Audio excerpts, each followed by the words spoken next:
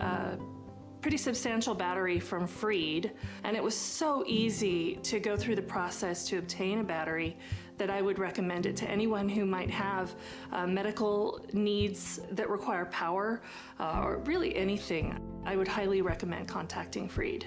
So whether it's a snowstorm or a public safety power shutoff, we really want folks to be thinking about, okay, what are the things I'll need on hand to weather the storm? Do I need to have candles? Do I need to have battery-powered radio? Do I need to have flashlights? So what are the things that you'll need to shelter in place or address the disaster at hand? So a go bag could be anything. It could be a backpack, it could be a suitcase. It's gonna be something that you put together to sustain yourself, your family, your pets if needed. That's gonna have food, water, medication, clothing, toiletries to get you by for 72 hours. You need to think of your go bag as the only resource you may have. Stores may be closed, the power may be out, so you may have to literally live out of this thing for a 3-day period as an evacuee. If you are someone with a disability, maybe you have a chronic health condition. For me, I have type 1 diabetes, I have an insulin pump, right? And so that's a critical piece that I need to plan for if I'm gonna ever evacuate or be away from my house, frankly, for any amount of time, right? What we find often is that if people don't evacuate with their CPAP machine, with their oxygen concentrator, with their wheelchair, walker, then it can be difficult on the other end. My name's Ulysses Palencia. I work in the 211 call center. I'm just a resident of Grass Valley. I have 2 daughters, a 4-year-old and a 1-year-old. In Nevada County, 211 is available 24/7. So what we provide for the community is information. That could be anything from directions to the resource centers. It can be letting them know where the fire is, you know, if they are themselves in an evacuation center, if it's a fire, if there's any information as to whether their power's coming back on during a PSPS. 211 gets the information that we provide directly from the county, so directly from the Office of Emergency Services. The whole team cares. We're all local community members. We all just want to help.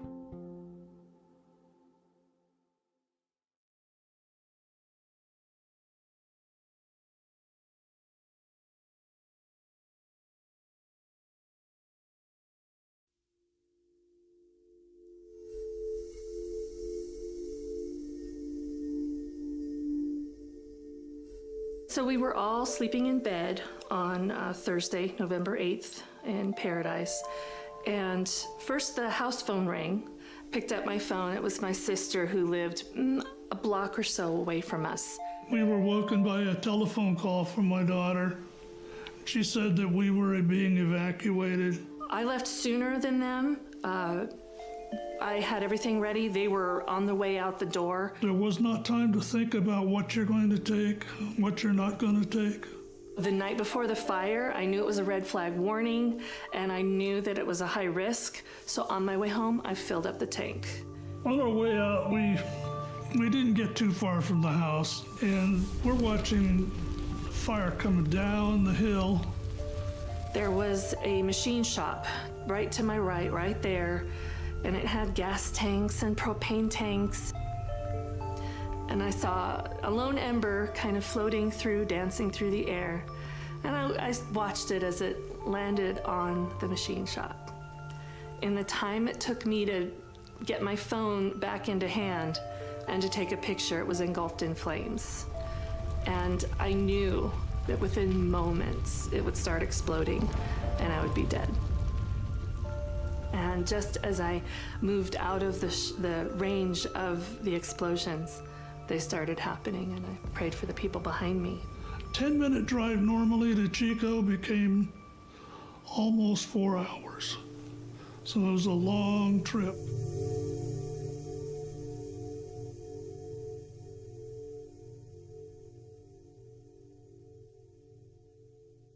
We started to hear a pattern. People kept telling us their story of how they escaped the campfire. And they talked about how if it wasn't for my neighbor who came and knocked on my door to tell me there was a fire, I don't know that I would have gotten out alive. If it wasn't for my son who lives next door picking me up and putting me in their car and driving me out of there, I don't know how I would have survived. And so I started really thinking about this connection between isolation and how connected you are to your community, to your neighbors, to your friends, to your family, and how that can be really helpful in a time of a disaster. So we were actually the beneficiaries of someone making that plan in advance to have that group of people that they were going to call. And that she saved my life that day. So absolutely having that network really saved lives. Find your five. The idea is that, find trusted allies that can be there and can be responsive and will check in with you if a disaster were to happen. So we recommend that you put people in your network that are down the street, that are maybe the next town over, that are outside the county, and maybe even outside the state.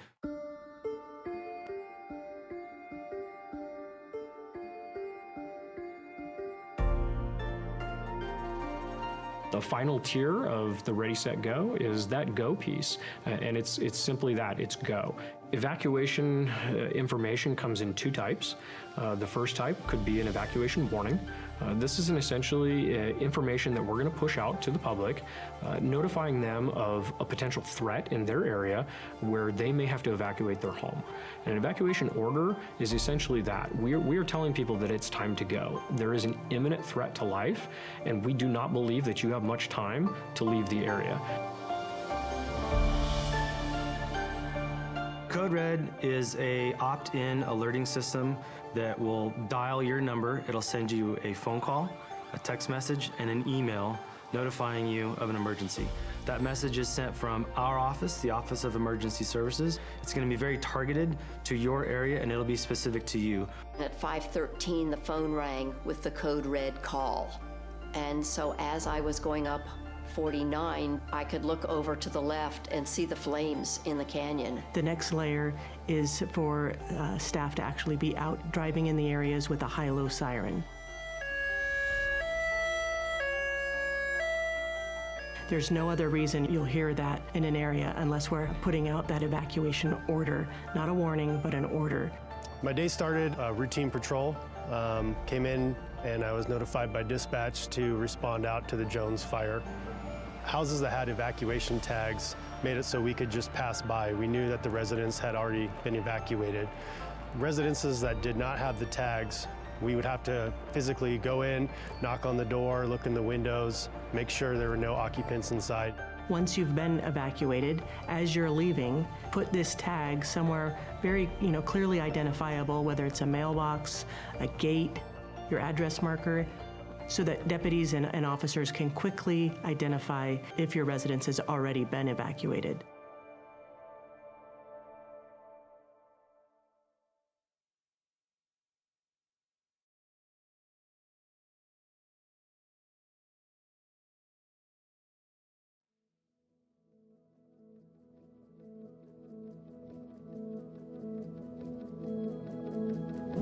You look out my back window here on the east side, and you see how close this fire came. It was certainly a shock, and at the same time, it was such an incredible relief to have the house as safe as it was. I think with personal preparedness and being ready, it can feel overwhelming. It can feel like a lot to do, and the most important piece is to just start with one little bite at a time. Just start the conversation. Have some sort of plan. It can be as small as a meetup place, a destination that everybody will get to, everybody in the household will get to if there's a disaster. Recognize you live in a community, in a county, that really does take the emergency response as a priority. We have worked diligently throughout the last few years on ensuring that not only our staff are trained and prepared, but we're also putting that out for our community. The more prepared you are in your own community, the better the outcome is going to be. The level of community awareness, they have to be part of the solution. They have to communicate with their neighbors. They have to be part of the discussion in communities. They have to support the response, the prevention, the education, and ultimately the collaboration and the engagement. People have to be engaged at all levels. The more you think about it now, the easier it will be when the time comes that you need to evacuate. We've created this network and we want you to make sure that you know that you can tap into that. So if you are feeling a little bit overwhelmed, not sure where to start, reach out to one of our offices, reach out to the Fire Safe Council or 211. We're here to support you.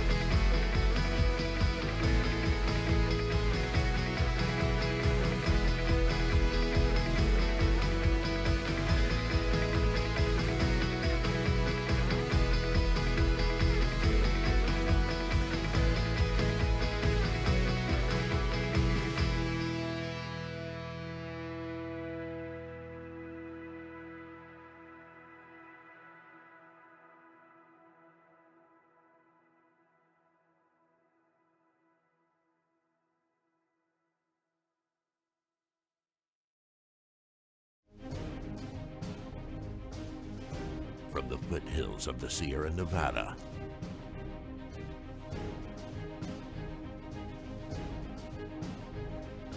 a new hero will emerge.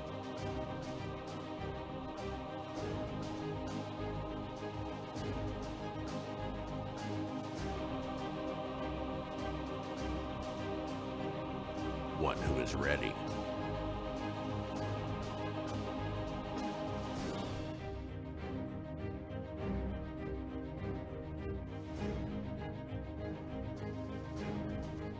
One who makes sure their friends and family are set.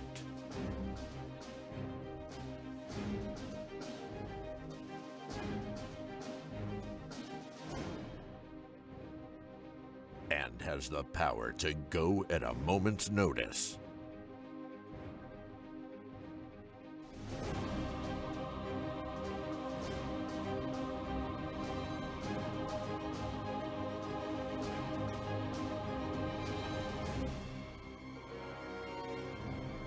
This fire season, you're the hero.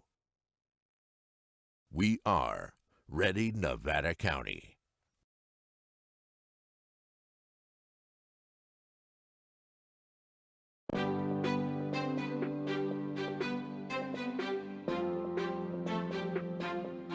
Nevada County has a new tool to make evacuations safer and more efficient in the event of an emergency. This new tool is called Zone Haven, and we need you to know your zone. In order to know your zone, you need to go to community.zonehaven.com, type in your address. Once your address populates in the pop-up window, take that information and write down the zone that is given to you where you know you'll find it in case of emergency. Zone Haven and knowing your zone does not replace Nixle and/or Code Red. It actually supplements them, and it makes those tools more powerful because you'll know what zones are being evacuated or which ones are being placed on advisory. And as a result, you won't have to do anything else other than listen to those messages and know if it's time to go. Even if you don't have internet, this could be done by word of mouth, it can be done by radio, or it could be us driving down the street, so please know your zone.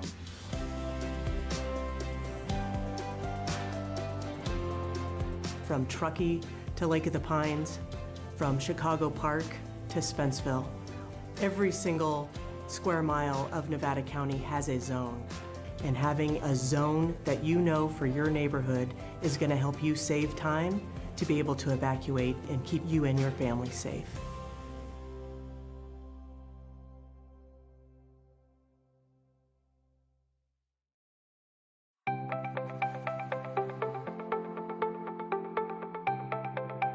Ready Nevada County is an education campaign designed to help the public have successful outcomes during emergency events. We really focus on a whole host of disasters or emergency events. We want to have a broad spectrum. We want to be prepared for anything, but really we focus a lot on wildfire because we know that's one of the most likely events to happen in Nevada County.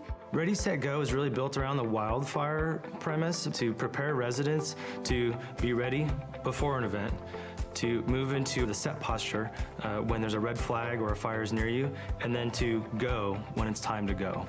Essentially, in its simplest form, it's a 3-tiered community emergency preparedness plan.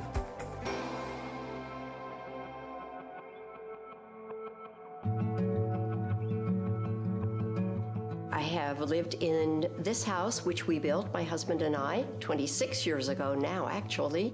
We selected the hardy plank, the concrete siding, and also the metal roof. Then when we moved up here and heard about the 49er fire, that's when we started to say, wow, this really is even more important than we first realized. So the 49er fire is one of the most historic fires in Nevada County's history. They figured it changed the laws of the state of California that said this is how you have to protect your home. That came out of Nevada County. Steve Eubanks came from the Fire Safe Council, and the main thing we needed to pay attention to was the ladder fuels. Planting has been removed from the edges of the house so that it does not touch the house. It was an incredible service from the Fire Safe Council to come out and spend a couple of hours going through this property. So the ready phase is when there's no immediate threat to you and your family. This is the time when you should be doing education and planning, whether that be training, educating yourself, or accumulating equipment, hardening your home, creating defensible space. Defensible space is really all about creating a buffer zone between your house and flammable vegetation. We really focus on defensible space around the home, that first 100 feet, but also around the roadway too. Another aspect of the ready phase is hardening the home, and really what that means is making your home more resilient to wildfire. That's going to be putting the fine-grained mesh around the vents of your home so that embers won't get under your house or into the eaves of your house. That's going to be using non-combustible materials on your deck and around your home. So when an ember storm comes through, it's not going to ignite your home itself.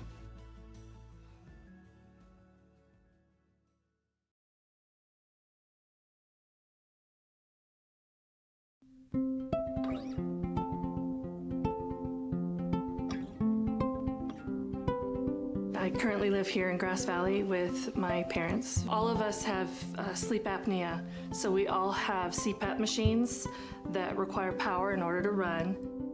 I also use a nebulizer, and that's used to disperse medication that I need to get myself breathing again. When we have safety shutoffs, we have to hook up our equipment to batteries that have inverters. We have a generator that powers some of the things around the house, but then I obtained a pretty substantial battery from Freed, and it was so easy to go through the process to obtain a battery that I would recommend it to anyone who might have medical needs that require power, or really anything. I would highly recommend contacting Freed. So whether it's a snowstorm or a public safety power shutoff, we really want folks to be thinking about, okay, what are the things I'll need on hand to weather the storm? Do I need to have candles? Do I need to have battery-powered radio? Do I need to have flashlights? So what are the things that you'll need to shelter in place or address the disaster at hand? So a go bag could be anything. It could be a backpack, it could be a suitcase. It's going to be something that you put together to sustain yourself, your family, your pets if needed. That's going to have food, water, medication, clothing, toiletries to get you by for 72 hours. You need to think of your go bag as the only resource you may have. Stores may be closed, the power may be out, so you may have to literally live out of this thing for a 3-day period as an evacuee. If you are someone with a disability, maybe you have a chronic health condition. For me, I have type 1 diabetes, I have an insulin pump, right? And so that's a critical piece that I need to plan for if I'm gonna ever evacuate or be away from my house, frankly, for any amount of time, right? What we find often is that if people don't evacuate with their CPAP machine, with their oxygen concentrator, with their wheelchair, walker, then it can be difficult on the other end. My name's Ulysses Palencia. I work in the 211 call center. I'm just a resident of Grass Valley. I have 2 daughters, a 4-year-old and a 1-year-old. In Nevada County, 211 is available 24/7. So what we provide for the community is information. That could be anything from directions to the resource centers. It can be letting them know where the fire is, if they are themselves in an evacuation center, if it's a fire, if there's any information as to whether their power's coming back on during a PSPS. 211 gets the information that we provide directly from the county, so directly from the Office of Emergency Services. The whole team cares. We're all local community members. We all just want to help.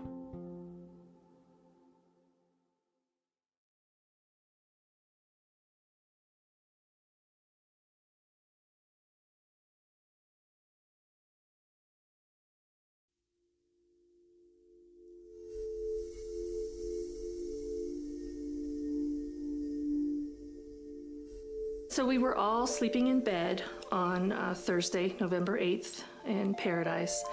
And first the house phone rang. Picked up my phone. It was my sister who lived a block or so away from us. We were woken by a telephone call from my daughter. She said that we were being evacuated. I left sooner than them. I had everything ready. They were on the way out the door. There was not time to think about what you're going to take, what you're not going to take. The night before the fire, I knew it was a red flag warning, and I knew that it was a high risk. So on my way home, I filled up the tank. On our way out, we didn't get too far from the house, and we're watching fire coming down the hill.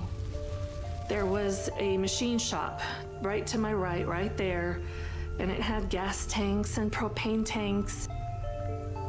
And I saw a lone ember kind of floating through, dancing through the air. And I watched it as it landed on the machine shop. In the time it took me to get my phone back into hand and to take a picture, it was engulfed in flames. And I knew that within moments it would start exploding and I would be dead. And just as I moved out of the range of the explosions, they started happening, and I prayed for the people behind me. 10-minute drive normally to Chico became almost 4 hours. So it was a long trip.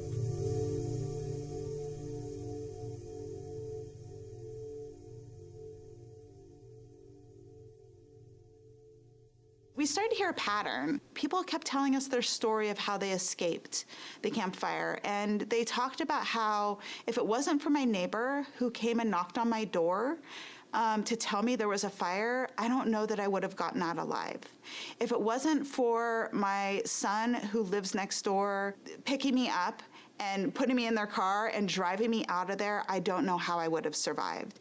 And so I started really thinking about this connection between isolation and how connected you are to your community, to your neighbors, to your friends, to your family, and how that can be really helpful in a time of a disaster. So we were actually the beneficiaries of someone making that plan in advance to have that group of people that they were going to call. And that she saved my life that day. So absolutely having that network really saved lives. Find your five. The idea is that, find trusted allies that can be there and can be responsive and will check in with you if a disaster were to happen. So we recommend that you put people in your network that are down the street, that are maybe the next town over, that are outside the county, and maybe even outside the state.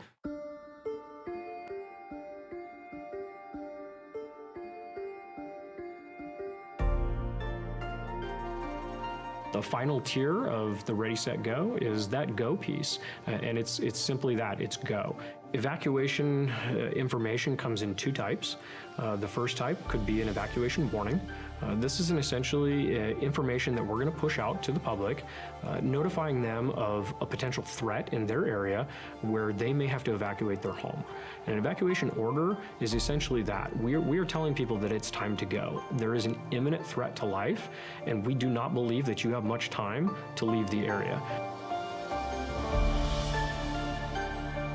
Code Red is a opt-in alerting system that will dial your number. It'll send you a phone call, a text message, and an email notifying you of an emergency.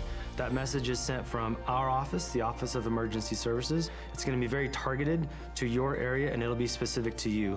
At 5:13, the phone rang with the Code Red call. And so as I was going up 49, I could look over to the left and see the flames in the canyon. The next layer is for staff to actually be out driving in the areas with a high-low siren. There's no other reason you'll hear that in an area unless we're putting out that evacuation order, not a warning, but an order. My day started routine patrol, came in and I was notified by dispatch to respond out to the Jones fire. Houses that had evacuation tags made it so we could just pass by. We knew that the residents had already been evacuated. Residences that did not have the tags, we would have to physically go in, knock on the door, look in the windows, make sure there were no occupants inside. Once you've been evacuated, as you're leaving, put this tag somewhere very, clearly identifiable, whether it's a mailbox, a gate, your address marker, so that deputies and officers can quickly identify if your residence has already been evacuated.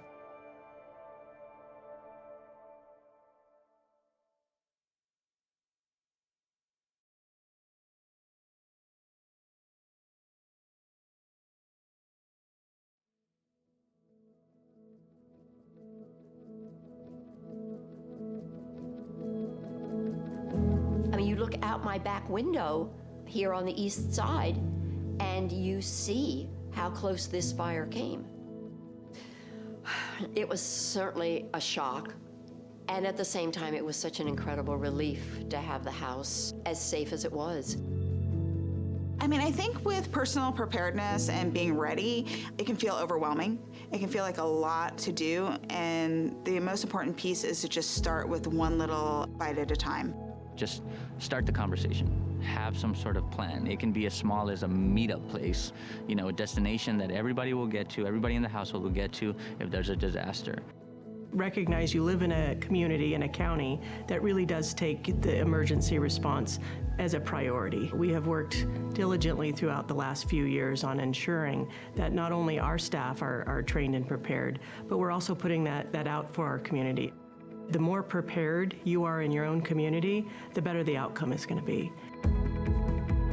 The level of community awareness, they have to be part of the solution. They have to communicate with their neighbors. They have to be part of the discussion in communities. They have to support the response, the prevention, the education, and ultimately the collaboration and the engagement. People have to be engaged at all levels. The more you think about it now, the easier it will be when the time comes that you need to evacuate. We've created this network, and we want you to make sure that you know that you can tap into that. So if you are feeling a little bit overwhelmed, not sure where to start, reach out to one of our offices, reach out to the Fire Safe Council or 211. We're here to support you.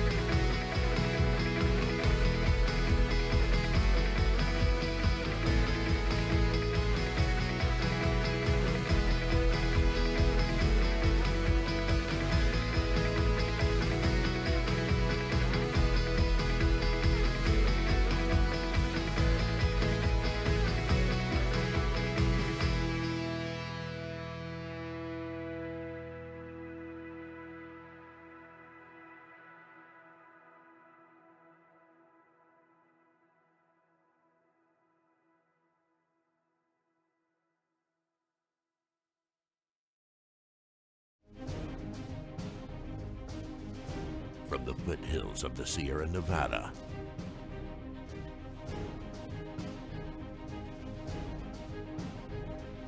A new hero will emerge.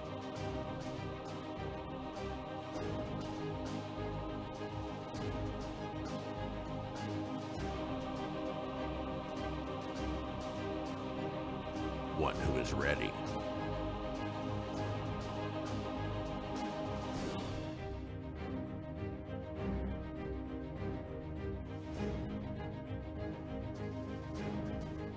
One who makes sure their friends and family are set.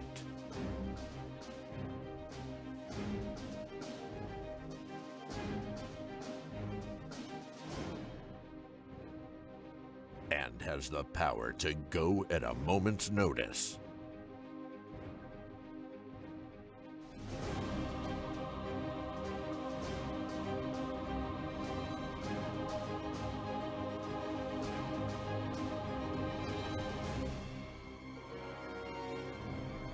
This fire season, you're the hero.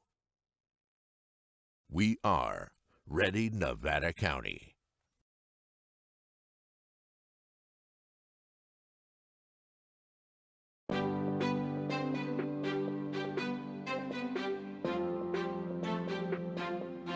Nevada County has a new tool to make evacuations safer and more efficient in the event of an emergency. This new tool is called Zone Haven, and we need you to know your zone. In order to know your zone, you need to go to community.zonehaven.com, type in your address. Once your address populates in the pop-up window, take that information and write down the zone that is given to you where you know you'll find it in case of emergency. Zone Haven and knowing your zone does not replace Nixle and/or Code Red. It actually supplements them, and it makes those tools more powerful because you'll know what zones are being evacuated or which ones are being placed on advisory. And as a result, you won't have to do anything else other than listen to those messages and know if it's time to go. Even if you don't have internet, this could be done by word of mouth, it can be done by radio, or it could be us driving down the street, so please know your zone.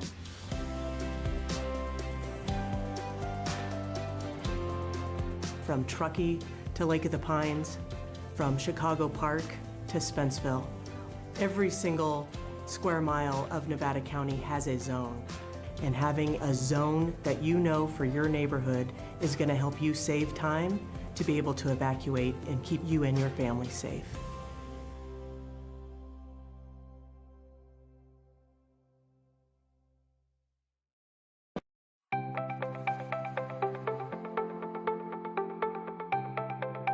Ready Nevada County is an education campaign designed to help the public have successful outcomes during emergency events. We really focus on a whole host of disasters or emergency events. We want to have a broad spectrum. We want to be prepared for anything, but really we focus a lot on wildfire because we know that's one of the most likely events to happen in Nevada County. Ready, Set, Go is really built around the wildfire premise to prepare residents to be ready before an event, to move into the set posture when there's a red flag or a fire is near you, and then to go when it's time to go. Essentially, in its simplest form, it's a three-tiered community emergency preparedness plan.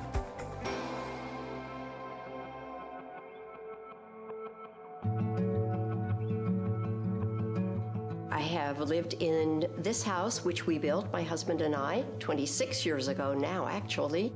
We selected the hardy plank, the concrete siding, and also the metal roof. Then when we moved up here and heard about the 49er fire, that's when we started to say, wow, this really is even more important than we first realized. So the 49er fire is one of the most historic fires in Nevada County's history. They figured it changed the laws of the state of California that said this is how you have to protect your home. That came out of Nevada County. Steve Eubanks came from the Fire Safe Council, and the main thing we needed to pay attention to was the ladder fuels. Planting has been removed from the edges of the house so that it does not touch the house. It was an incredible service from the Fire Safe Council to come out and spend a couple of hours going through this property So the ready phase is when there's no immediate threat to you and your family. This is the time when you should be doing education and planning, whether that be training, educating yourself, or accumulating equipment, hardening your home, creating defensible space. Defensible space is really all about creating a buffer zone between your house and flammable vegetation. We really focus on defensible space around the home, that first 100 feet, but also around the roadway too. Another aspect of the ready phase is hardening the home, and really what that means is making your home more resilient to wildfire. That's going to be putting the fine-grained mesh around the vents of your home so that embers won't get under your house or into the eaves of your house. That's going to be using non-combustible materials on your deck and around your home. So when an ember storm comes through, it's not going to ignite your home itself.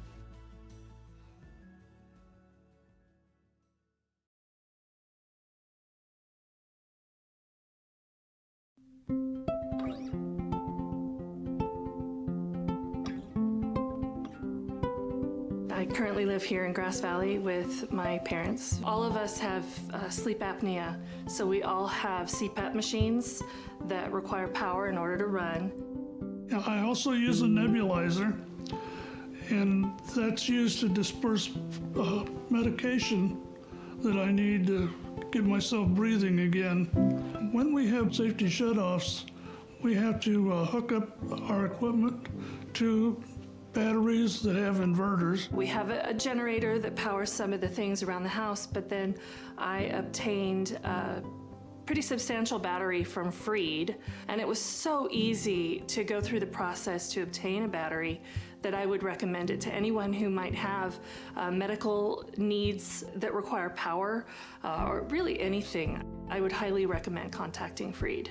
So whether it's a snowstorm or a public safety power shutoff, we really want folks to be thinking about, okay, what are the things I'll need on hand to weather the storm? Do I need to have candles? Do I need to have battery-powered radio? Do I need to have flashlights? So what are the things that you'll need to shelter in place or address the disaster at hand? So a go bag could be anything. It could be a backpack, it could be a suitcase. It's going to be something that you put together to sustain yourself, your family, your pets if needed. That's going to have food, water, medication, clothing, toiletries to get you by for 72 hours. You need to think of your go bag as the only resource you may have. Stores may be closed, the power may be out, so you may have to literally live out of this thing for a 3-day period as an evacuee. If you are someone with a disability, maybe you have a chronic health condition. For me, I have type 1 diabetes, I have an insulin pump, right? And so that's a critical piece that I need to plan for if I'm gonna ever evacuate or be away from my house, frankly, for any amount of time, right? What we find often is that if people don't evacuate with their CPAP machine, with their oxygen concentrator, with their wheelchair, walker, then it can be difficult on the other end. My name's Ulysses Palencia. I work in the 211 call center. I'm just a resident of Grass Valley. I have 2 daughters, a 4-year-old and a 1-year-old. In Nevada County, 211 is available 24/7. So what we provide for the community is information. That could be anything from directions to the resource centers. It can be letting them know where the fire is, if they are themselves in an evacuation center, if it's a fire, if there's any information as to whether their power's coming back on during a PSPS. 211 gets the information that we provide directly from the county, so directly from the Office of Emergency Services. The whole team cares. We're all local community members. We all just want to help.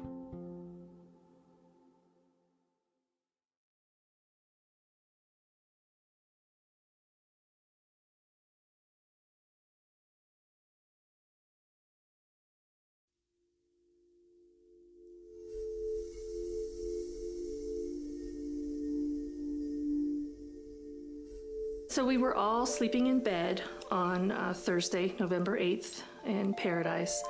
And first the house phone rang. Picked up my phone. It was my sister who lived a block or so away from us. We were woken by a telephone call from my daughter. She said that we were being evacuated. I left sooner than them. I had everything ready. They were on the way out the door. There was not time to think about what you're going to take, what you're not going to take. The night before the fire, I knew it was a red flag warning, and I knew that it was a high risk. So on my way home, I filled up the tank. On our way out, we didn't get too far from the house, and we're watching fire coming down the hill. There was a machine shop right to my right there, and it had gas tanks and propane tanks.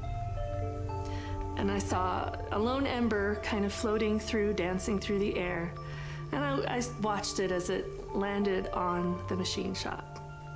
In the time it took me to get my phone back into hand and to take a picture, it was engulfed in flames.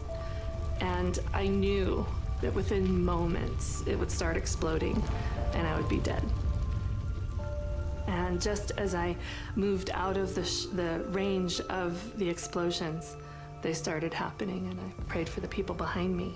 10-minute drive normally to Chico became almost 4 hours. So it was a long trip.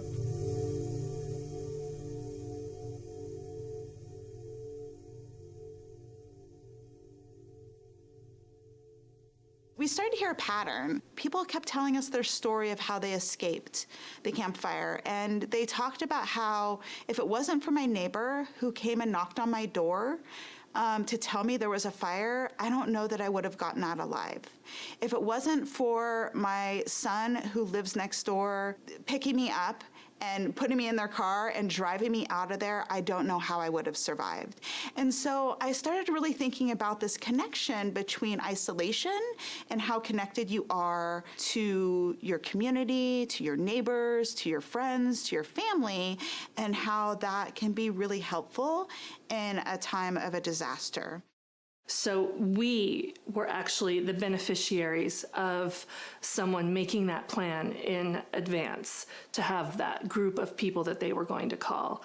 And that she saved my life that day. So absolutely having that network really saved lives. Find your five. The idea is that, find trusted allies that can be there and can be responsive and will check in with you if a disaster were to happen. So we recommend that you put people in your network that are down the street, that are maybe the next town over, that are outside the county, and maybe even outside the state.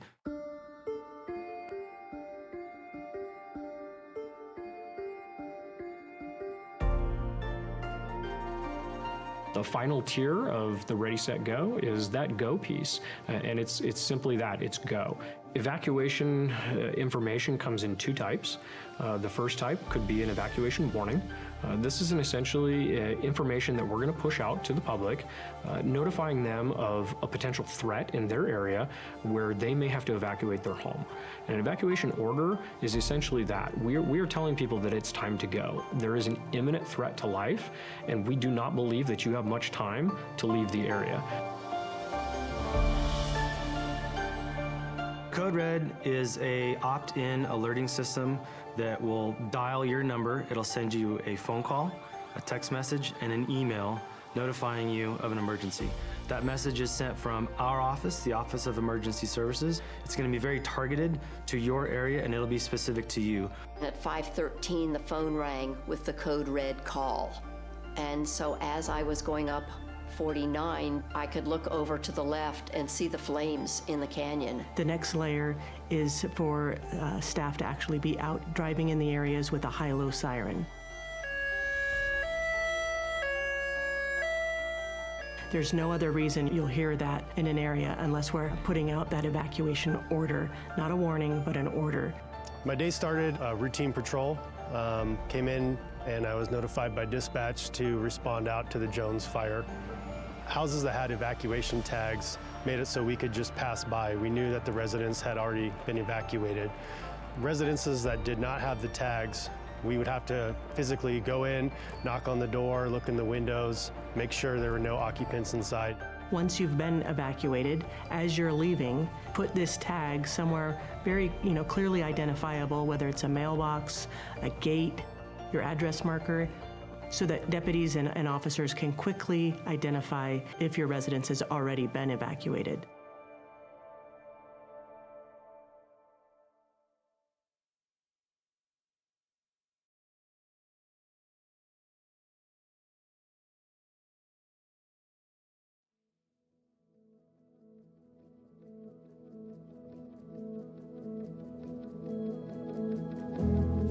out my back window here on the east side, and you see how close this fire came. It was certainly a shock. And at the same time, it was such an incredible relief to have the house as safe as it was. I mean, I think with personal preparedness and being ready, it can feel overwhelming. It can feel like a lot to do. And the most important piece is to just start with one little bite at a time. Just start the conversation. Have some sort of plan. It can be as small as a meetup place, you know, a destination that everybody will get to, everybody in the household will get to if there's a disaster. Recognize you live in a community, in a county, that really does take the emergency response as a priority. We have worked diligently throughout the last few years on ensuring that not only our staff are trained and prepared, but we're also putting that out for our community. The more prepared you are in your own community, the better the outcome is going to be. The level of community awareness, they have to be part of the solution. They have to communicate with their neighbors. They have to be part of the discussion in communities. They have to support the response, the prevention, the education, and ultimately the collaboration and the engagement. People have to be engaged at all levels. The more you think about it now, the easier it will be when the time comes that you need to evacuate. We've created this network, and we want you to make sure that you know that you can tap into that. So if you are feeling a little bit overwhelmed, not sure where to start, reach out to one of our offices, reach out to the Fire Safe Council or 211. We're here to support you.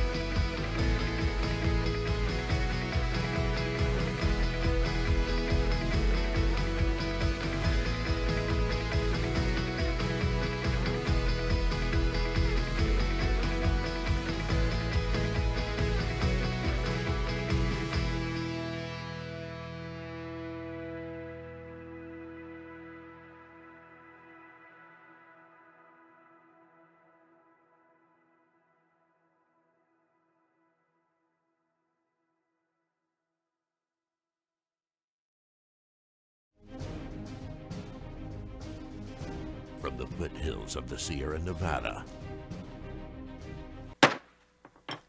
Okay, welcome everybody to the October 22nd regular meeting of the Board of Supervisors of Nevada County. It's great to see everybody. We'll go ahead and call this meeting to order. I've asked Jesse to lead us in the pledge. Jesse, you could lead us in the pledge, please?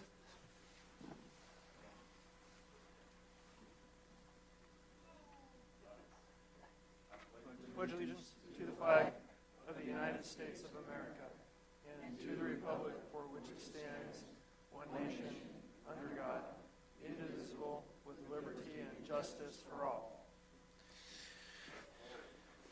Thank you again, Jesse, and thanks to all of our veterans today. We'd just like to thank you for your service and welcome you to our meeting. Madam Clerk, are there any corrections, deletions, or modifications to the agenda? Chair, there are no changes to the agenda. Awesome, thank you.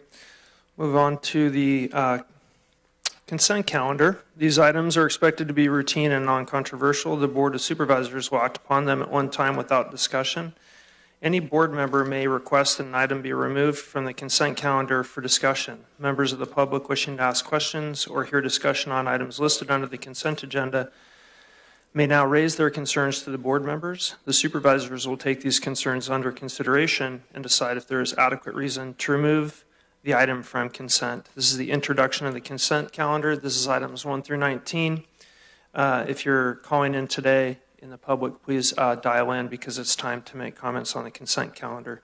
I'm going to open up public comment and ask if anyone wants to provide comments or request that items be removed from the consent calendar. Looks like you're up. Number 1, Mr. Taylor, go ahead. Or please state your name and your district of residence if you could for us. Hi, my name is Barbara Larson. I'm the co-founder of the Elder Care Providers Coalition, and Heidi is my representative. I just want to thank the Board of Supervisors and Allison for coming to our second annual health fair that we had in Grass Valley. And it was a success, wasn't it, Sue? Yes. And so all of you should have gotten the Elder Care Providers Coalition Senior Resource Guide when you came. Ed, you weren't there, I don't think, but Ed and I have known each other for probably about 40 years, so you're abstained. And but I have a guide for you if you want one. Okay. And I just want to say a little something about the health fair, because we are such a unique community, and it was so wonderful to see all the vendors and all the people that came and could connect. And I think this is where we're at. We want to connect. We want to connect with each other on all levels, because there's so much going on where there's so disconnect. So it's so important to know what we have in common and how we can work together for our health and our well-being, not just for ourselves, but for our community. And I want to thank the veterans of foreign wars for being here. My husband is a veteran of foreign war. Maybe you don't remember William Larson, but in the 1980s, he had a contract with the Veterans Administration. He's a psychotherapist, and he worked with many veterans, some of which are here. And he started the Vietnam Veterans Support Group as well. So thank you for being here, and thank you, Board of Supervisors. Barbara, thanks for putting on the fair. I did attend, and I wandered around and talked to people about District 5 a lot and asked them about what services were shared up there, and I got a bunch of resources, so thank you for putting it on. It was an awesome event. Mr. Taylor. I would like to have item 18 pulled from the consent agenda and be able to do public comment on it.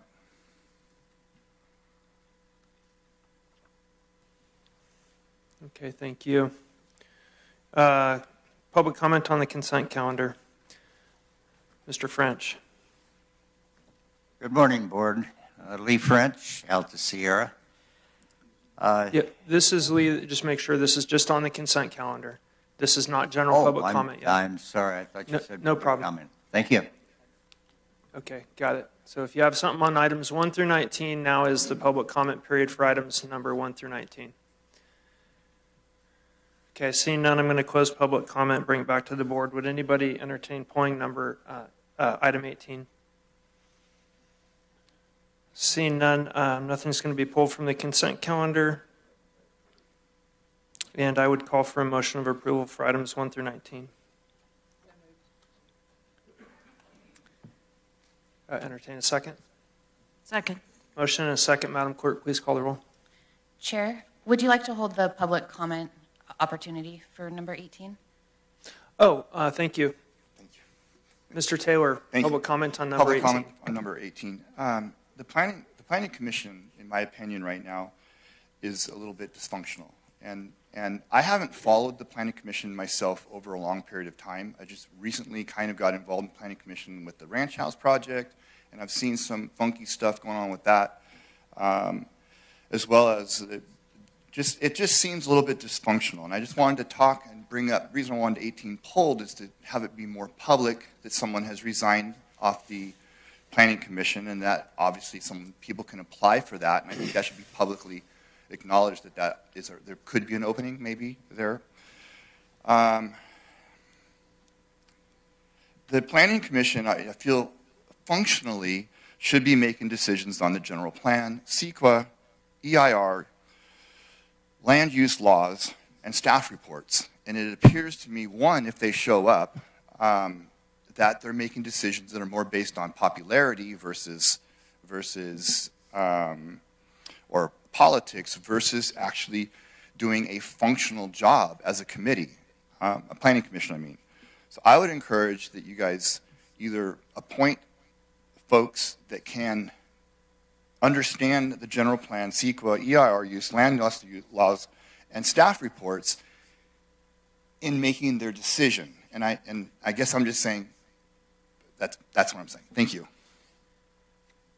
Thank you for your comment. I think a motion and a second's on the table. Madam Clerk, please call the roll. District 2? Yes. District 4? Yes. District 3? Yes. District 1? Yes. District 5? Yes. Okay, moving on, general public comment. Just a reminder, if you're watching on TV, please call in. Now's the time to make general public comment on items not appearing on the agenda. Members of the public shall be allowed to address the Board of Supervisors on items not appearing on today's agenda that are of the interest to the public and are within the subject matter jurisdiction of the board.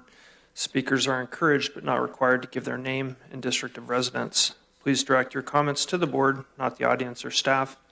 No individual may speak more than once during public comment.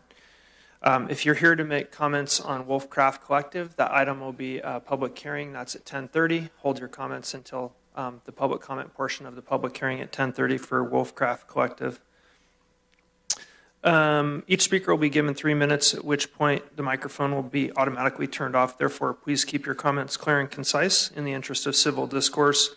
It's a responsibility of the chair to ensure public comments are conducted in such a manner that avoids disruptive activity, promotes mutual respect, keeps comments focused on issues, and avoids personal attacks. Time limits may be modified. You can provide comments by speaking directly here in the board chambers or by calling 530-270-3474 to comment live over the phone. If you want to make public comment by phone, please call in at the beginning so you don't miss your opportunity. With that, we'll turn it over to you, sir, in the board chambers. Good morning, Board of Supervisors. My name is Niall King, and I own a property in Rough and Ready, which is District Number 4. I am president of the Rough and Ready Chamber of Commerce, which I was elected to in July of this year. I want to thank you for this opportunity to update all of you on what is happening in Rough and Ready. We had our first town hall on September 12th, with 63 residents in attendance. The purpose was to hear from the community as to what they want us to focus on. Was it the free dinner and drinks, or was it the number of opinions and ideas which the community had that made it a well-attended event? We received over 80 opinions. We asked for homework. We got homework. And now we have to prioritize our efforts in helping move forward with the feasible opinions. We will be updating the Chamber website over the next few weeks and creating a community calendar for Rough and Readyans. Working closely with the Rough and Ready Fire Association and the Rough and Ready Grange, this helps us show good community spirit within Rough and Ready. Through the Adopt a Road program, the Chamber is responsible for a 2-mile section of Rough and Ready Highway. And for those familiar with the highway, that's from Ranch Road at the top of the hill down to Mattis Wex just before the sharp bend down the hill. We had a group of 8 volunteers meet at 8 a.m. on Saturday morning last in front of the blacksmith shop. And in 90 minutes, we gathered 16 orange bags of trash, which the county is scheduled to pick up this week. This is a great program to help promote community pride and team building. One of the opinions which came out of the town hall was a fall community barbecue. And with the Grange, who will provide the meat, and the Chamber, who will provide the salads and condiments, and the Fire Association, who will provide the soft drinks, we will be holding the barbecue at the Grange this coming Saturday, the 26th, between 3 p.m. and 6 p.m. We will be advertising this on Rough and Ready Highway using the traditional A-frame stands. You are more than welcome to attend our event and meet our community. While we may not have a huge war chest or a large membership, what we do have is enthusiasm and energy, and we want to work with other organizations in the county to help keep our local businesses thriving and history alive. I want to thank you for your time, and please stay tuned for more updates. Great, thanks for the effort there. Thank you, Mr. King, for your comments. Now I can speak. Good morning again, Board. Lee French, Alta Sierra.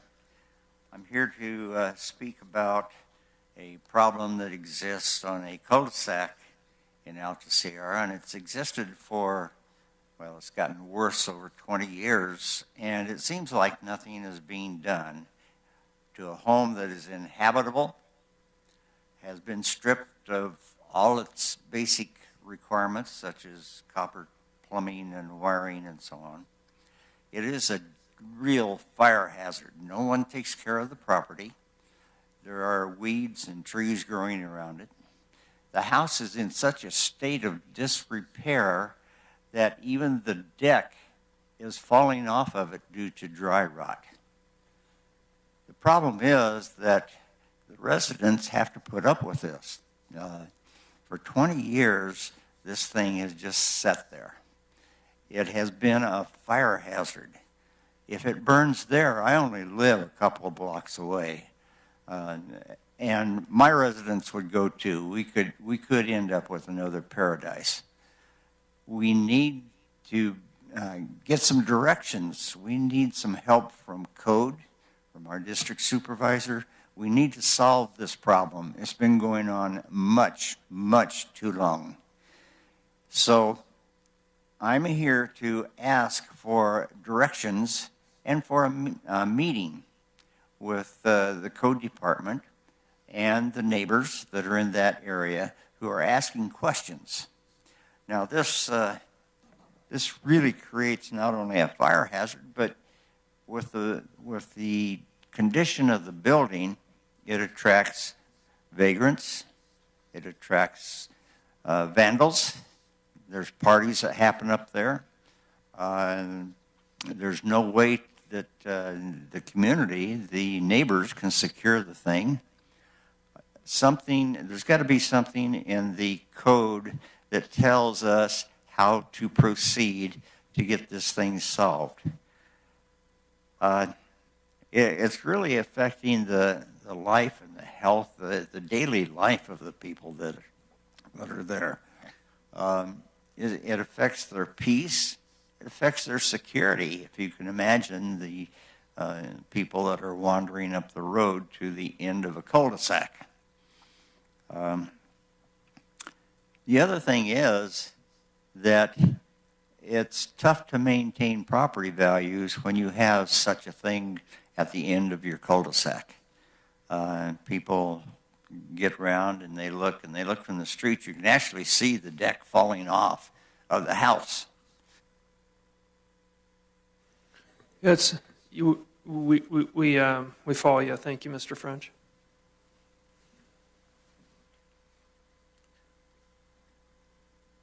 Good morning. My name is John Warshaw. I'm a resident in Alta Sierra. I've lived on Dennis Way since 1990.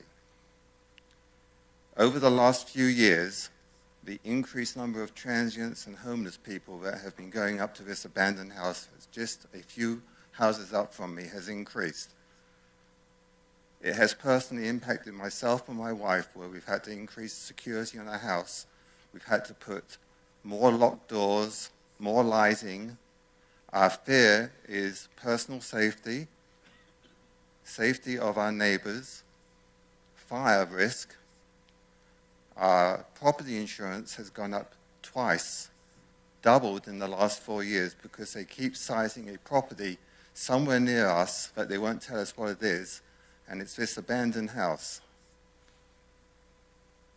We're asking the board to find a way to help us.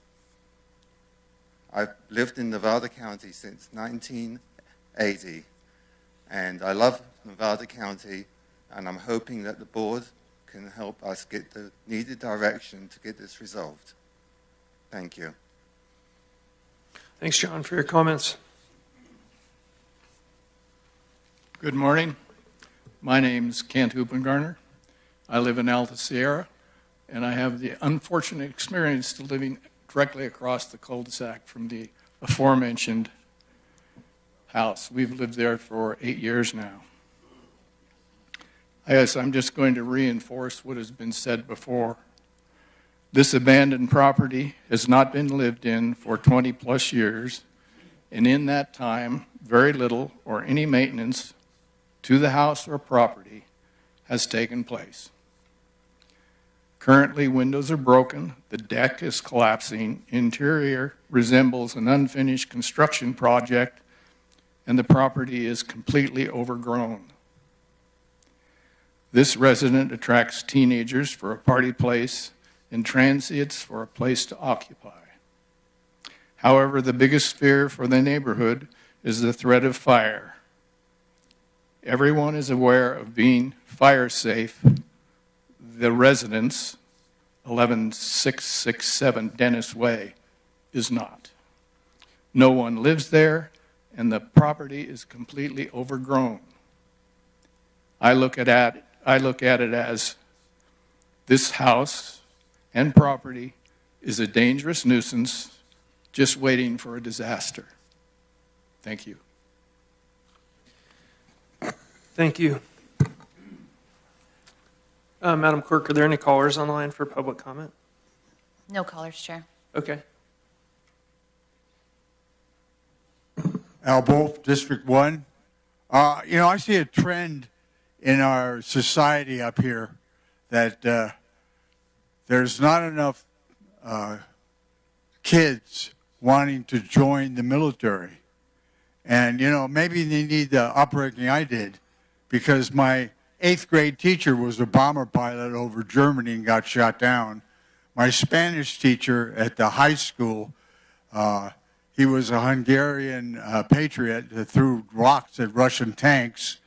And my father, in 1952, helped dig out the city of San Francisco that was trapped by an avalanche up on the summit. And myself, of course, I was in the nuclear Navy. My brother was in the Marines. My son was a Marine recon. And none of our young people now want to, own up and defend our country. I mean, we've got some bad people out there. I mean, the North Koreans just sent 12,000 people to fight with the Russians in the Ukraine. And what's going on in the Middle East with the Israelis, I mean, we have to be prepared. Otherwise, I understand that next year we may have a draft, and also draft women too. I think we need to encourage in our schools a sense of loyalty and service to the country, and not just caring about materialism all the time. Thank you. Thanks, Al, for your comments. Michael Taylor, District 1.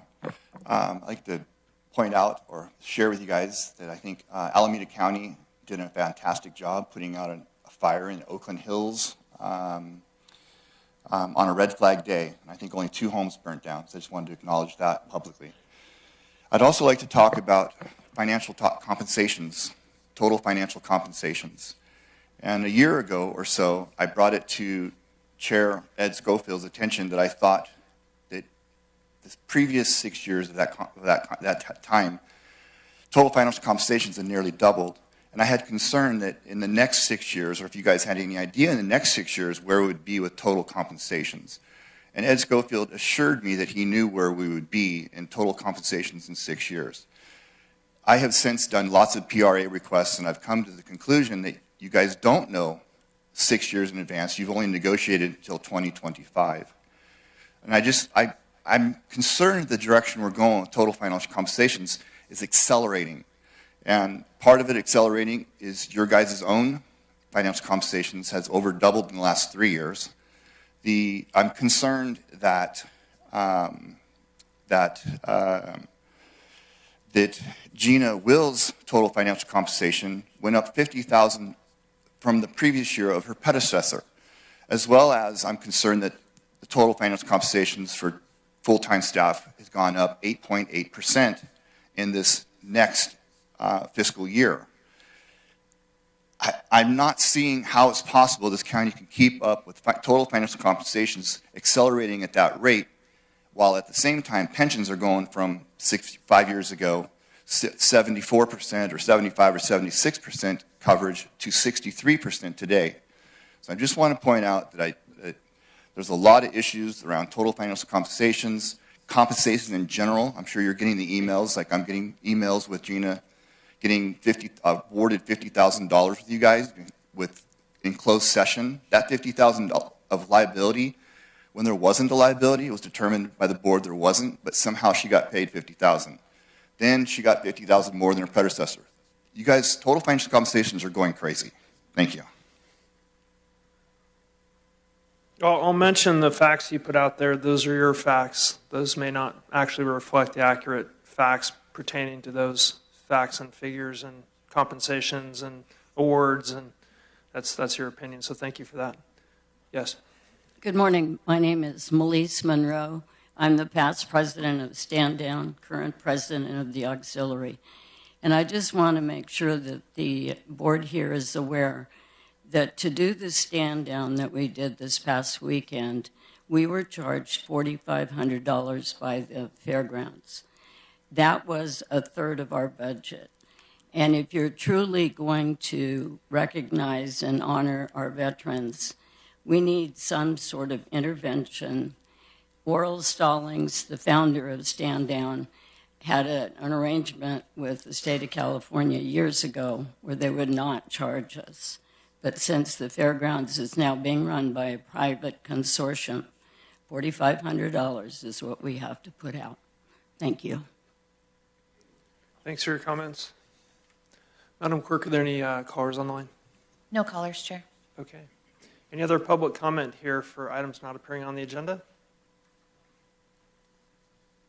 Seeing none, I'm going to close public comment and I'm going to move on to item number 20. This is an item from Supervisor Hook, certificates of recognition for Nevada County Veterans Services organizations that include the American Legion, post number 130, Gold Country Detachment, number 855, Grass Valley Marine Corps Legion, Veterans of Foreign Wars, Banner Mountain Post, 2655, Vietnam Veterans of America, Inc., Chapter 535, and Nevada County Veterans Stand Down, that in aggregate make up the Nevada County Consolidated Veterans Council. And I think Rachel Pena is going to open it up, and then we'll turn it over from there. Ms. Pena. Yeah, thank you. Thank you, Supervisor Hook, for bringing this forward, and thank you, Chair Bullock and honorable members of the board for your attention today. My name is Rachel Pena. I'm the Director of Social Services, and the Veteran Services Office falls within the Department of Social Services. Sergeant David West, our Veteran Services Officer, was unable to be here today because he's at a conference and doing some federal advocacy on behalf of our veterans. And I'm a sorry substitute, but I'm very, very honored to be here just the same. We at the Nevada County Veteran Service Office work alongside these organizations to serve the 10,000 veterans that call Nevada County their home. We also serve their veterans or their families and surviving spouses. The Nevada County Consolidated Veterans Council, represented here, the VFW, the Marine Corps League, the American Legion, the Vietnam Veterans of America, and the Stand Down are just incredible organizations that provide both moral and concrete supports for our veterans and their families and surviving spouses. They help our community thrive, and they provide hope and fellowship to veterans in all stages of their civilian lives, from newly returned servicemen and women to veterans of all ages. And we are so incredibly grateful and humbled by the work that these men and women do on behalf of our community. They truly do serve those who served, and I would like to turn it over and introduce you to Jeff Tynan, the adjutant for the VFW, to tell you more about their incredible work. Good morning. Thank you, Ms. Rachel. Thank you, Board, for having us. Ms. Sue, thank you very much for this opportunity for us to speak this morning, highlight and recognize what the members of the NCCVC do. Ms. Rachel highlighted that we work together, and we do tremendously, not only with the VSO and social services, but we've worked with the housing, Mike Dent specifically for warming shelters and coordinating facility and usage after that. Further, between David West, his team Tracy, Jessica, and Ms. Tara Ireland, who now works for CalVet, have spent innumerable hours providing services to veterans when red tape and bureaucracy get in the way. For example, the NCCVC has donated funds to help the daughter of a veteran who had extensive dental work required. We coordinated and covered 2/3 of the bill, and then the pro bono dentistry work was done to take care of her. We paid for a round trip airfare for a veteran to fly out and bring her child home from Denver. Luis De La O from the VFW and Tom Monroe from the VFW and American Legion donated and installed 2 air conditioning units for 2 senior citizen veterans, 2 separate occasions over the last 2 summers when it was going to be over 100 degrees in their homes. We have sat information tables at the Nevada County Fair, stand down, military appreciation day events, and food, paid for hotels, gasoline, found out that we had veterans sleeping in cars, and coordinated through the VSO's office to provide a secure environment for those folks for a few days to get a nice warm shower and a warm bed and a warm shower to provide security for that person for a few days. Each of our veteran organizations have answered the call to service when our nation is needed. Strong men and women to defend the United States in time of peril and to defend our national security. We count veterans from World War II, Korea, Vietnam, the Middle East, and all conflicts as our members. Your Nevada County veterans have fought, bled, lost brothers and sisters as part of the service, and sadly some of us have brought home and held on to those tragic experiences. In spite of the struggles of PTSD, your veterans in this community have continued to serve not only our nation, but through volunteerism, our community at large. For instance, the Vietnam Veterans of America Chapter 535 solicit presentations from members to tell their personal stories of the second courage that it takes to return from Vietnam. They screen movies such as A Secret Agent, the story of how Agent Orange has wreaked havoc on all of our Vietnam veterans. They also provide a forum for veterans to share and talk. As we all know, when our veterans returned from Vietnam, they were not welcomed home. They had to hide their service. My father personally was told to take his uniform off when he got off the plane and not share where he'd been or what he did. A major part of the VVA's mission is to provide support and camaraderie not only to Vietnam veterans, but to all veterans. Our Frank Galliano American Legion Post 130 is instrumental in developing our next generation of leaders. Annually, they send 12 to 18 high school juniors to the Boys in School State Program in Sacramento, where participants dive headfirst into an immersive experience, unraveling the intricacies of citizenship. The American Legion has also sponsored the Boys and Girl Scouts with a sock hop, bowling tournaments, dinner events, and they donate all those proceeds to the Boy and Girl Scouts of America. They've partnered with Nevada Union High School and its career training experience to repair the historic flagpole in Grass Valley's Memorial Park. And additionally, they've built the U.S. flag collection boxes that you see at B&C or Big A's, and have collected over 7,000 flags to be properly retired by the Scouts. Additionally, we have the Marine Corps League Detachment 855, who generously supports and runs a Toys for Tots program here in Nevada County. Program Coordinator Tom Oates shared with us yesterday that last year 625 families received 5,600 toys, books, and bicycles that were collected and shared with 1,600 kids. That is a 25% increase since 2002. Our Banner Mountain Post, VFW Post 2655, was credited by the California Department of Veterans of Foreign Wars with 154 volunteer hours. We drove 977 miles, in which 124 members donated and were credited with over $24,000 with financial and volunteer support. Part of that support was scholarships. We supported STEM and Pee Wee football programs in LA and Las Vegas. We did financial donations to St. Jude's and the Shriners Hospital, backpacks with school supplies. We cut, stacked over 10 cords of wood for our senior veterans. And when we had our last 2 Snowmageddons, we drove out to those folks that were isolated with food, water, and fuel. The Nevada County All Veterans Stand Down Committee has been providing relief to our veterans for over 25 years, as you know. The Stand Down was started to provide assistance for homeless Vietnam veterans, and part of that assistance was a place to stay for a few days with security, so that way there was nothing for those folks to worry about. And they were able to get assistance from the VA, CalVet, DMV, receive medical and dental care, food, clothing, and much-needed camaraderie. The event has served thousands of veterans over the last quarter century, and while it has moved around the fairgrounds, the primary location, when the pandemic hit, the Stand Down Committee members refused to surrender and did a drive-through over at the Grass Valley Memorial Building. This past week, and it's estimated that 300 veterans attended the stand down, and Oral Stalling, one of the 6 founding members, was recognized with a certificate from our United States Congress by Congressman Kevin Kiley.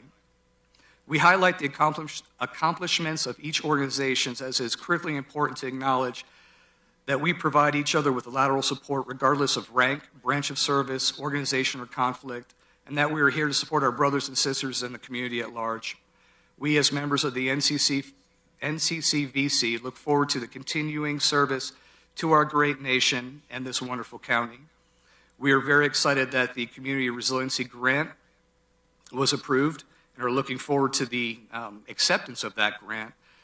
It was especially wonderful to have Amy Cobden and Justin Drinkwater solicit inputs, not only from the veteran community, but our senior community as well, on how those renovations are going to move forward and allow us to continue to support our community and our veterans. Along those lines, we request that we have a seat at the table, if you will, to ensure that the spaces and square footage that we have still maintain, so we can provide those services to our community and to our brother and sister veterans. We at the NCCVC would like to thank the Board of Supervisors for this opportunity, the Chief of Staff and Clerk of the Board, Jeff Thorsby, for handling all the logistics in this event, and to you, Ms. Sue. Thank you so very much for spearheading this, and everybody in Nevada County for supporting your 10,000 plus veterans. Thank you.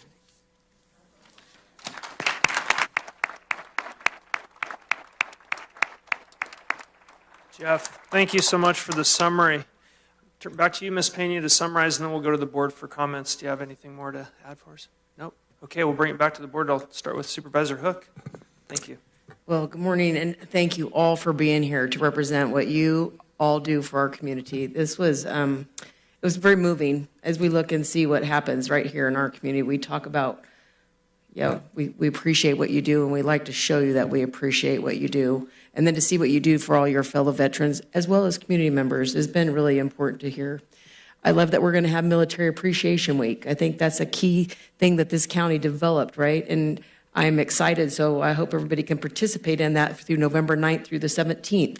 That's going to be exciting. We have a lot of businesses that allow for discounts, and they want to show their appreciation to having you all working in our community and where you have been and what you've done. We had to been where we are to get, we had to go where we were to get where we are, and you guys helped create that.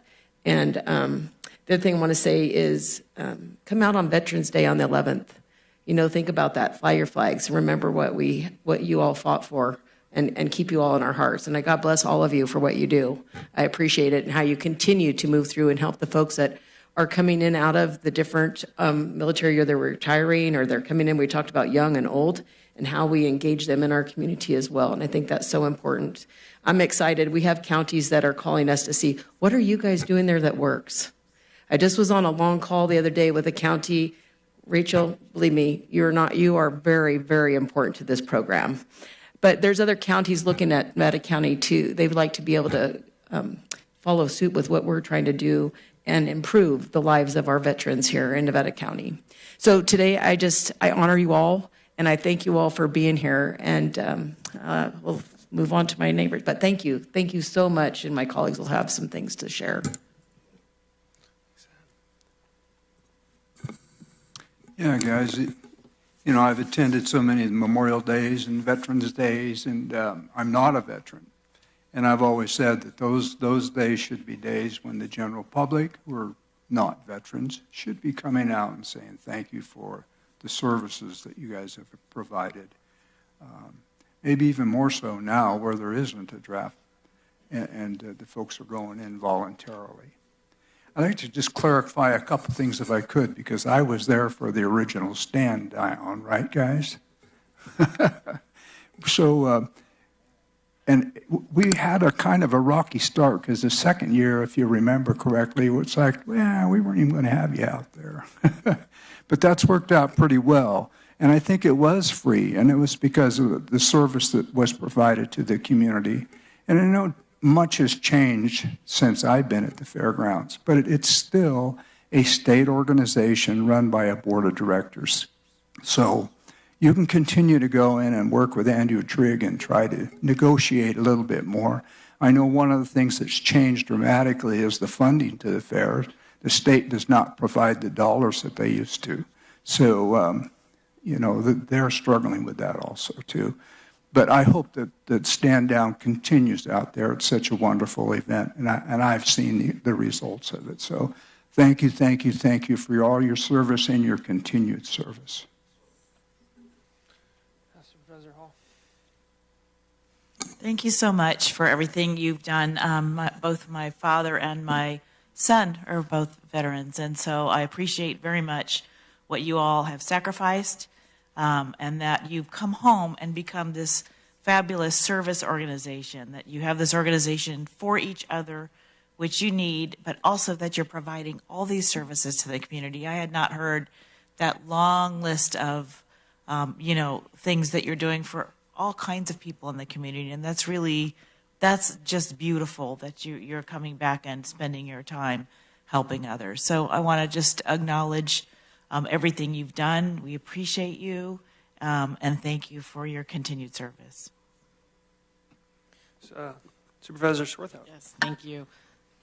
I'll just echo all the comments made by my fellow supervisors, and just thank you for being here today in full force. We really appreciate seeing all the faces in the audience, but then also thank you for all the work that you've done in the community over the years. I also have attended the Memorial Days and the Veteran Days, and it's one of the most important, moving events that I get to go to every year and see people honored for their service to our country. So thanks for being here, and thanks for all you do, and we'll see you on Veterans Day.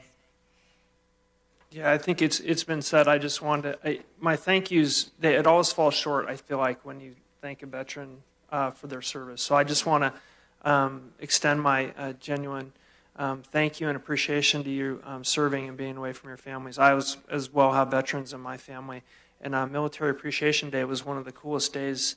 I've been so honored to be a supervisor on that day because I got to meet these different active service member families and talk to them about their stories and hear from them and what they're doing. We did some flying and got to meet some of you there. So I appreciate, I'm honored to be able to work with you as a group, and thank you for your support. And thanks for summarizing everything you've done. I did not know all that, and so I learned something as well. We'd like to read the resolution, then take a couple of individual photo opportunities, and then we'll do one big collective photo too. So I'm going to turn it over to Supervisor Hook, and she's going to read a resolution honoring your groups. So with that, today I'm going to read one of the certificates. I have one for each and every one of you, but I'm going to just read the one for the Nevada County Consolidated Veterans, and they all say something similar, but there's a paragraph in each one that talks about what you do as individual groups. And again, we want to thank you so much all for being here. So this certificate of recognition to the Nevada County Consolidated Veterans Council. In honor of Veterans Day, November 11th, 2024, the Consolidated Veterans Council, Nevada County Board of Supervisors, takes great pleasure in recognizing Nevada County Consolidated Veterans Council for their work and contribution to the Nevada County veterans community, and thanks them for their service defending liberty and freedom for future generations and the continued work for the community each day. With over 8,500 veterans living in Nevada County, 1,578,509 veterans living in California, and 16.2 million living throughout the United States, veteran service organizations are crucial in fulfilling the promise echoed by President Lincoln in 1965, to care for him who shall borne the battle, and for his widow and his orphan, to do all which may achieve and cherish and just lasting peace.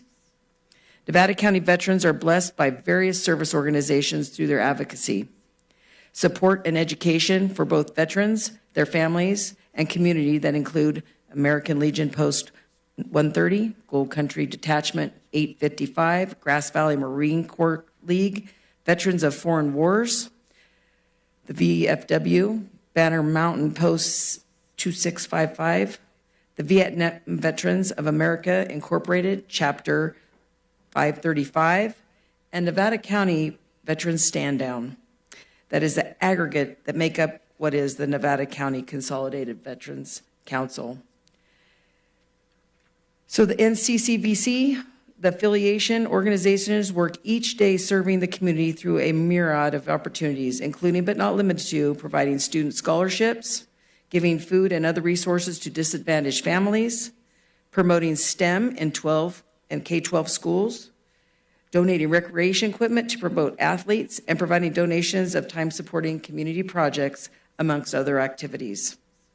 Therefore, the Nevada County Board of Supervisors takes great pleasure in recognizing Nevada County Consolidated Veterans Council for their work and contribution to Nevada County veterans community, and thanks them for service defending liberty and freedom for future generations. Continue work in this community each day in honor of Veterans Day, November 11th, 2024.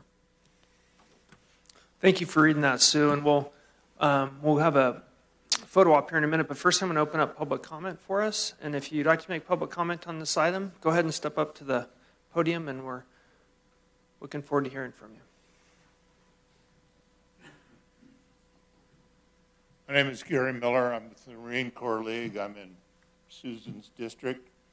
I just want to make one correction.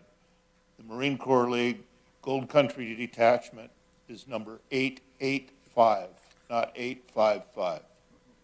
Thank you. Thank you for that correction. Thank you for the correction. Any other public comment? We have one caller on the line. Madam Clerk, please let the caller in. Thank you. Thank you, Chair. We will go to the caller. 885. We'll have to have these redone. Thank you. Hello. Yeah, we can hear you. Please go ahead. Yep. Very good. This is Matthew Coulter running for Grand Valley City Council. I'm a veteran of the United States Marine Corps, honorably discharged, and a veteran of the United States Army Airborne, 82nd Airborne, honorably discharged. And some things I noticed about the stand down that were a little disheartening were I went both days because I wanted to see what was the difference between the 2 days. And the people that were there was probably less than half the people there as far as services on Saturday as there was on Friday. And on Saturday, the gate was locked at the front of the fairgrounds. You had to go all the way around to the side of the fairgrounds to get in through the parking lot. And if you were to take the bus, which I did, it was dropped off near the Gentle Giant statue. That's quite a long walk for disabled veterans. Like I said, there was no signage saying that there was even a stand down going on at the locked gates at the fairground. I appreciate everything that went on out there and all the people that did show up, both for services and the providers. And hope it can continue because it was just really nice to see some of the people there that had actually started the stand down and that they're still hanging in there. And I'm hoping that the veterans' cases that were in the foyer there at the Rood Center can be relocated so we can honor those current veterans that have died, protecting our rights to speak in public comment at meetings and to run for office and to enjoy all the quality of life that we have here. And I would bring this to you guys right now because I brought it to the Historical Commission of Grass Valley. I brought it to the City Council of Grass Valley. I brought it to my representative of Grass Valley. The veterans, 100-year-old veteran trees that were cut down in Memorial Park, unnecessarily, I might add, were replaced with very small little landscaping trees of a different variety. Those trees then were ringed, the bark, with weed whackers or string trimmers, cutting off all the bark at the base of them. That does not allow the tree to grow. That does not allow the tree to thrive. That does not allow the tree to even survive. So this will be their fourth replanting of the trees because they continued to either not water them, not care for them. And I would hope that the Board of Supervisors could come over to Memorial Park and look at all the millions of dollars that have been put into the park and then walk to the veterans side of the park and look around. It's a stark difference because at one time there were some veterans that were very involved with doing some things over there and getting some things corrected, and they're no longer with us. And so because of that, their plans went away too. The city has no desire to recognize the veterans as far as having contributed. It's very sad. So I would hope that the Board of Supervisors, since that is a Veterans Memorial Park for the county, can get involved and participate Matt, in more veterans. We appreciate your time is up, but I just wanted to, I know you're a frequent commenter, but we do thank you for your service to our country, Matt. Thanks. Any other callers on the line? No other callers, Chair. Okay, I'm going to close public comment on this item, and we'll bring it back to the board and then do a photo op. Yeah. I'm gonna do it.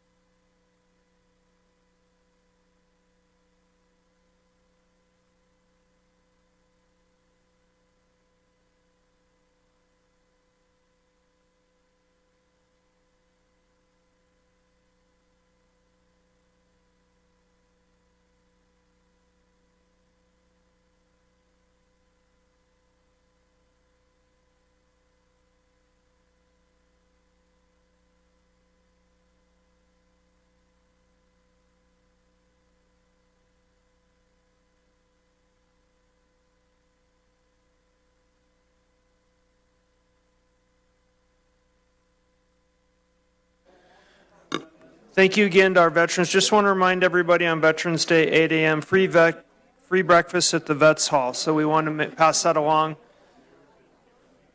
Erica, can you help us move folks out into the lobby? Thank you. We're going to move on to our Office of Emergency Services, Department Head Matters.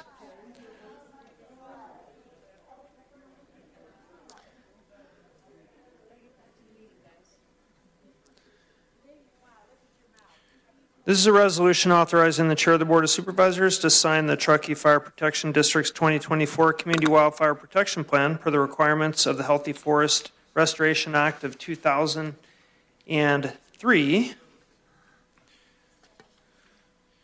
And with that, we're going to turn it over to Mr. Griesbach to open this item for us. All right. Good morning, Chair Bullock, members of the board. Craig Griesbach, Director of Emergency Services for Nevada County OES. Over the last several years, with our team in OES and our many community partners, we have continued to strategically work on towards preparing and mitigating against the many threats that our community faces. Due to the vastness and complexity of these threats, it is important that we base our priorities on the most current science, facts, and data. Over the past 2 years, your board has heard many times about our roadmap to resilience that embodies this approach. Today, you'll receive an update on these efforts, as well as diving into more detail of the completion of the Truckee Fire Protection District's Community Wildfire Protection Plan. Today, I'm joined by Alex Keeble-Toll, who is a senior analyst in our team in OES, and Eric Hornvet, who is the Wildfire Prevention Manager with the Truckee Fire Protection District over to my left, to present this information and presentation to you. With that, I will hand it off to Alex. All righty, Chair Bullock and members of the board, it's a pleasure to be here. I'm Alex Keeble-Toll, Senior Analyst in the Office of Emergency Services. Ultimately, we are here today to talk about Truckee Fire Protection District's 2024 Community Wildfire Protection Plan, which is being brought before you for signature.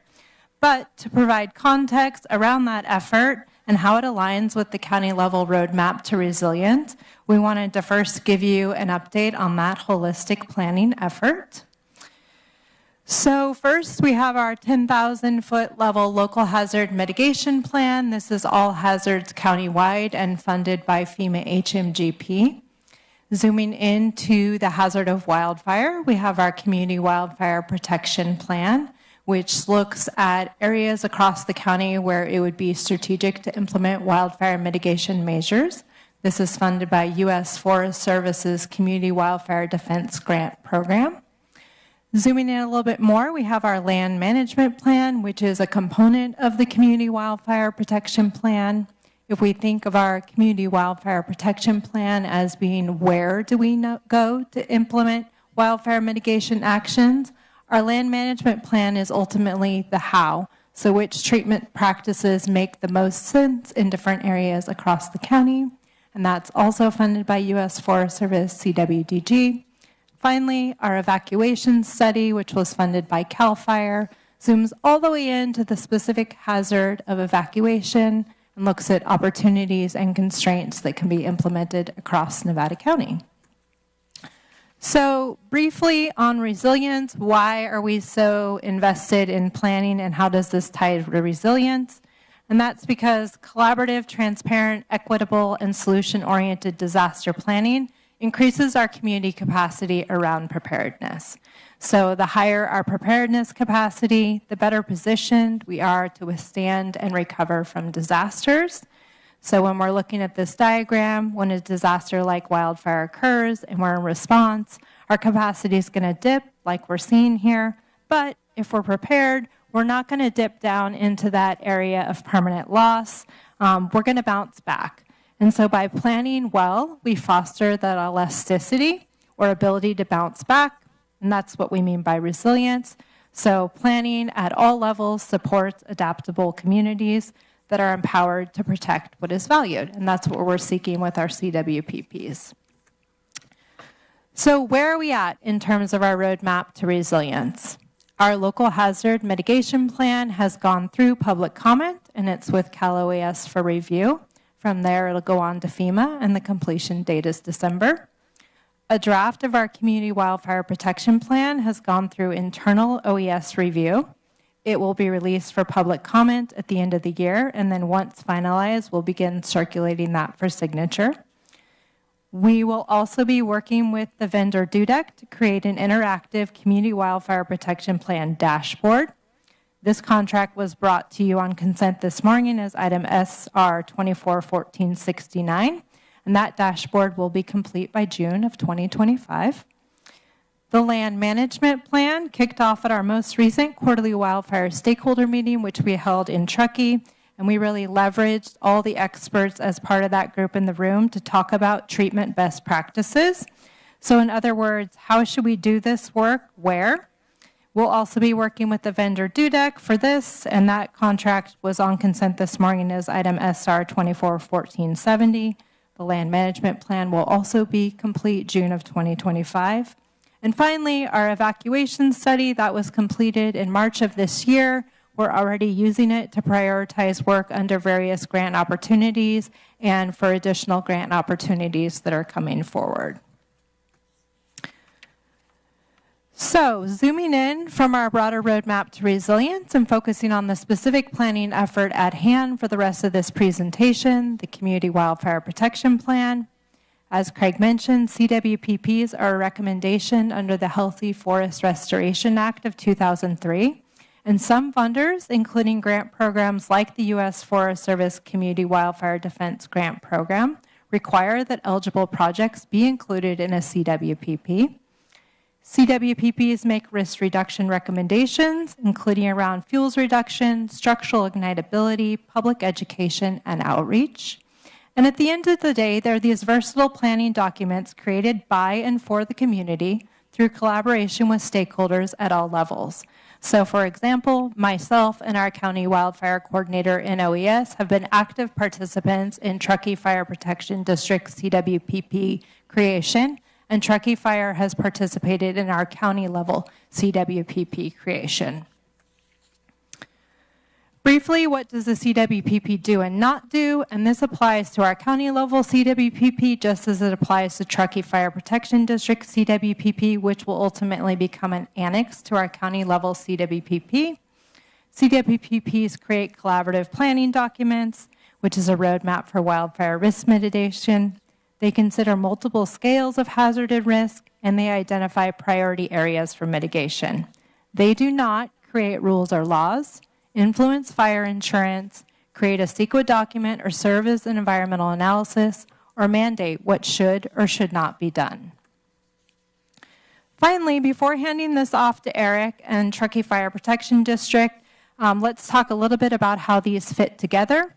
So CWPPs look at the intersection between wildfire hazard, so we're looking at climate, topography, and fuels, and community values. So what is important to the people in a given place?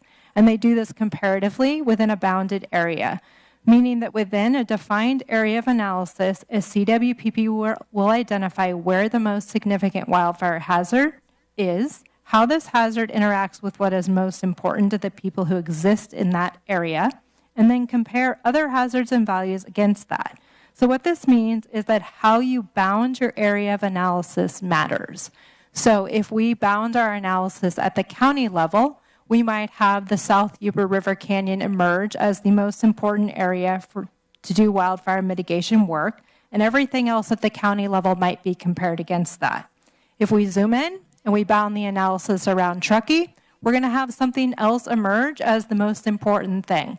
That doesn't mean that these CWPPs are contradictory or that one is right or wrong. It just means that because the area of analysis has been bounded differently, and you've got different people and different hazards, different priorities are going to emerge. And at the end of the day, basically, these efforts are meant to be collaborative starting points for conversations, vehicles for developing projects together so that we can get these wildfire mitigations on the action, on the ground, and support our community in that resilience piece. So with that, I'm going to hand this over to Eric Hornvid, Wildfire Prevention Manager of Truckee Fire Protection District, who is going to talk specifically about their 2024 Community Wildfire Protection Plan. Well, thank you, Craig and Alessandra. Appreciate the intro and handoff. Eric Hornvet, Wildfire Prevention Manager with Truckee Fire. And I also wanted to give a shout out to Alessandra Zambrano in the back. It was awesome to have her on our project team. Before she moved back over to the west side of the county, she was actually in one of our stations up in Truckee 1 to 2 days a week. So it was great having her involved, really closely with the synergy of this plan. All right, so I mean this in the best way possible, but our CWPP process at Truckee really was Truckee doing the Truckee way. And just to break this in, Lake Tahoe and Truckee have kind of been the petri dish for forest management, wildfire resilience since the 2007 Angora fire. So we were really interested in bringing this local effort into community wildfire protection planning and really taking a scientific, data-driven method that brought our close working practitioners together that have that connection to the landscape so that we didn't miss that as well. So with that, we went a little different way, is that we actually brought together a traditional consultant. SWCA is one of the leaders in preparing these CWPPs, but then we made them work with 2 other consultants that aren't normally brought into community wildfire protection planning, and that was Vibrant Planet for their land tender software. And what that is think big data, GIS database, make it easy to use so that you can really understand landscape management and what values and assets you're trying to protect. And then we also brought in Ladris evacuation modeling, which you guys are also using here in the county as well. So really tried to bring this holistic way of making 3 kind of newer, top-notch consultants work together to prepare a really localized, actionable plan. All right, so where we're at is the bottom 2 steps. We've already done the whole process of CWPP. We've convened, we've engaged our decision makers, we've engaged stakeholders in different groups, we've established our WUI community base map, we've conducted very in-depth risk assessment, really looking at our different values and assets in Truckee.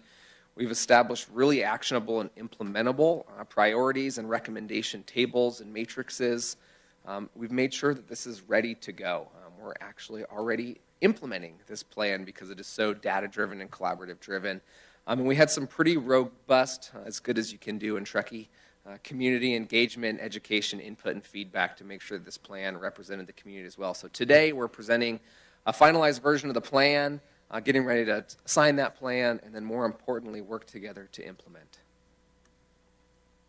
So what our community engagement looked like in Truckee started with project teams. This was really our kind of heavy hitters. These were biweekly to monthly project team meetings for about 1.5 years. This plan's actually been more in final form since April. But as you can imagine, with a short work season in Truckee, I have not been doing these round-robin board presentations to get this plan signed because we have been in the community, in the woods, implementing mitigation programs. We also had routine stakeholder engagement. This was really hitting 20 to 30 larger stakeholders, federal, state, county, local, and then making sure that we're making these available throughout our fire districts for public engagement, education, and comment period. So to build the base map of a CWPP, we really wanted to zoom in on what the heck is our wildland-urban interface. And this is an interesting term because it's evolved since the origins of the WUI from the 2003 Healthy Forest Restoration Act. And Truckee is very different from a built environment. Most of our community we define more as a WUI intermix, where you have homes, structures, even most of our urban and developed areas, think industrial businesses, are still interacting with the forest and with the wildland fields. There's really not this clear area of built concrete jungle environment and then woods. So we really focused in on this term called the WUI intermix because that's critical for our mitigations in Truckee.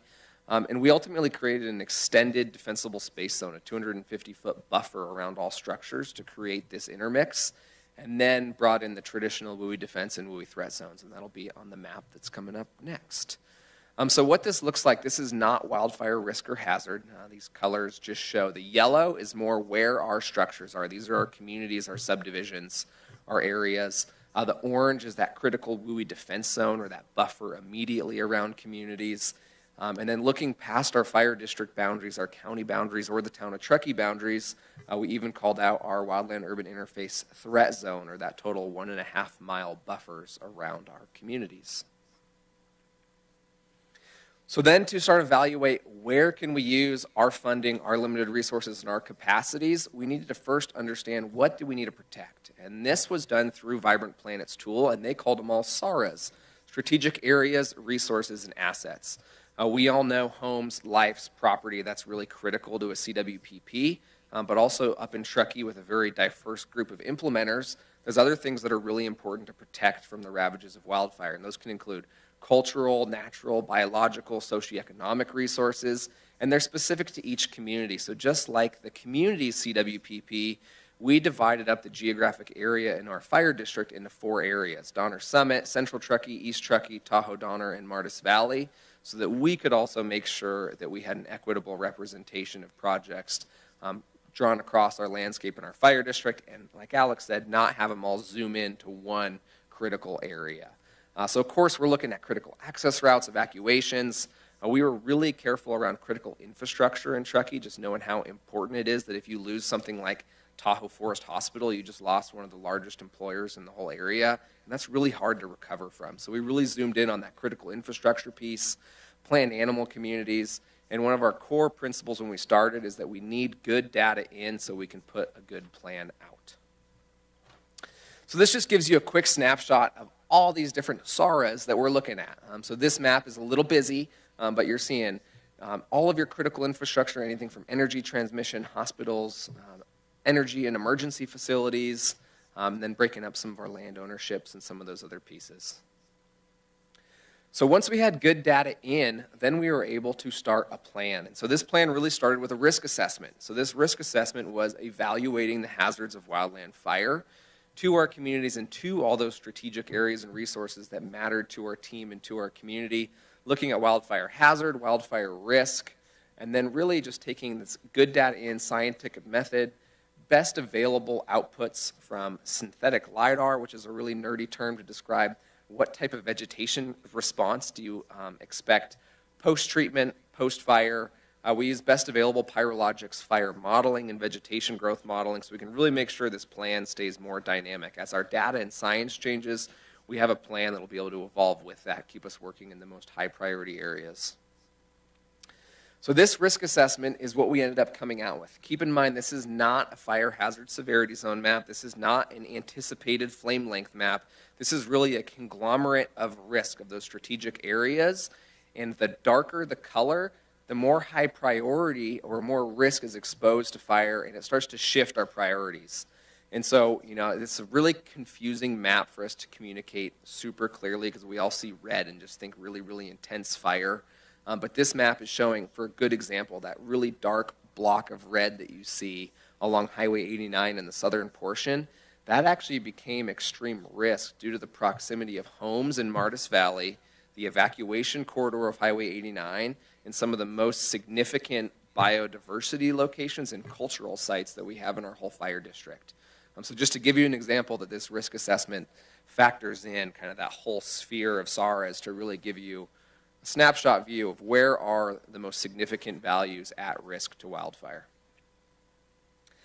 Then with that, we really needed to start to shift to where are we going to be working on our fuels treatments. So this took a lot of input from our stakeholders and really looking at fuels treatments and methods that reduce fire risk to communities, reduce fuel loading and fuel continuity, enhancing firefighter safety and access around our critical infrastructure into our neighborhoods, and then really fostering that ecosystem health and resilience piece. As we all know, healthy forests foster healthy communities, and so we wanted to make sure that this plan looks beyond just that relationship between fuels and communities, but also ecosystem health as well. This is a great map that shows all the work that's already happening in the Truckee area and beyond. So this shows you kind of the breadth of inputs we got from our CWPP stakeholders way beyond just our fire district. So most of these bigger polygons you see are the Tahoe National Forest, but everything purple's already been completed. So there's been a lot of roadside works, a lot of fuels breaks, a lot of forest health treatment projects that have happened in the Truckee area. Everything orange is mid-implementation, and everything that you see in green is planned or is now shifting into implementation now. As we all probably have seen that project in Placer County along Cabin Creek Road on Highway 89, that big chunk of green is almost all now treated. So a lot of work going on, and for us to get our new outputs through the CWPP, it was critical for us to know what's been treated, what's worked, compare it to the modeling, and then put out a map of our next high priority areas. So with that, this was a really iterative process. We had to compile all this data from all of our partners, really look ahead, the next 3 to 5 years of what's currently, already approved for treatment, where's funding being allocated, and then where can we get our prioritized recommendations in place to show that unfunded need and to be able to focus all of our local, state, philanthropic dollars at getting the most work done where the greatest risk exists to relative areas. Do want to give this Vibrant Planet software really helped us out. If any of you have been in these land planning collaborative meetings, it can be really common for, say, fire and a watershed council to butt heads. One wants to focus efforts in the community. The other wants to focus efforts usually in the headwaters or head basins of creeks. But using this software and our data-driven approach, we were really able to find total consensus alignment where we can kind of come together and work to see the bigger picture of resilience. So this output is what that looks like. In total, it's 43,000 acres that we need to have treated, let's call it yesterday, in order for Truckee to be resilient to wildfire. We did zoom in on that. Our gold areas, or the yellowish area you're seeing here, these are our total consensus high priority areas. So these are the areas that our CWPP partners are going to be zooming in on and working in the hardest. But also all the green areas were total consensus that are really great areas to work. And you can see that we kind of got this representation across the fire district. So from all the way over in Cisco Grove or Eagle Lakes, over there in District 5, spreading all the way over into Floriston. So really made sure that we got some good representative projects around all of our communities. And then with that, once we had all this data in, we're understanding where our landscape treatments need to be, then we started pulling together our recommendation matrix tables. So these are our tables that really start zooming in on restoring and maintaining landscape, so the fuels treatment, forest management aspect, creating fire-adapted communities, what do you need to do around fire-wise, defensible space, structure hardening, and those pieces, and then where can we improve our wildfire response capabilities as well.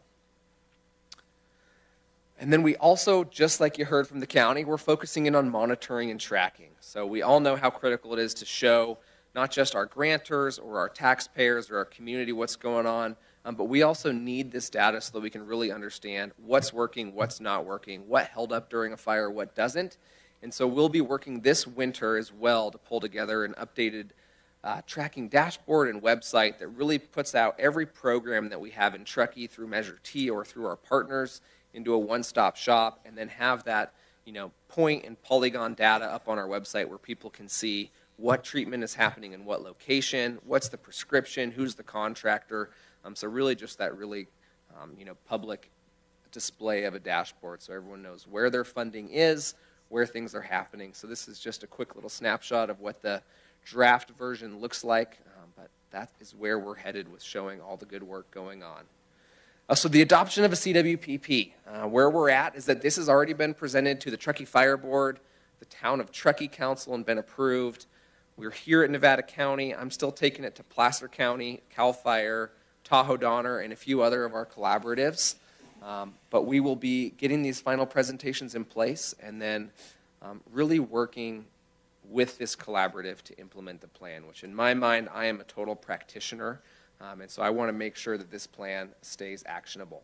So signatory requirements out of a CWPP, we call it the big three: local fire, local government, and state forester. It gets a little confusing for us in Truckee because that means 2 counties, a town, multiple fire agencies, and then all of our partners. So here we are today with Nevada County and ready to get this plan into action. So next steps for us in Truckee, just to give the supervisors here an update, is that even though we have Measure T, we do not have enough funding to treat 43,000 acres at an average cost of $3,500 to $4,000 an acre. So we're really interested in working with this larger collaborative with private, local, philanthropic, state, federal funding to really move the needle in Truckee as much as we can and to positively leverage all these different capacities and funding mechanisms to get more done. We're also working at where can we streamline or quicken our environmental compliance and planning processes. So here in Truckee, we're actually going to be shifting most of our treatments towards timber harvest plans. It'll be permitted through CAL FIRE and following the Board of Forestry forest practice rules. So just where can we do larger treatments, thin, heavier, reduce more fuels, get towards resilience faster.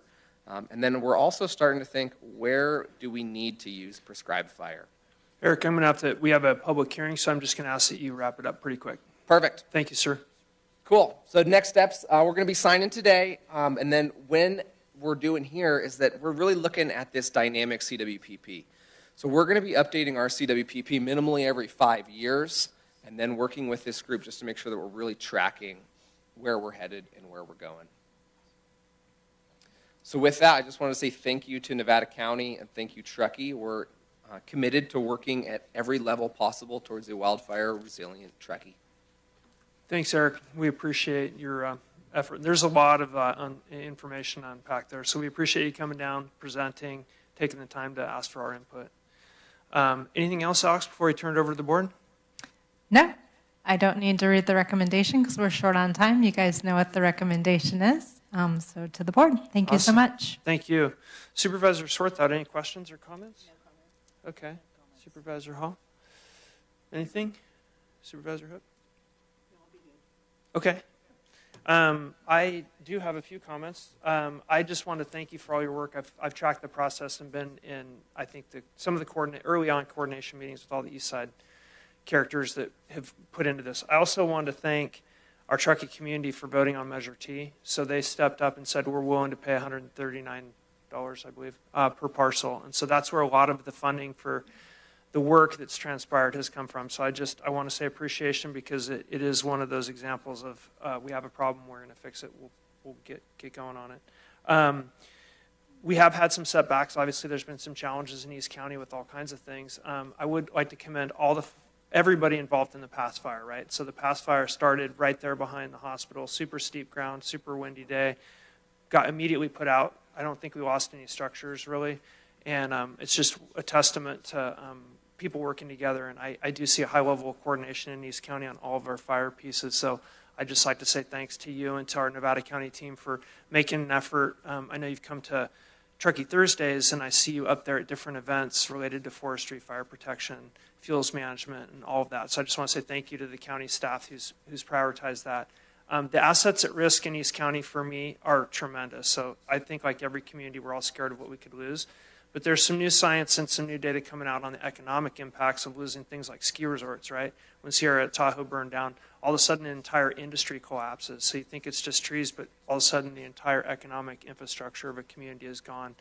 And others in Plumas County are great examples. So we can't think about it or talk about it enough. The other piece I'll mention, saw Supervisor Connolly last week and talked about 6 big fires in Butte County that affected his community. And what he reminded me of is we can talk about fire, we can have meetings, we can have multiple jurisdiction stakeholder meetings like we had, but if we don't continue to act and prioritize it even when there's not fire, our communities will burn and we will have major losses of structures, community, cultural pieces, and economic loss. So we're here today to keep talking about it. We didn't have any fires, big ones, but we're always under threat. And so I just want to thank you for bringing it down to us. With that, we'll close the board discussion and open up for public comment. Anybody in the board chambers like to make a comment on this? Well, I'll ask you to be brief. We're moving behind schedule here. Thank you, sir. I was just wondering, you talked about the California harvest yield tax. When you does California get all that tax, or do they rebate any of it to you? Well, you can tack those questions maybe after the meeting, but if you have anything for the board comments for us, is that your question? No, not really. Okay, thank you, sir. Very short. I just want to acknowledge that was an amazing presentation. It was very crystal clear, and it's nice to see the Measure T funds are being used in the way they are. Thank you. Thanks, Michael. Keeping it brief. Madam Clerk, any callers online? Yes, Chair, we have one caller. Okay, bring them in. Okay, thank you. Comments for us? Is that your question? No. We can hear you. Go ahead. Okay, thank you, sir. Very short. I just want to acknowledge that was an amazing presentation. It was very crystal clear, and it's nice to see the Measure T funds. Yeah, sorry about that. I was trying to get... Okay, any other comments here? Okay, we'll close public comments on this item, and I'll... I'm going to bring it back to the board. I'd entertain a motion to adopt. So moved. Second. Motion and a second. Madam Clerk, please call the roll. District 2, Yes. District 4, Yes. District 3, Yes. District 1, Yes. District 5. Yes. Thank you, everybody. Great work. Chair Bullock, Yeah. I just want to go ahead and provide a time point for the audience. So we do have 2 more staff presentations, one timed item at 10 a.m. that's scheduled for 10 a.m. with Mr. Dent, and then a short community presentation on workforce. Those of you who I assume are going to be here for item 24, which is the Wolf Craft Collective, it does look like we are running behind for about 20-25 minutes. Yeah, thanks for your patience. We'll try and move forward. Thanks for reminding us. This is a scheduled item. This is a public hearing. Mike Dent on the closure of the Brunswick Commons CDBG grant. So Mike, we'll turn it over to you. Morning, Chair Bullock and rest of the Board of Supervisors. Mike Dent, Director of Child Support, Housing, and Community Services. And the item before you is a purpose of a public hearing and opportunity for public to comment on the 2020 Community Services Block Grant. It was a technical assistance grant that provided $250,000 for design and engineering of the Commons Resource Center. This is a federal requirement that we have this public hearing, and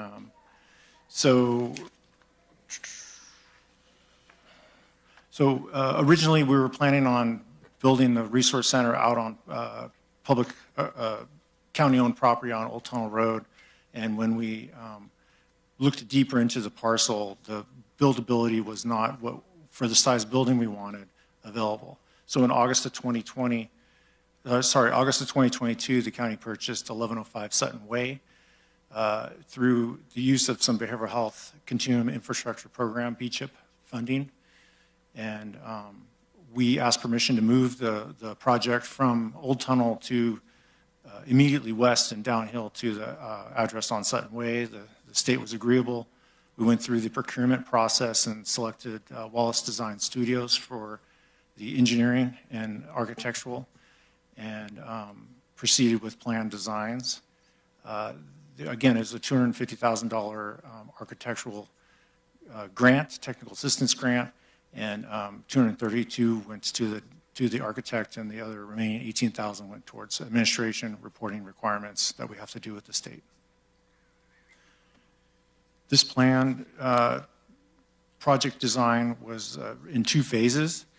HCD encourages applications for CDBG, Community Development Block Grant funding, to also improve housing options in the county. So this was a 2-phased approach, which would be immediately getting the Commons Resource Center completed and opened up for service, and then also a future phase, which is not part of phase 1 activities, which would bring in about 4 transitional housing units for those people struggling with a place to live.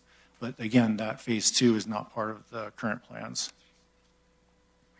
Last board meeting, we brought the item for construction, and your board approved the about $1.5 million renovation of the Sutton Way, Brunswick Commons Resource Center, and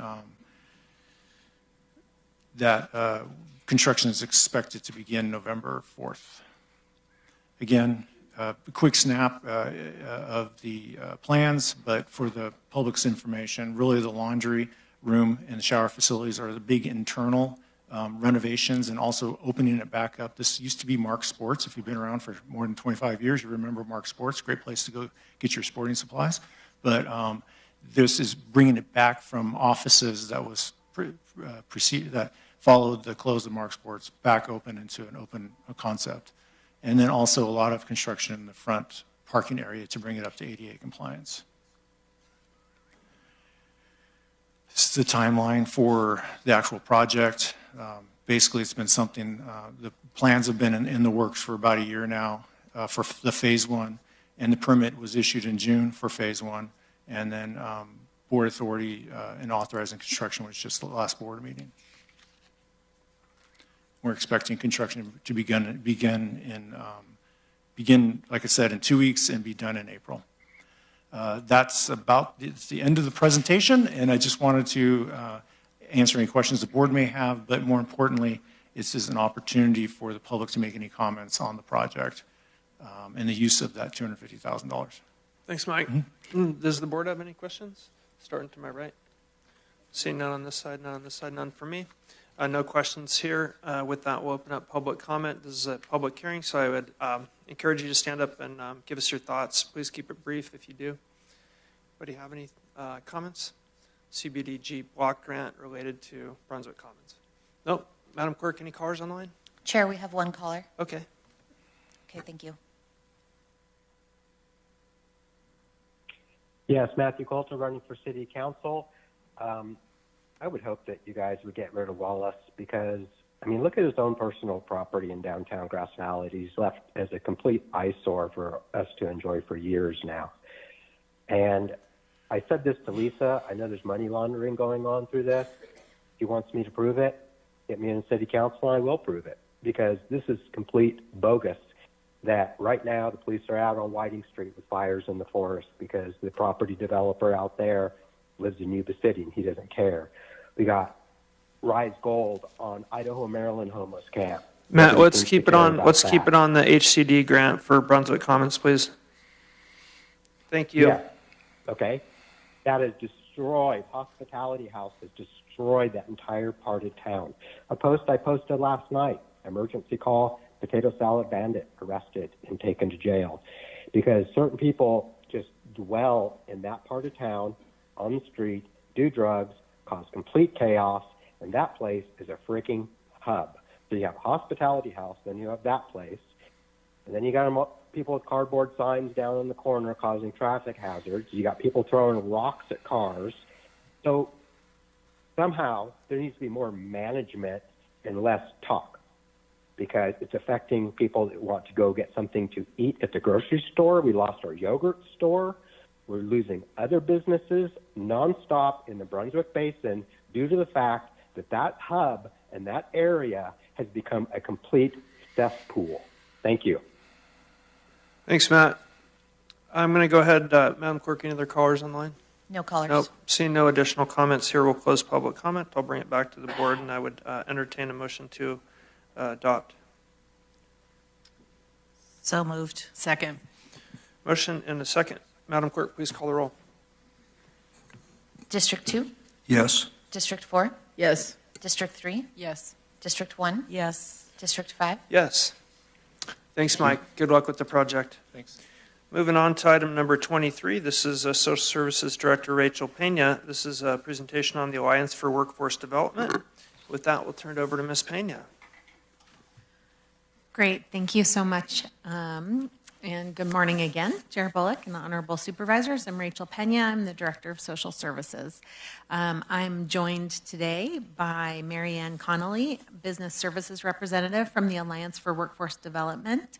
The Alliance for Workforce Development, their goal is to provide job seekers with access to employment and training opportunities and to provide qualified, motivated employees to our local employers.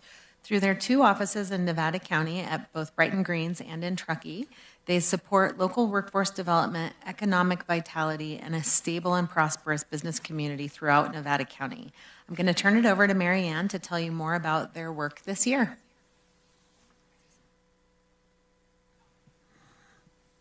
Good morning. I'll keep this brief because I understand the time constraint. So great to be here again, and I'm here for our 23-24 annual presentation.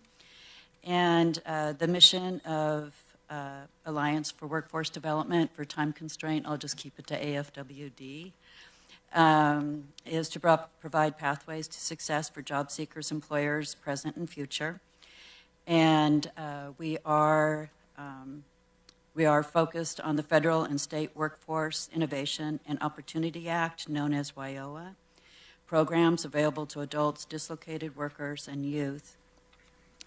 And we are the service provider under the Northern Rural Training and Employment Consortium, otherwise known as NORTEC.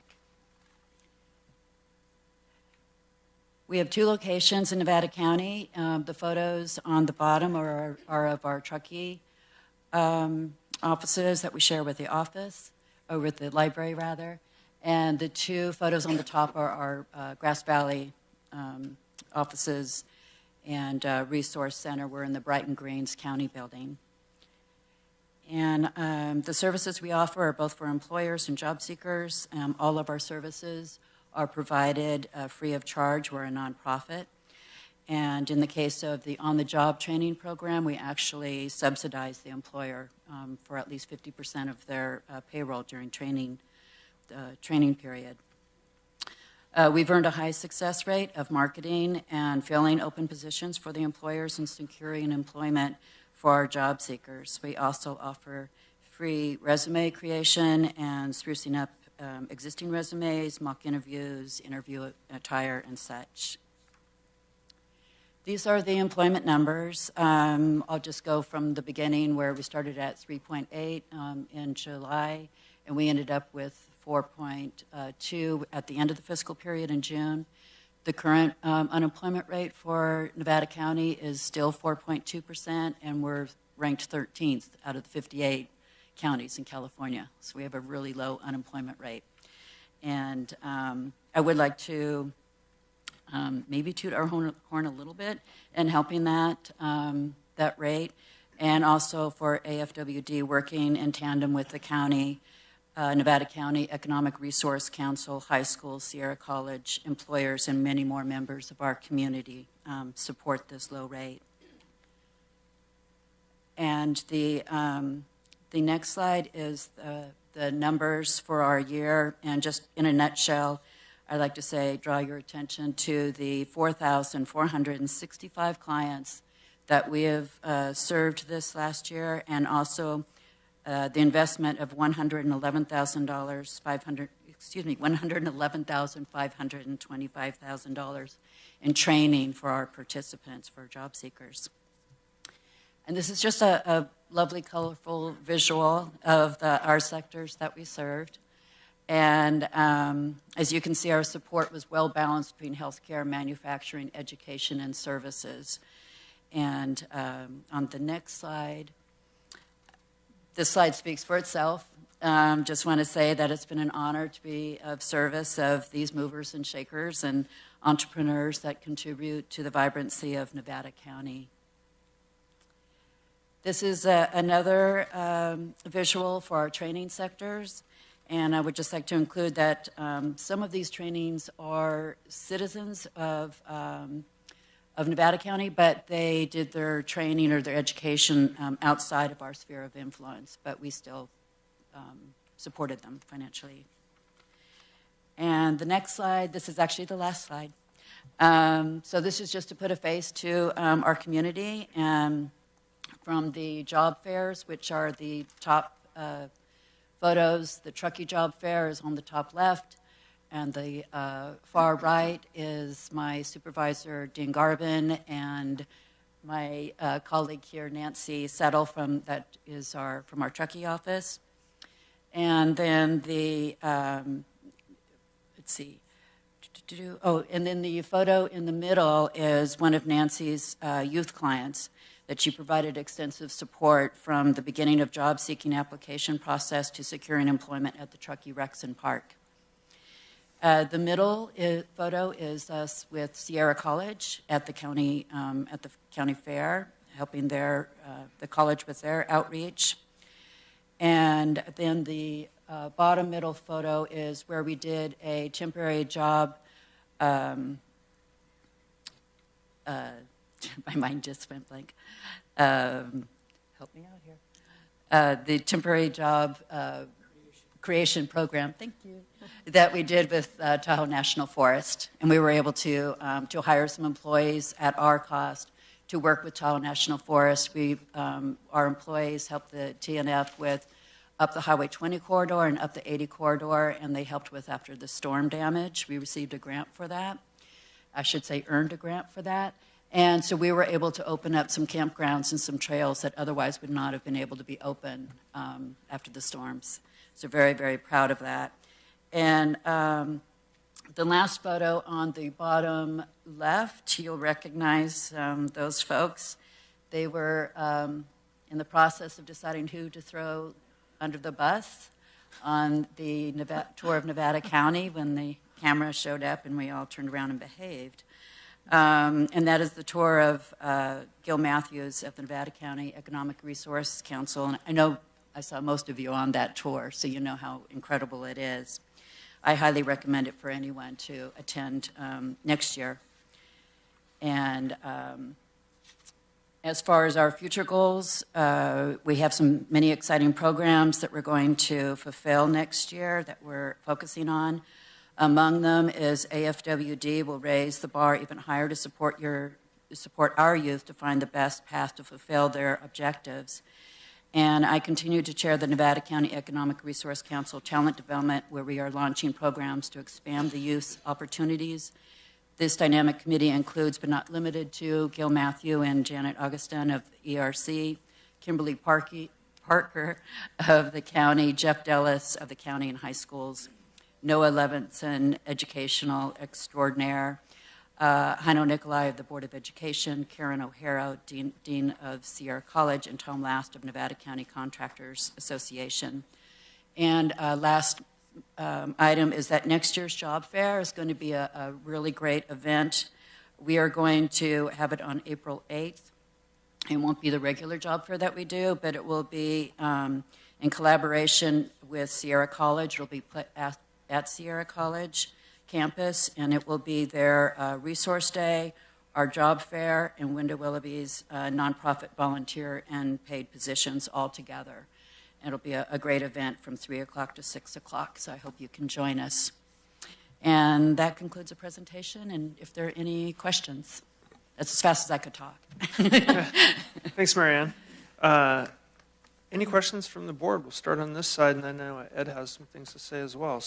And sorry if I could just interrupt really quickly. We do have 5 more minutes. I'm going to invite the executive director of the Alliance for Workforce Development, Christine Zuazua, up to speak a little bit more to NORTEC and the connection between NORTEC and the Alliance.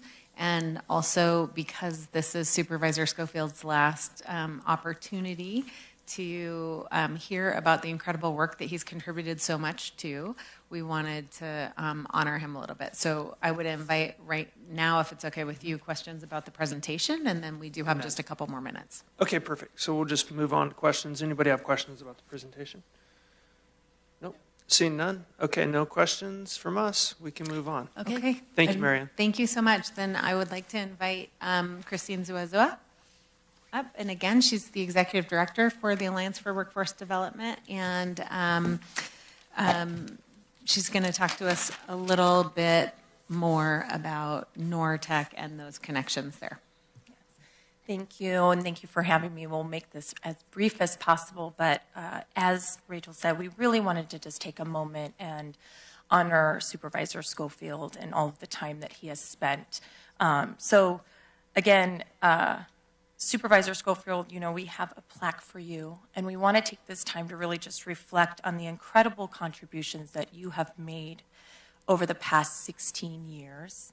As a member of the NORTEC Workforce Development Board on the governing board, so there are 2, it is quite large.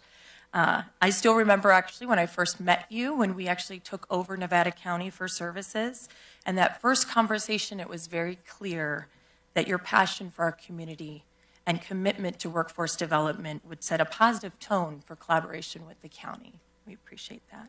Throughout your tenure, you have not only supported AFWD, but you have also been a tireless advocate for workforce initiatives that reach far beyond Nevada County. And I think maybe everyone doesn't understand that, but the Workforce Development Board, NORTEC, serves 11 counties in the North State. Your efforts actually have extended the reach across those 11 counties under the NORTEC umbrella, really impacting countless lives along the way. Your visionary leadership, your unwavering dedication, and belief in the potential of every individual has inspired us all. Supervisor Schofield, your legacy in this community is profound, and I know we're only touching on a small point a small part of that, of what you have done for this community, but we are truly deeply grateful for the path that you've paved for future generations. As we present this plaque to you, please know that it symbolizes not only our appreciation, but really our commitment to continuing the important work that you championed.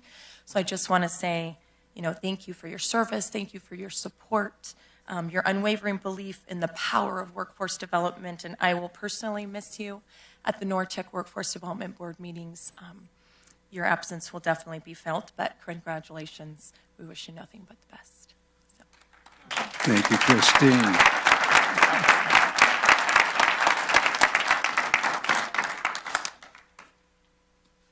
We take a picture? We'd like to invite you up front, Supervisor Schofield, and be presented with the plaque.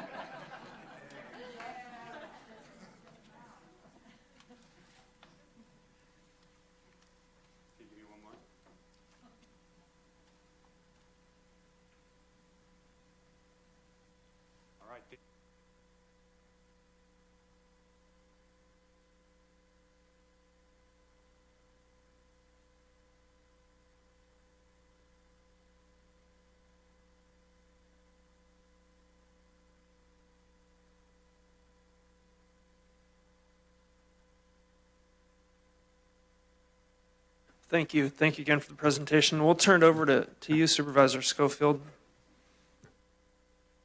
Well, if I could, Christine actually filled you in on all the times we talk about NORTEC up here. The Alliance certainly is our representative here, and I just want to say thank you to them. I think it's been the past 2 years that we've been working on what has come to be our strategic plan for NORTEC.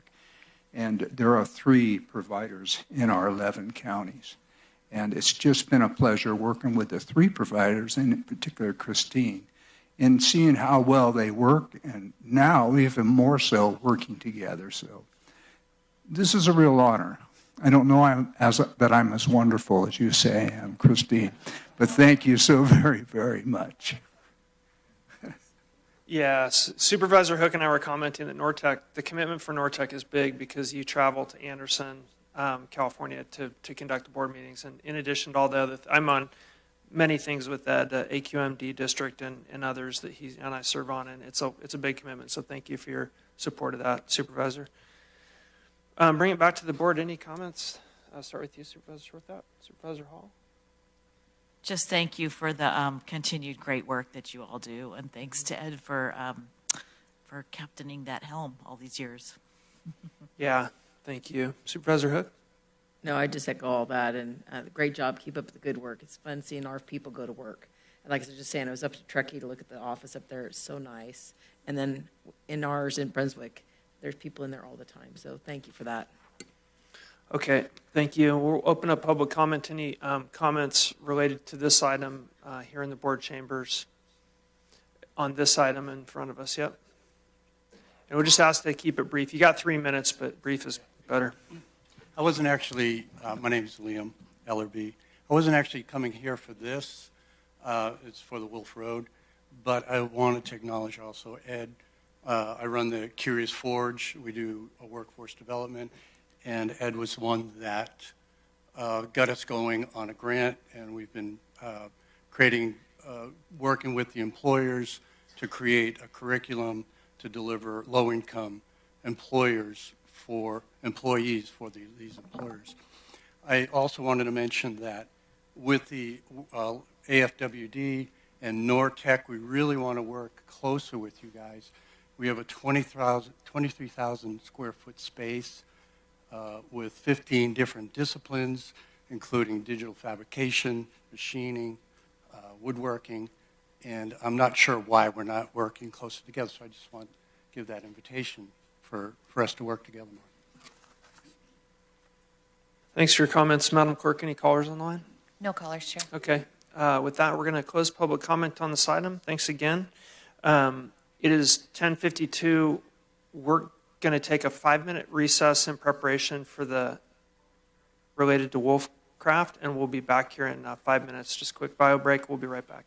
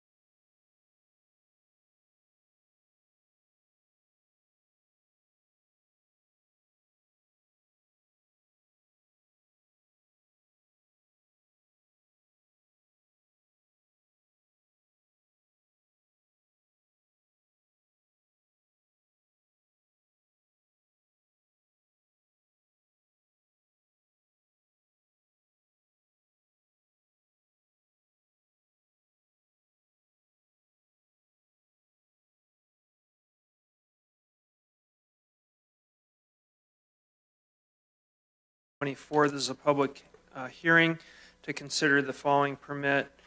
A lot of numbers there. And then this is a public hearing to consider the appeal filed by Ms. Barbizette regarding the Planning Commission's July 25th, 2024, 2-2, one absent vote that denied the proposed Wolfcraft Collective Craft School and Low Intensity Camping Use Permit. Management plans petition for exception to road standards and proposed mitigation of negative declaration. The resolution to uphold the appeal filed by Ms. Barzette to overturn the Planning Commission's July 25th, 2024 vote, absent denial of the Wolfcraft Collective Craft School and Low Intensity Camping, adopting the mitigated negative declaration, the aquatic and oak resource management plans, the petition for exceptions, and the conditional use permit to allow for the construction and operation of a craft school and low intensity camp located at 10743 Wolf Road, and that's in southern Nevada County. I'm just going to ask my colleagues on the board to make any disclosures that are required, considering contact with the appellant and the applicant, who is the same person in this particular matter. So start with you, Supervisor Hook. Thank you. Yes, I did go out with my staff and survey the area. Supervisor Schofield. Yes, Chair, I've met with the applicant several times. I've also met with the neighbors several times. Okay, thanks. Supervisor Hall. Yeah, I was out yesterday meeting with the applicant and looking at the site. And Supervisor Swarthout. Yes, I was also out yesterday meeting with the applicant, looking at the site. Okay, and I'll disclose that I met with the applicant on site and did a site tour. Thank you, and thanks everybody for the public comment and for attending the public hearing. We have been busy this morning, but we're not going to rush this. We're here to listen to everybody involved, so everyone will get an opportunity to speak and be heard in a formalized process in this public hearing. So with that, I'm going to turn it over to Mr. Foss and Mr. Barrington to give us an overview and open up this public hearing. Thank you. Good morning, Chair Bullock. Good morning, Supervisors. With me is Tyler Barrington, Principal Planner, and he will be going over the project presentation. So I'll turn it over to Mr. Barrington. Thank you, Brian. Thank you, Honorable Chairman, members of the board. I'm Tyler Barrington, Principal Planner for the record. I'd also like to welcome the applicant and the public today. As read into the record, the item for consideration today is an appeal filed by Ms. Barbizette, the applicant, for the proposed Wolfcraft project. On July 25th, 2024, the Nevada County Planning Commission reviewed this proposed project and voted 2 for, 2 against, with 1 absent.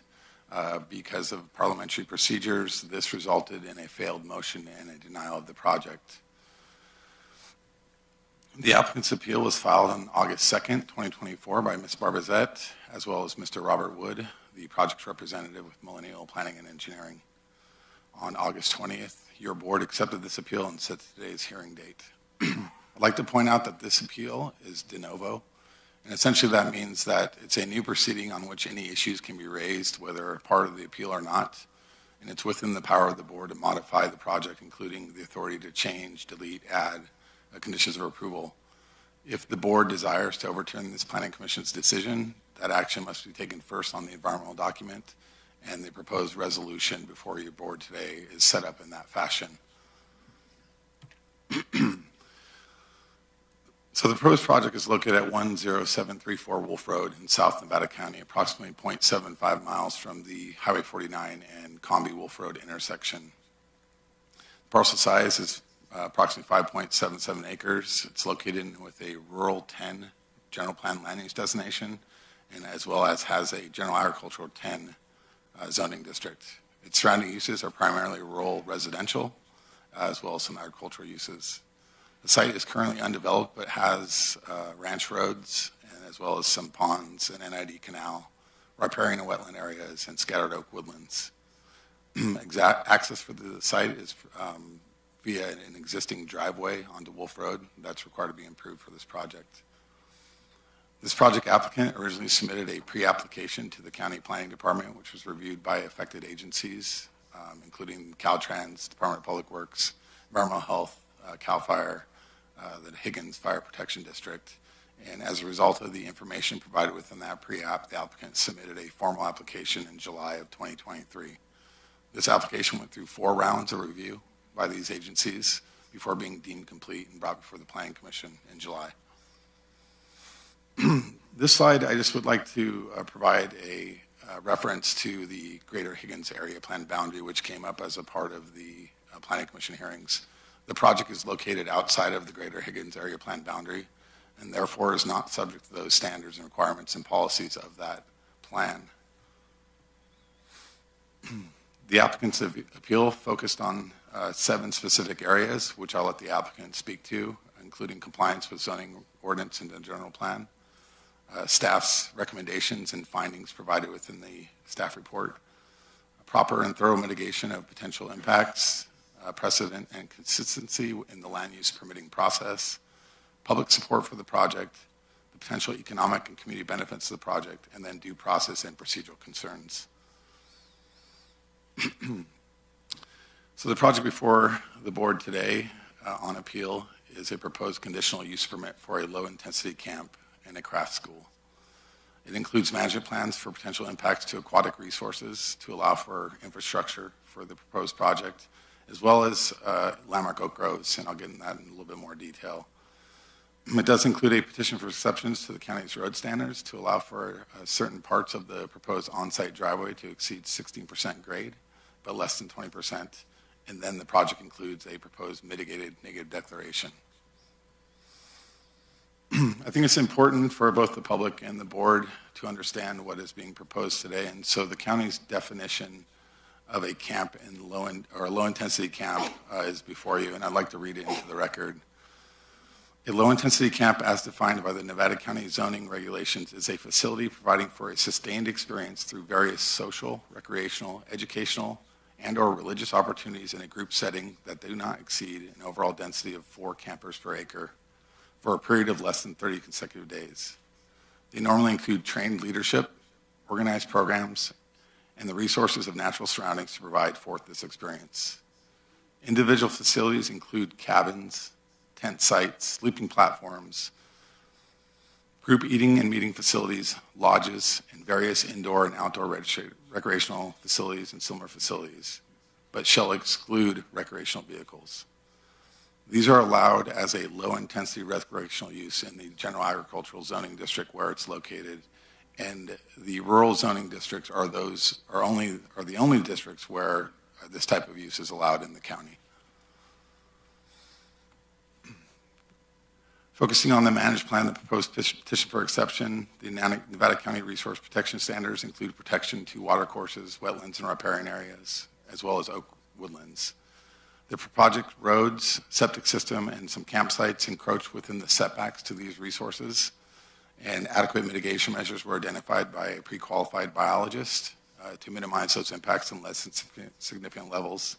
They include adhering to best management practice for constructing within wet areas or near ponds and streams. They also include a mitigation measure to provide restorative landscaping within these areas, including upland plants within the dry areas of the site and wetland type species within the plant areas. The project will propose to remove 12 trees from their landmark oak grove on the site to allow for infrastructure. And the requirements require that they plant 24 new trees of the same species on the site. This also includes provisions for best management practices for protection of those oaks that will be retained. Regarding the county resource or the county road standards, there is a process that allows for a petition for exception when a project can't meet the minimum requirements. This typically applies when an on-site road exceeds 10%. The Department of Public Works, as well as the county fire marshal, reviewed this proposed petition for exception and provided mitigation measures and requirements for the project to meet. And this proposed petition is supported by both the Department of Public Works and the Office of the County Fire Marshal. The slide before you is the layout of the proposed project. The areas in green are the landmark oak groves, and then the white areas are those grassland areas that are outside of these groves. As you can see, the applicant did their best to place improvements on the site outside of those protected resources. The project is being proposed in 3 phases. The county's Land Use and Development Code allows phase projects to develop over a period of 7 years. I'll go into this a little bit further later, but the conditions of approval are set up in a way that allows individual phases to go out of sequence as long as critical infrastructure is in place to allow for those things to be constructed. So essentially landscaping, roads, water, sewer, et cetera, is required before they can implement a certain phase. I'll get into a little bit more detail in the slide coming up about what improvements are proposed with what phase. So I wanted to highlight one quick part of this proposed slide. Probably should go through all of them, but essentially they're going to be doing some of the minimal infrastructure, some of their tent cabins, their camping decks, all as a part of their first phase. There is a revised condition of approval that I'll get into a little bit later in the presentation about the septic system. I just wanted to highlight that. I also want to note that as a part of the proposed project, the applicant is requesting to be allowed to have a security housing in a recreational vehicle as allowed by the Nevada County Land Use and Development Code, section 12.03.150. So this slide shows the proposed phase 1 of the proposed project. This is kind of the brown area. And then each of those areas are improvements that will be constructed during that phase. Originally, this project did include special events as a part of their proposal. And while there's a typo on the slide, the events area has been removed from the proposed project. During the first phase of construction, the applicant will be constructing their tent cabins, the barn, the ceramics, workshop, 2 classrooms, and an office. These visuals are meant to provide the architecture of the proposed improvements, including the ceramic studios. As you can see, they're meant to step into the hillside as to better blend the barn, the proposed classrooms, the office, and then the tent cabins. The tent cabins are somewhat unique as they provide for parking under the proposed tent cabin structure. They also are conditioned to allow for heating and cooling. And then the trash enclosure. As part of phase 2, the applicant is proposing to convert one of the classrooms to a fiber studio, to build their metal shop with machinery and a bathroom, to build the wood shop, 2 additional tent cabins that are intended to provide for employee housing, as it's my understanding that their intent is to bring in instructors from outside the area to help lead these classes. The applicant did show a residence and driveway as a part of phase 2, and I want to note that a residence is allowed use within the ag zoning district, and therefore it's not subject to this use permit. It's up to the property owner to determine exactly where they want to place that, but they were just trying to give an indication of where a residence would be proposed. I have heard that they may relocate that, but that's up to them and not really subject, as long as they don't encroach into environmentally sensitive resources or impact other potential improvements on the site. Included with phase 2 are additional parking spaces to accommodate the new uses that are brought online, and then installation of hardscaping, lighting, and landscaping in developed areas. So this is the phase 2 plan, as I showed: the metal shop, the wood shop, the conversion of the classroom to a fiber studio, those 2 employee tent cabins, and then the original proposal for the residents. And here's the proposed fiber art studio, as well as the metal shop, and then the wood shop. They all use similar architectural style and materials, and I'll get into that. With phase 3, and I'll mention that as a part of phase 1, which I skipped over, is they're proposing to utilize a food truck to provide for food to the students on site. And as a part of phase 3, and as a part of phase 1, they will be putting in the infrastructure for a proposed approximately 1,000 square foot cafe within a 500 square foot outdoor dining area. As part of phase 3, they'll be constructing that, and then also replace the 9 tent cabins with actual hard built cabins. I mentioned the flexibility in phasing, so I'll skip over that for now. As on the slide, you can see the location of the proposed cafe and then the conversion of the proposed tent cabins. Here's the cafe's architectural rendering. The next slide is meant to give you an idea of the proposed materials on site. These materials were designed specifically for wildfire hardening. They include board-formed concrete, corten standing seam siding, as well as stand seam metal roofing, and corten corrugated siding, excuse me. Colors are proposed as a dark green with bronze and black colors throughout the site. The tent cabin is shown on the left-hand side, and then the carport, which includes screening, just to give a visual for the board to consider. As documented throughout the proposed staff report and as presented to the Nevada County Planning Commission, the proposed project has been designed and met the Nevada County site development and development standards, including height, which the county in this zoning district allows for a 45-foot tall building. The tallest building being proposed is approximately 30 feet. I mentioned some of the design features that are proposed on site. This has been reviewed for consistency with the Western Nevada County design guidelines and found to be consistent with those design guidelines. Regarding open space and screening within the zoning district, the applicant has provided approximately 85% of the site as open space, which will be undeveloped. All lighting has been designed to be consistent with the county design or lighting standards, including being fully shielded and downward facing. The solid waste enclosure is designed consistent with the other materials of the on-site, and then parking is provided. Its requirement is to provide for 4 spaces per camper. The applicant has exceeded this as a result of the spread out nature of the buildings, and so it's providing adequate parking for each of the individual classrooms, as well as ADA spaces along each of those amenities.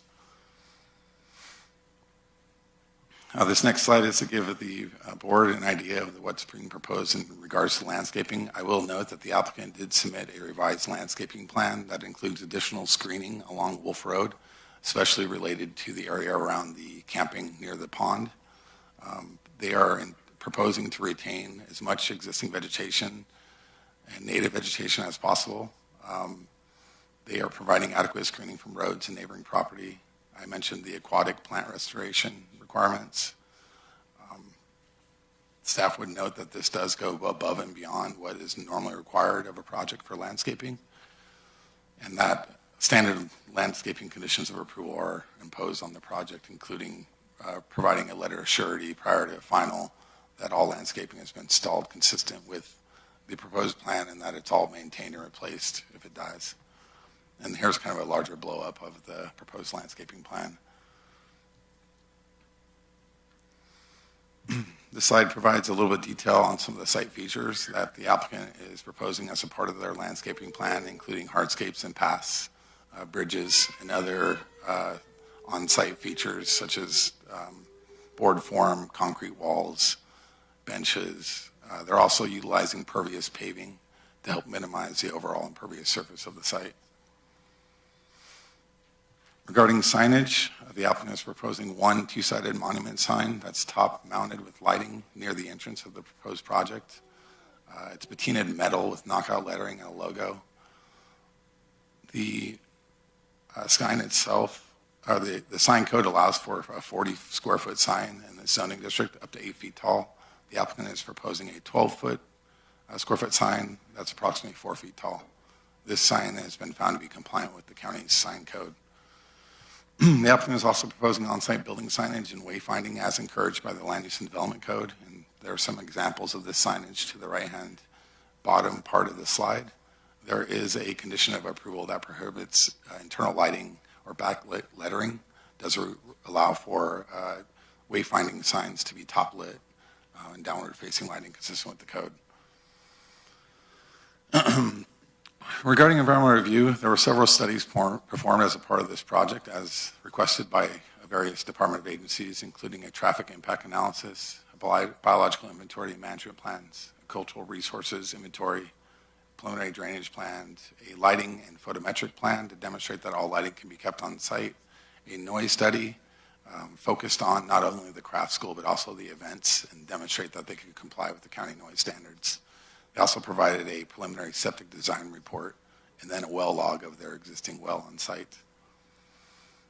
A draft mitigated negative declaration was circulated for public review between May 31st and July 1st, and no significant impacts were identified as a part of the project.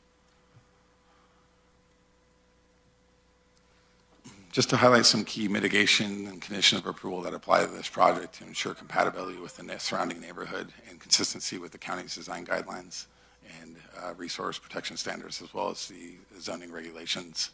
There's a requirement that all camping facilities be 100-foot setback from interior and rear property lines for any overnight camping.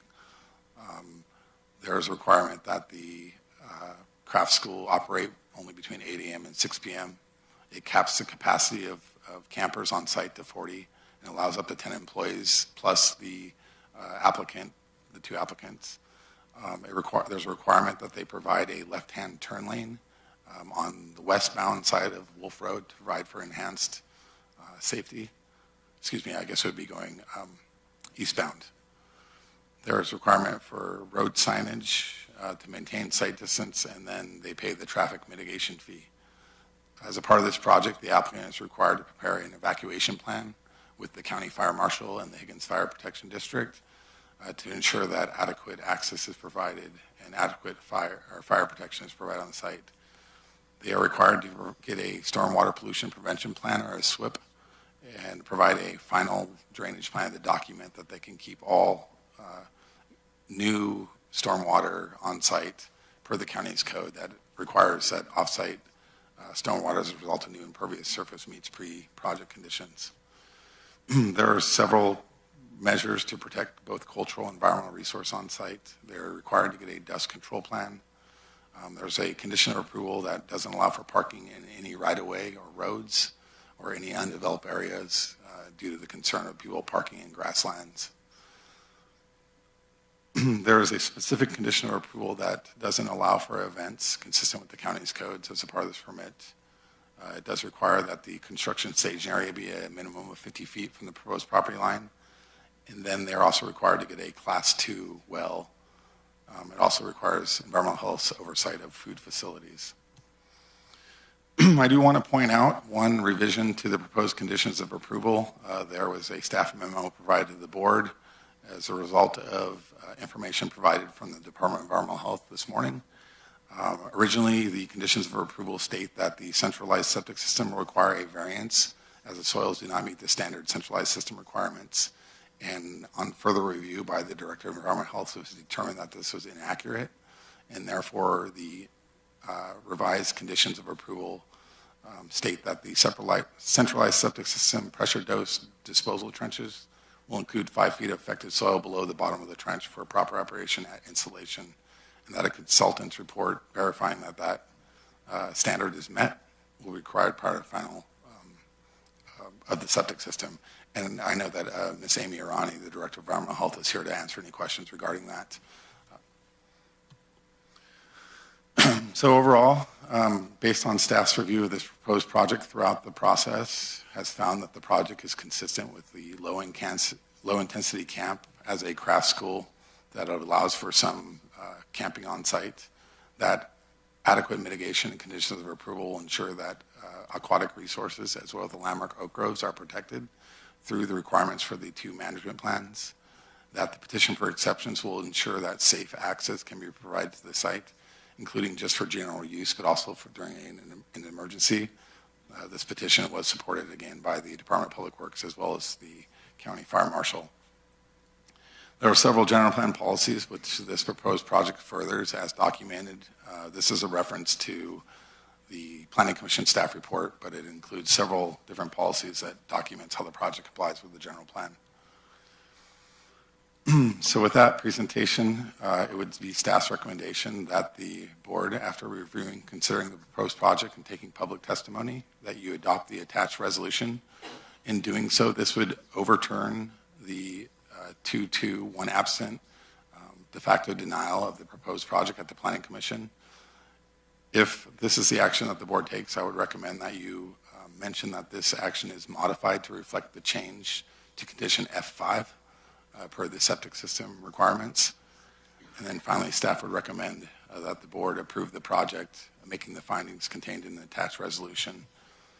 And with that, that concludes staff's presentation. I'm happy to take any questions, and I appreciate your time. Okay, yeah, thank you. It was a good presentation. Thanks for the summary information. I'm glad you added in the part about the environmental health memo, because that was a question I had, the recent information that the board received. We'll open it up and just start with clarifying questions only, and we'll start with Supervisor Hook.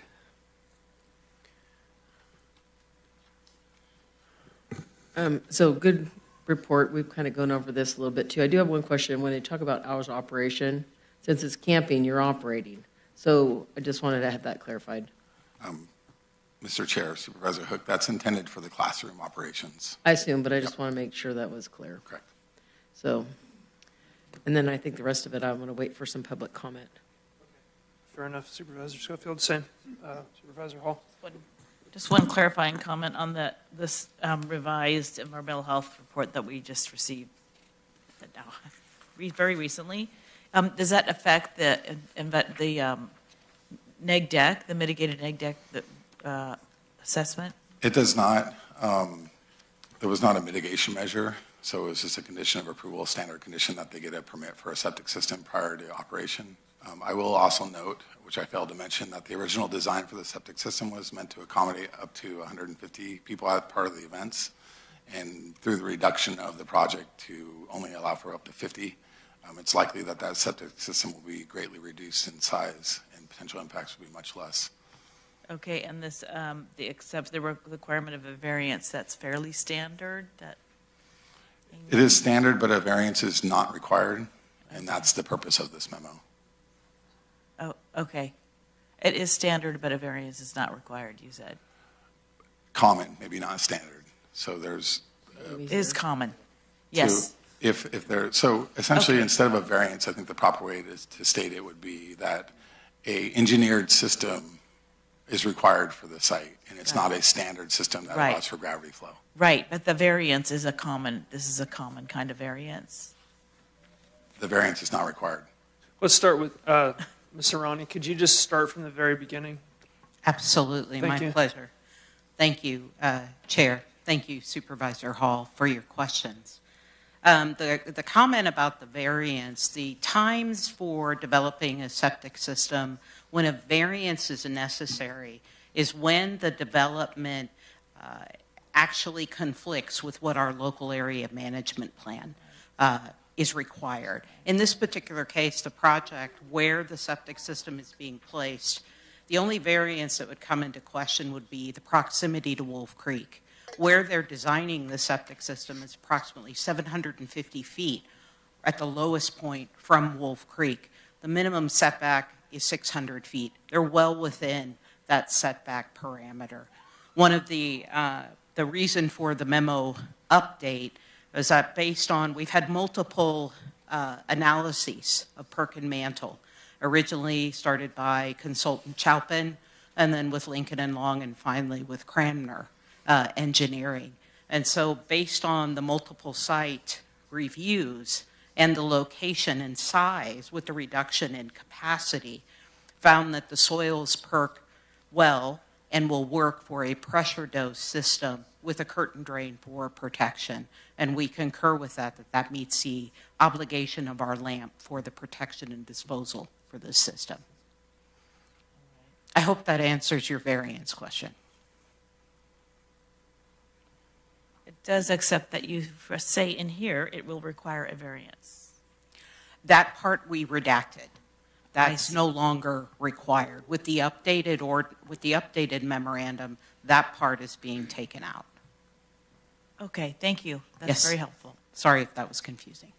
Yes, it was. Thank you. That's some technical info for us, but thanks for providing that. Supervisor, without any questions? No, I as well have no questions at this time. So we're going to turn it over to the applicant / appellant, I believe Mrs. Barzette and Mr. Wood. Over to you for the presentation. Thank you. Good morning, Honorable Chair Bullock and board members. Can you You gonna put that right up so we can hear you? Hello. Yep, put it right up to your mouth. Thank Is you. that better? Okay. I'm Leslie Barbizette, representing Wolfcraft School and Collective, and next to me is Rob Wood, our civil engineer on the product. Thank you for hearing our appeal.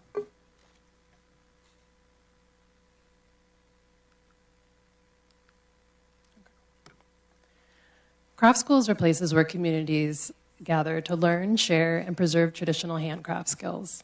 Our mission is to offer transformative experiences where creative learning meets a natural environment, fostering meaningful connections.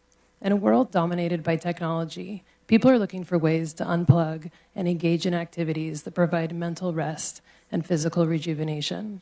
From knitting and weaving to woodworking and pottery, these schools offer hands-on education that emphasizes the joy of creating something tangible. Craft schools have deep roots in other parts of the country, such as Penland in North Carolina and Haystack in Maine. These institutions provide immersive, retreat-like experiences, and Wolfcraft School will bring this rich tradition to our community, albeit on a much smaller scale, by offering similar opportunities in a rural setting that highlights the natural beauty of our region.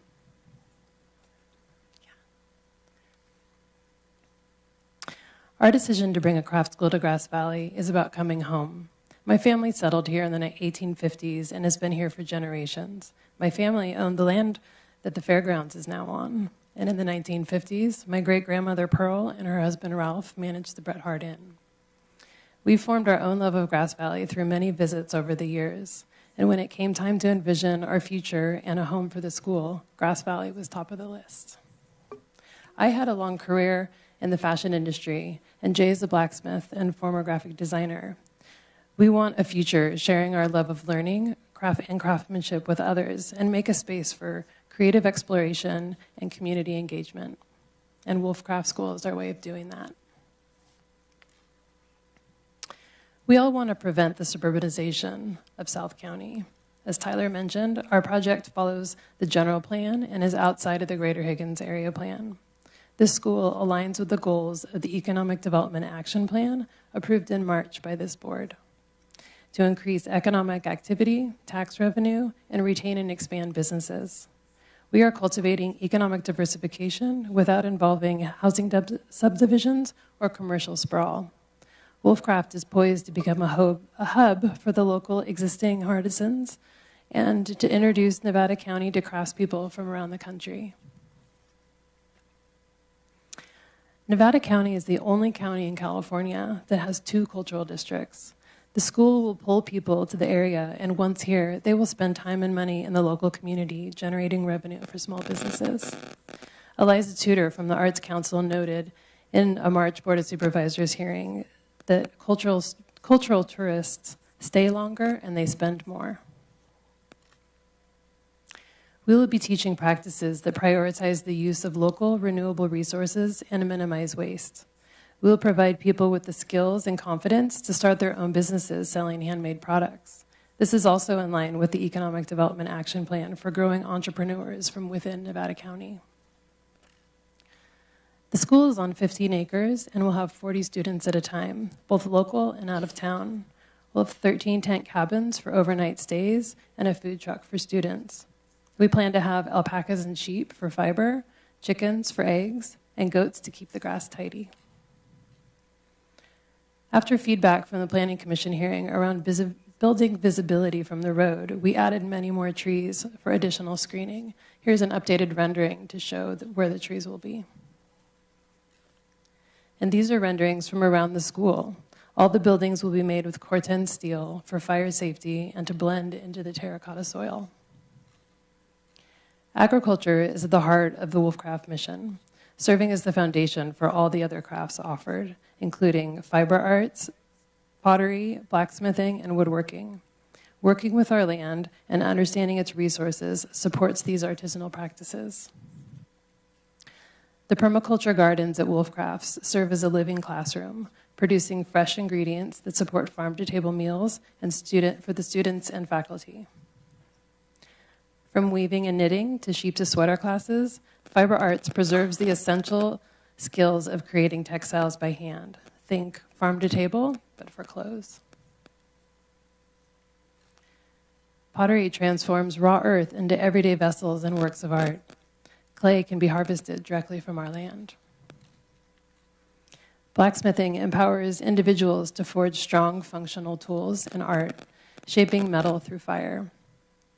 And then from timber framing to sign carving, woodworking spans form and function. We plan to offer various classes across many disciplines, like shoe and hat making, stained glass, woodblock printing, and broom making. We're anticipating students ranging in age from 25 to 55 with a college degree and disposable income to spend on hobbies. These craftspeople are looking for a retreat-like experience at a rural craft school. Students come to learn a new skill, engage in the crafts community, put their phones down, de-stress, and leave feeling rejuvenated. Typical crafters go through multiple sessions throughout the year for new skill building opportunities and seasonal classes. We also plan to offer field trips to local schools and organizations like Bright Futures. According to the Craft Organization Development Association, craft schools can catalyze demographic shifts and economic growth in the areas where they are established. Areas that experienced young people moving to cities are seeing a reversal as younger artisans stay to work at these schools. Craft schools help to diversify economies that may have previously relied heavily on agriculture and manufacturing by creating opportunities in education, tourism, and the sale of handmade goods. Economic growth is generated beyond the school itself, extending to local visitors, inns, and restaurants because it draws tourists interested in learning about crafts. One example where this occurred is in rural Tennessee. Aramont School of Arts and Crafts has been a driver for economic growth and demographic shifts in this rural area with increased employment, both directly through the school and indirectly by supporting local businesses such as hotels, restaurants, and art galleries. The school has helped foster a thriving arts community with over 100 galleries and craft shops in the surrounding areas and is now considered an arts and crafts destination. We hope to bring a similar positive impact to Nevada County. We've engaged with neighbors through personal phone calls, emails, and texts, attending monthly pancake breakfasts, hosting numerous property tours to foster transparency and open dialogue. Most of our closest adjacent neighbors, who would be most directly impacted by the school, have expressed their support of the project. In response to concerns about traffic, noise, and safety, we've taken the proactive measure of removing events from our use permit application to minimize the project's impact and ensure it aligns with the neighborhood values. We remain dedicated to our mission and vision and will continue to work to address community concerns and misconceptions. So what are the concerns raised by the neighbors? This here is a list of the concerns that arose at a South County MAC meeting the day before our Planning Commission hearing in July. This is taken from the minutes. So age limits. I covered demographics in a previous slide. Overnight stays and vetting process. It will be a requirement to abide by Wolfcraft's Code of Conduct, which prioritizes respect, safety, and responsible behavior. Wanting the neighborhood to remain residential. Wolfcraft School will actually help preserve the neighborhood's agricultural feel by focusing on activities that emphasize a close relationship with the land. Drugs, alcohol, and the camp being used as a rehab program. These accusations undermine the integrity of the project and distract from the true values we are trying to bring to the neighborhood. Increased foot traffic and security concerns. Students will have everything they need on site, including meals and accommodation. They will not be walking on Wolf Road. People trespassing onto other properties and causing damage. Students are there for focused learning and creative development, not for disruptive behavior. The booking process includes students agreeing to abide by the Code of Conduct. The sphere of influence is too large. As previously mentioned, this is not in the proposed site of the Greater Higgins Area Plan. Use permit precedent will allow others to open less than desirable stores like smoke shops, check cashing, and tattoo parlors. So approving this permit does not set a precedent for unrelated businesses that don't align with the area's agricultural character. And the buildings will be too visible. So as I mentioned, we updated the landscaping plan with better screening. Wrong zoning for a commercial business. Getting a CUP for a low-intensity camp is only possible on rural land. Our project would not be considered on commercially zoned land. Ag land is meant to be productive. The zoning is flexible and encourages owners to make their living from the land. And then a lack of consideration for noise mitigation. We've taken extensive steps to address the issue from the beginning. We've conducted thorough noise and traffic studies and implemented adjustments based on their findings. And with that, I'm going to give it over to Rob. I'll do it. Thanks. Believe it or not, that's a picture of me. A little bit of false advertisement. I need a new headshot. So I'll get right into it. You have in your packet the appeal justification.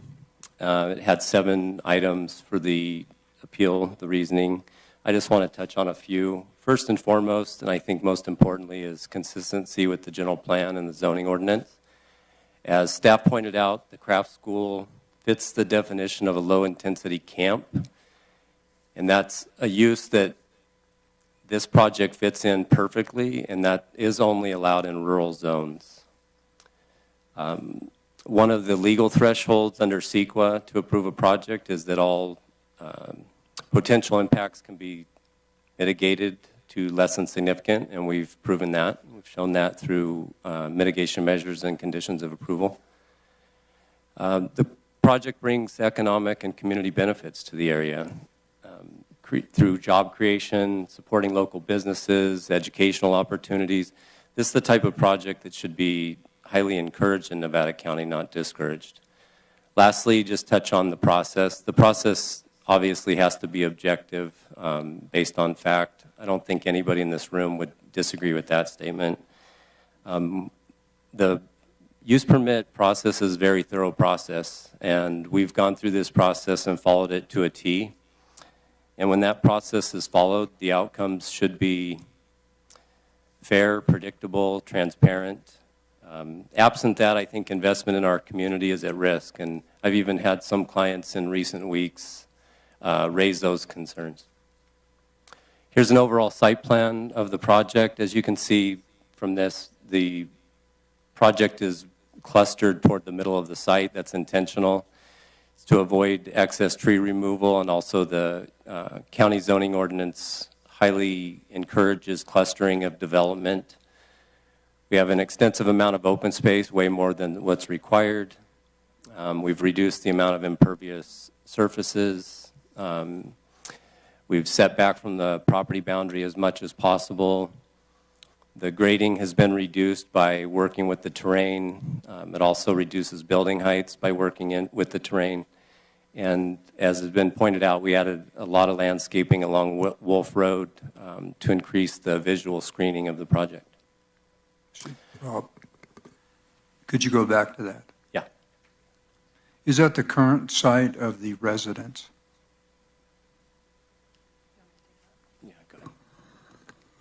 So we didn't update the landscape, or sorry, we didn't update the site plan from the original site plan besides the landscaping plan, but the residence is going to move up to the top where it says garden next to the dining area. That was where the events were going to go, and so our plan is to move the house up to the top of the land to be more involved. Kind of on the, would be my left-hand side of that forest space sign. No. It's where the cursor Oh, is. I see, over here. Yeah. All right, thank you, thank you. Thank you. Just one moment. Can you clarify though? It's not within the purview of what we're discussing today because that's not subject to the approval process. Generally, no, it's not, because residence isn't allowed use. Well, it does say something about what's 15 acres is going to take. Correct, but Yeah. I just want to clarify. Yeah. Got it. Thank you. No, I had the same question. Thank you. Okay. So I always like to go through the timeline just to kind of give a flavor of where we started, where we are today, and what the process has been. We've been at this process for about 4.5 years. It starts out with a lot of research just to even purchase the property. There's obviously the project, you want it to fit the general plan and the zoning.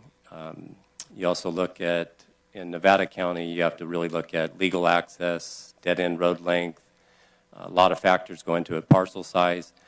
So anyway, once all the boxes were checked to put this project on at this location, the property was purchased, and we started out with a pre-application. Following a pre-application, we start with all the studies. That takes quite some time to do all the studies. Staff pointed out all the studies that were done. There's about 8 to 10 up there that we did. I won't go through all the studies, but I will say that every study that's done is done by professional consultants that are experts in those fields. Those studies are then reviewed by professionals and then ultimately reviewed thoroughly by county staff. Which then brings us to today. After we get all the studies and do a formal use permit submittal, that's when the real work begins, and we've been at that process now for a couple of years or close to it. Meeting with lots of people, redesigning as we get input from various people. And then ultimately we end up at public hearings. We went to 2 South County MAC meetings, which were public hearings, and then Planning Commission, and here we are today. And happy to be here today. So I guess overall, I'd just like to say that this process has taken 4.5 years already, cost upwards of $200,000. There's been some concerns raised by the public, but I want to assure everybody that those concerns are also the concerns we have as professionals, as community members. We share those same concerns, and that's why we go through this process, a conditional use permit process. It's a very extensive process, and I think it's a good process. And at the end of the day, if you can check all the boxes, I think the best way to protect the community is to approve a conditional use permit, because that is the county's enforcement mechanism for a project like this. That's how you enforce uses around the county, is through this process. And so we've gone through the process, and we hope to get approval of this conditional use permit. So I'll close, or before I hand it back to Leslie, just to close. We agree with staff recommendation to approve the project. We agree with the conditions of approval, with one exception I wanted to make note of. In the project description, it was the classroom time was 8 a.m. to 5 p.m. We'd like your consideration of 8 a.m. to 8 p.m., and that's to give opportunities to people that work full-time, so that they could offer classes that are into the 5 p.m. to 8 p.m. range for a classroom. They'd be indoor classes. The noise study already looked at events going to much later than that, so we would just like some flexibility to go a little bit longer in the evening for classes to create opportunities for working people. And with that, I'm going to hand it back over to conclude our presentation.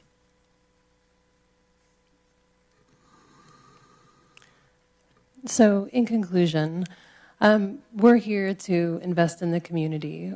Jay and I have both had incredibly transformational experiences when we've gone and done classes. You know, we learned a new skill and we get incredibly refreshed and rejuvenated, and that's the experience that we want to bring to Nevada County. We're here to create jobs, support other local businesses, and attract visitors to see how great this place is. We're going to use our land responsibly. We're going to use it for agricultural purposes and educational purposes, and we'll respect the land. So that's all. Thanks. Okay, thanks for your presentation. A lot of good information for us. And for the members here, I'll just come back to the board briefly and see, does anybody have questions for the applicant, clarifications on the presentation? No, waiting for public comment. Okay. So with that, thanks for the presentation. We're going to open up the public hearing portion, the public comment. I'll just ask you will have 3 minutes, but keep it brief if you're restating support or opposition. We understand what you're telling us. So you can line up here and you'll have 3 minutes, then the mic will turn off. And we're going to go back and forth between in here in the board chambers and also online to see if we have callers on the phone. So with that, we'll open up public comment. You can step up to the mic and let us understand how you feel. Hello, my name is Michael Taylor, live in District 1. I'm going to reiterate my original comment earlier this morning, and I think Mr. Wood touched on it briefly, that our community is struggling looking at putting projects through or bringing them to the planning department or the commission because of the lack of consistency in making decisions that are based on facts of the general building plan, CEQA, EIR, land laws, and staff reports. So I would encourage, again, you guys to understand the importance of having a respected planning commission so that we're not in the situation where these costs aren't put on people for doing these appeals. I'd also encourage you, if they're successful, give their money back. Thank you.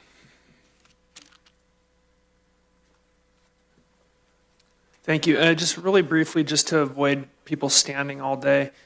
I mean, if there's 3 or 4 people lined up so we can move for efficiency, but folks can sit down because you can just do the math on 3 minutes times. So you're going to be standing there for a while. I'm sorry. I just wanted to make sure we had some people queued up. Thank you. Go ahead. Hi, my name is Lily Buck. My husband and I live at 22211 Jennifer Drive. We share a property line with Jay and Leslie and have known them for 4 years. We know them to be good, honest, hardworking people. Leslie and Jay have been more than willing to answer all of our concerns and questions about the project, as they have with our neighbors. We all should feel lucky to have them as our neighbors. My husband and I are in full support for the project that is to enhance our community. Thanks for your comments. And make sure when you grab the mic, just point it right there so we can hear you properly. Thank you. Well, good morning, Chair Bullock and honorable board members. My name is John Blinder, and I will be addressing you today in my role as president of the Nevada County Arts Council. Others from my board may speak as well today, but I am pleased to share with you that our board has voted to support this project, and it absolutely fulfills the mission that we have in supporting and promoting the arts in Nevada County. I'm also here as a commercial realtor and businessman that has participated in every way I know how to improve the quality of life in this community. Almost every major transaction I've been involved in over the past 12 years has had a watchful eye on how a sale could benefit Nevada County. Many of you may know of my involvement in helping to establish the Center for the Arts around 25 years ago. Oh my God. And recently, I managed the sales of both the National and Holbrook hotels to a company that invested many millions of dollars to accomplish those needed and complex renovations. Both of these efforts have added to the reputation of the area and to the sales tax dollars for the local government's benefit. It's how I try to view everything I do. And in my view, this project has that same potential on a slightly smaller scale.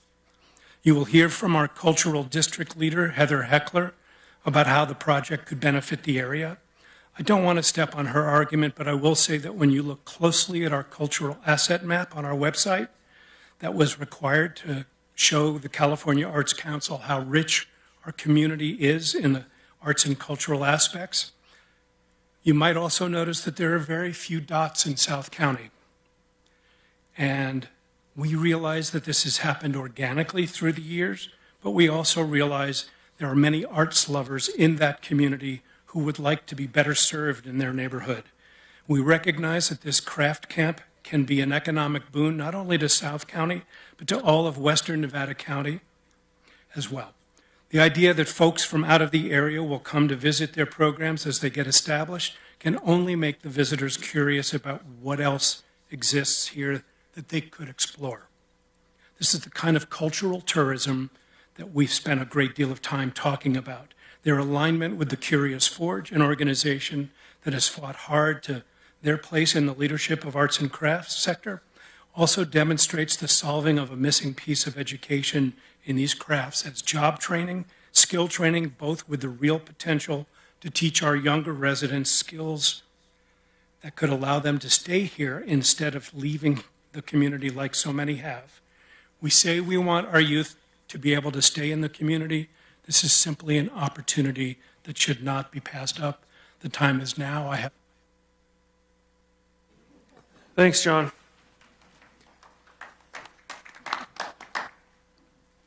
Hello, I'm Jeff Backus. My wife Sonia and I are here today in support of the collective.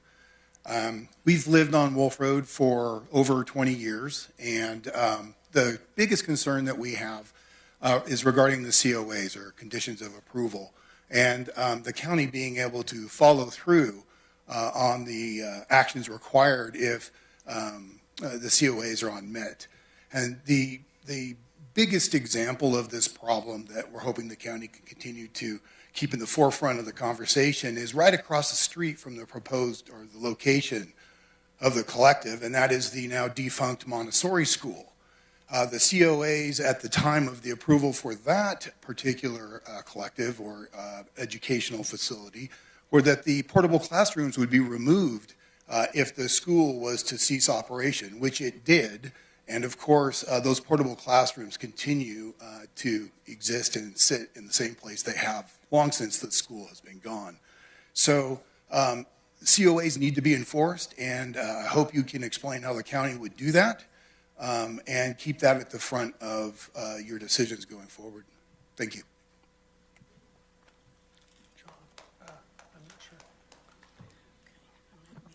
Good morning, Board. I'm Sherry Make sure you put that right up to your mouth. Okay. Thank you. Is that better? Sherry Fogarty. I live a few parcels away, and I am opposed to the project. My opposition is especially to the lodging, cafe, and retail aspects. We're a non-commercial residential agricultural neighborhood, and they have 13 full-size 19-foot-tall cabins, each with a bathroom, a cafe, and a retail shop. We are not a commercially zoned neighborhood. There were a number of valid reasons that the Planning Commission didn't approve the plan. The lodging and commercial aspect was a large part of that. This doesn't fit a low-intensity camp. It's 24/7, 365, full-scale commercial cabin hotel, which is what they are calling it. The proper owner already says refers to it as a cabin hotel. They could easily teach their classes and have students stay, eat, and shop in the local community. The definition of a low-intensity camp is that it must include an organizational component. This project does not include that organizational component. The lodging is not for the exclusive use of the campers. The Higgins plan stated and promised our community that there would be no commercial development past Jennifer Drive, and this is past Jennifer Drive. I love the arts, but they struggle for funding.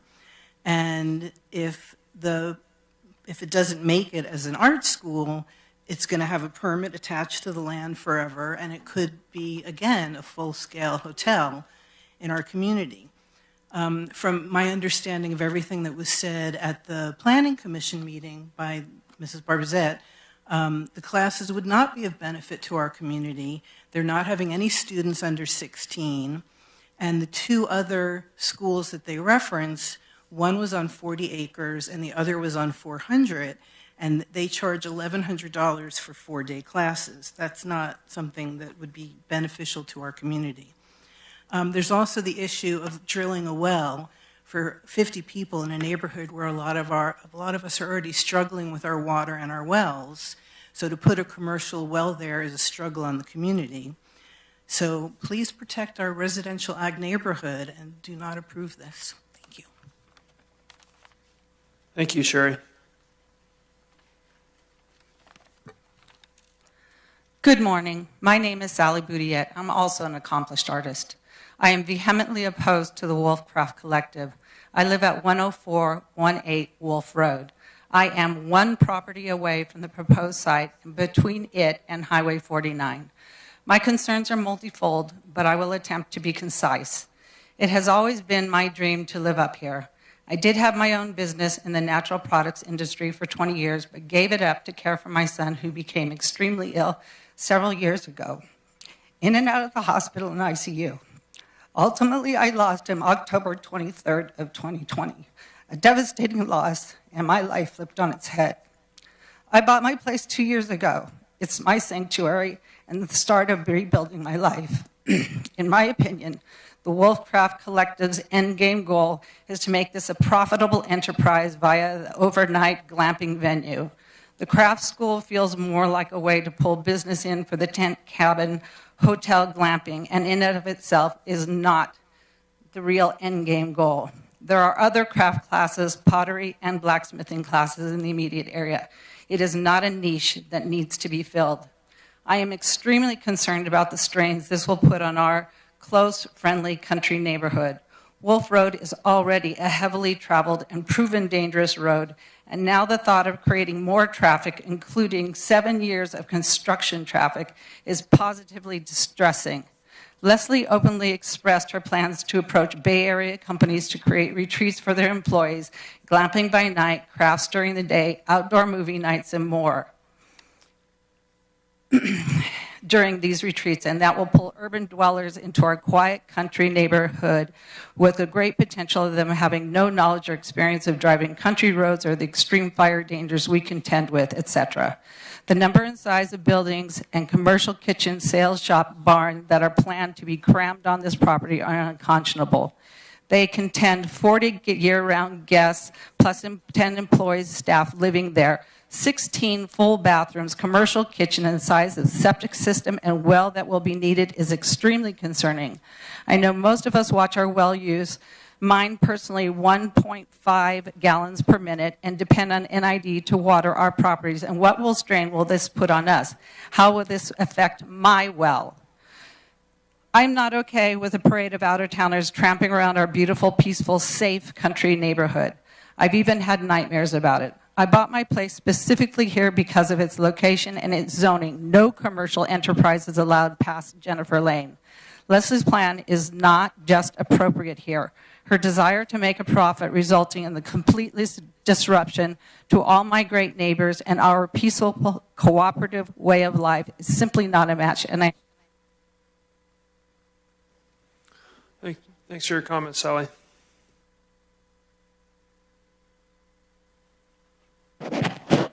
Hello, my name is Paul Smith. I'm here to address, I'm totally against this proposal. I live back off of Perimeter Road. I'm approximately 11 miles from where this is going to take place. There are only 2 roads to get out of my area. One is Wolf and one is Lime Kiln Road. Now, for those of you who are not familiar with Lime Kiln Road, it is not a very nice road. It's very windy, very twisty, up and down, so on and so forth. So, my biggest concern is with Wolf Road in this project is if you have a major traffic accident right out the front gate and the authorities need to shut down the road because there's a death. Well, when that happens, it takes forever. I lived in Southern California for well over the better part of my life. And when they shut down a road or a freeway, it's total disaster. And it'll be no different than up here, which is going to force everybody in the back, where I happen to live, on Perimeter Road, where there are several thousand other people in that area that depend on Wolf Road or Lime Kiln Road or even McCourtney to get out of the area. And if you shut down Wolf Road, it's just going to be a total disaster. And number 2 is fire. We deal with a very high fire threat up here, especially in the backcountry, anywhere around here. Our insurance plans are atrocious on what we have to pay for our insurance. And now you're just going to jeopardize that even more by granting this community be developed. It's an absolute atrocity. Thank you. Thanks for your comments, Paul. Hello, supervisors. Good morning. Good afternoon. I planned to say good morning, but we're going. There you go. My name's Scott Przewalski. I'm a resident of South County. I live just off Combi on the other side of 49 from this project. I'm here to speak in support of this project. I grew up in Auburn, exactly 11 miles as the crow flies from where I live now in South County. And I watched what happened to Auburn over the years with bad planning and poor decisions leading to ridiculous bad traffic and a loss of its rural character. And that made me very sad. My wife and I are very active in the Greater Higgins Area MAC project, which took place a few years ago. We attended meetings and public forums and gave input. And what we heard consistently from the people who live in South County, even if we weren't on the same page with what we were asking for, was that we really didn't want to see the urbanization of South County. A few years ago, my wife and I took some ceramics classes ourselves. We drove to Auburn, and we hate driving to Auburn. It's awful, as we know. I'm an ex-resident and basically was born there. Anyway, we could have just driven across Highway 49 had this been available to us. We think it's an excellent use of the property and would be a real boon to the county. Change is going to happen. Change is scary. But a project like this we feel will enhance our local area, providing value of service to locals, in addition to bringing in folks from out of the county to spend money and their time. These are good people with vision for the future. They're very passionate about it. And it's something that would be amazing for our South County area. Thank you. Thanks, Scott. Good afternoon, Mark Zellhart. I live about 2 miles from the proposed site. What I want to let the board know is you're setting a precedence for the density of short-term housing. It is approximately 1 per acre. I live on 5 acres that allow me to have 4 short-term housing units. If it's the guise of teaching a class, I'm a general contractor. I could teach my short-term tenants how to hammer and nail and say, thank you for the class, enjoy your stay. AB 1033, AB 976 do with housing, additional housing. This would fall close into the guise of additional ADUs on a property, more so than the one main house plus 1 ADU. It starts pushing into the 4 ADUs because you'd be able to have 5 houses on a 5-acre lot, because it would be in conjunction with this proposal. I believe Councilor Elliott would be very busy because the state of California is pushing for ADUs. This would fall close to an ADU or short-term rental. The housing density in that area does not need to be increased. 1 main house plus 1 ADU. This is far beyond. I'm not anti-growth. I'm not anti-business. I'm a general contractor. Building things is my business, and I run my business out of my house. I'm not opposed to that. I'm opposed to the density of the housing that this can bring to the rest of the South County. Thank you. Thank you for your comments. Hello, my name is Ashley.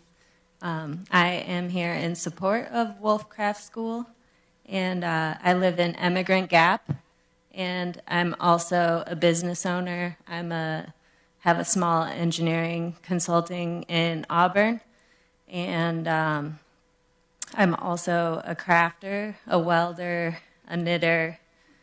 I was a general contractor and a carpenter for several years as well. And I just want to kind of question the ecosystem we'd be fostering if we start denying these types of hands-on training opportunities. And I can say that, you know, I don't come to Nevada County to go to Target. The reason I come to Nevada County is because there's farm-to-table food, there's crafts, there's culture, the arts. And I also want to add that over my years, I've traveled around the country, Pennsylvania, Boonville, several courses in the Bay Area. I've done week-long or months-long hands-on training for things like carpentry, welding, jewelry making, and natural building techniques, but it's just something that's been really important for my training, everything I know as a building engineer. We need to be able to have communities that know how to work with their hands and kind of at least build some resiliency from the office to home to watch TV to go to bed kind of life. So just kind of want to question, what type of community are we building? Are we building creative, hands-on people, or people who just work for corporations, go home, be quiet, watch TV, and don't bother their neighbors at all or interact? So that's kind of my bid. Thank you so much. I appreciate all of you. Thanks for your comments.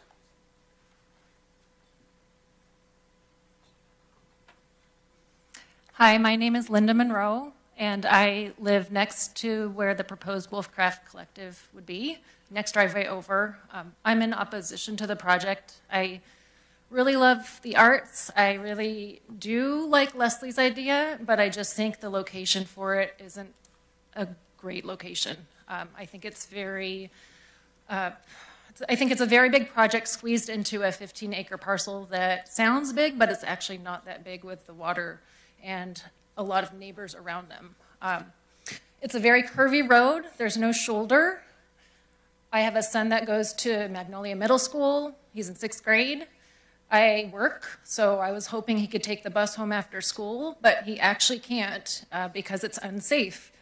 The bus drop-off spot is it's past my house, and it's unsafe for him to walk home. I tried to get a bus to be able to stop at our driveway, and it's too dangerous. So it's a curvy road with no shoulder. I have concerns about fire. If there were a lot of people here camping next door and something happened, evacuation would be very, very difficult for many people. I pay a lot for fire insurance. It went up $3,000 this summer, and I just don't want that to go up more and more and more with the risk of this project next door. My other question is, why is the primary residence not being built in phase 1? If they're that invested, why would that not be built first? So I have concerns about finances and actually creating the stream, and if it will actually be successful and a benefit. That's all. Thank you. Thank you for your comments. Good afternoon, Board of Supervisors of Nevada County. My name is John Frubauer. I live at 22448 Jennifer Drive. My wife, my son, and I have lived there on that 11-acre parcel since 1985. That's 39 years. One of my major concerns about this project is the traffic. The act of exiting Jennifer Drive and turning left towards Highway 49 is dangerous. The intersection is located right smack in the middle of a big curve. It goes right down the middle, and you've got cars coming from both directions, often at excessive speeds. It's like taking your life in your own hands. You pray that one of those crazy drivers doesn't slam into you. And it's not just Jennifer Drive. There's quite a few small streets along Wolf Road and even more private driveways that enter directly onto Wolf Road. Many curves, heavy traffic, speeding cars make this road extremely dangerous at times. Take a gander at the Switzers, that's the state integrated traffic record system. That is a database that collects and processes information that they gather from collisions.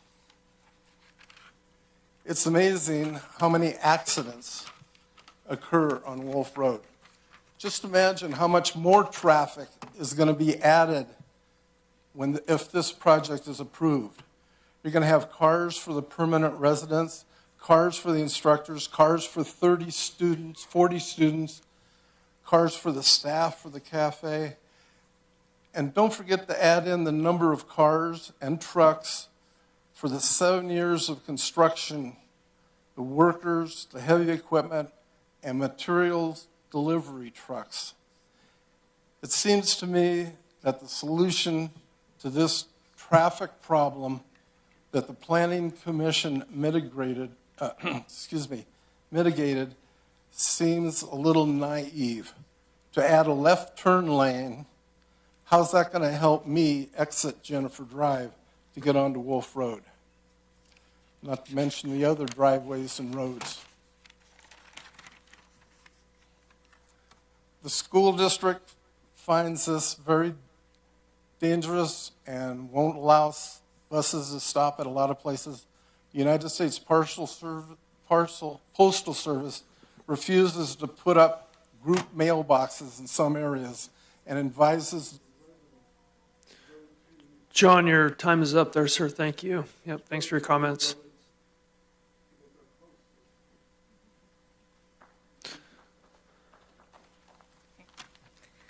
Hi, good afternoon.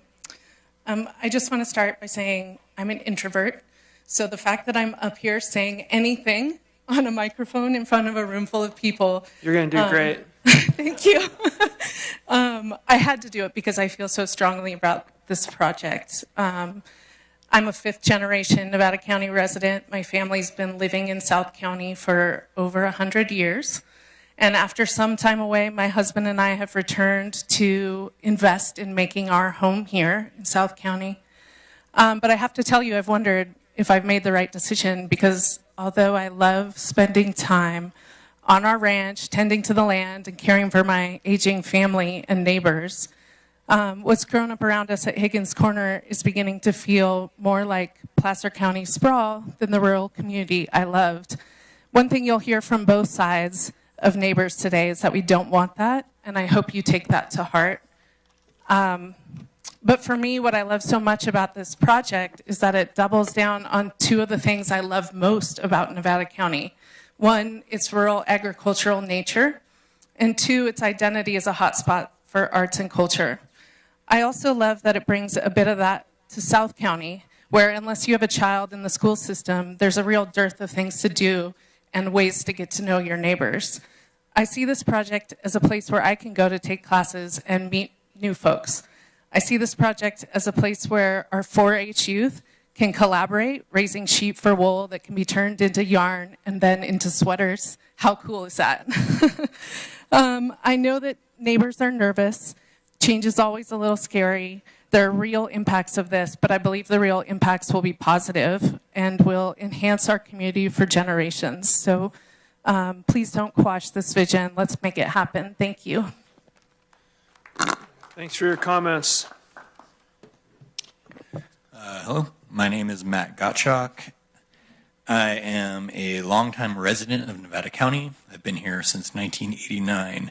I went to elementary school here and high school. I attended Sierra College before moving away from the area for 10 years, where I studied and developed my professional art practice. I'm a professional artist, a filmmaker, and former adjunct faculty member at Sierra College. Currently, I am a full-time staff member supporting the art department at our Nevada County campus. The reason my wife and I chose to raise a family here and move back here 10 years ago, the reason we chose to buy property, the reason we chose to be taxpayers is because we believe that this is a place that fosters creativity in education and as models for healthy living. I had the opportunity to tour the site over the summer that Leslie and Jay have and hear the details, the plans, and I think that the Wolfcraft School will greatly benefit our area. Not just specifically the art community, but the greater community as a whole. Sorry, I'm going to get off the written text because it makes me more nervous. Okay, so as an artist, I'd like to emphasize I've had the luxury, the privilege to travel the world as an artist. I've done artist residencies. I lived in Germany for 10 months, specifically as an artist in residence. I'm a huge believer in sharing as a community. I'm a property owner here. I'm raising 3 young children here. Together, we are fostering something. Sorry, I'm getting scattered. I have a minute left. I can do this. Okay. In a nutshell, like, we have to choose what kind of future we want to have here in Nevada County. And change is coming. It is here. Like, we have learned in the last 5 years what it's like to live with the imminent threat of fire danger, pandemics. We have to choose what kind of life we want to have as a community. I would add, focusing on the arts has a payback in that investment that is not just tourism. It is a long-term payback that comes through teaching innovation, through teaching creative thinking, through problem solving, troubleshooting. We bring the world in, we share with the world, we invest in our children to learn, to grow, and to move outside of this community and bring back what they learned to this community. I believe what Leslie and Jay are saying. I believe they care about this property. They want to learn how to do this correctly. And I have 16 minutes, I don't know. Give up. Thank you. 16 seconds, sorry. You did good. Yep. Thank you. Hi, my name's Connie Leonard. I am a resident of South County. I live back by Najir Winery, so I'm well in from this area. But I have real concerns about the fire aspect of this. There's only really 2 ways out of that area, and we're not just talking about people, but we're talking about animals in an emergency, getting animals out of there and all that sort of thing. I don't think the infrastructure is in place to support this project, which on itself is a very interesting project. But I don't think that's the best location for it from my perspective. And I encourage the board to really think about, it's all about, for me, fire safety now. It has been. I'm lucky to be insured. But I want to be able to get out in a fire. I want to get my animals out. I want to get my family out. And I think projects like this are going to negatively impact that until the infrastructure is there to support it. Thank you. Thanks for your comments. Hello, my name is Zachary Judd. I am a member of the local Nevada County ceramics community. I'm also a homeowner. I live right at the corner of Wolf Road and Dugan's, so within a mile of the site, and I'm in support of the project.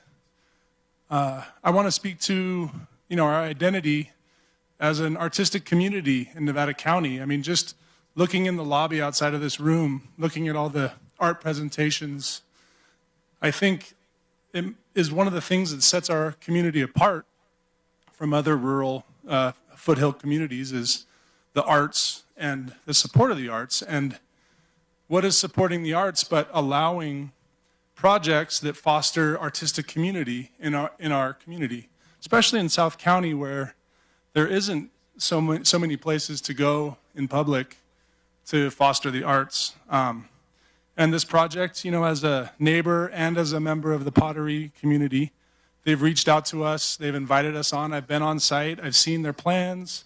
I've seen the property. It's beautiful. It's well thought out. They've gone through all the official channels of impact studies and permitting. And I think that's the kind of project we should support in our community. So I'm in favor, and thank you. Thanks, Zachary.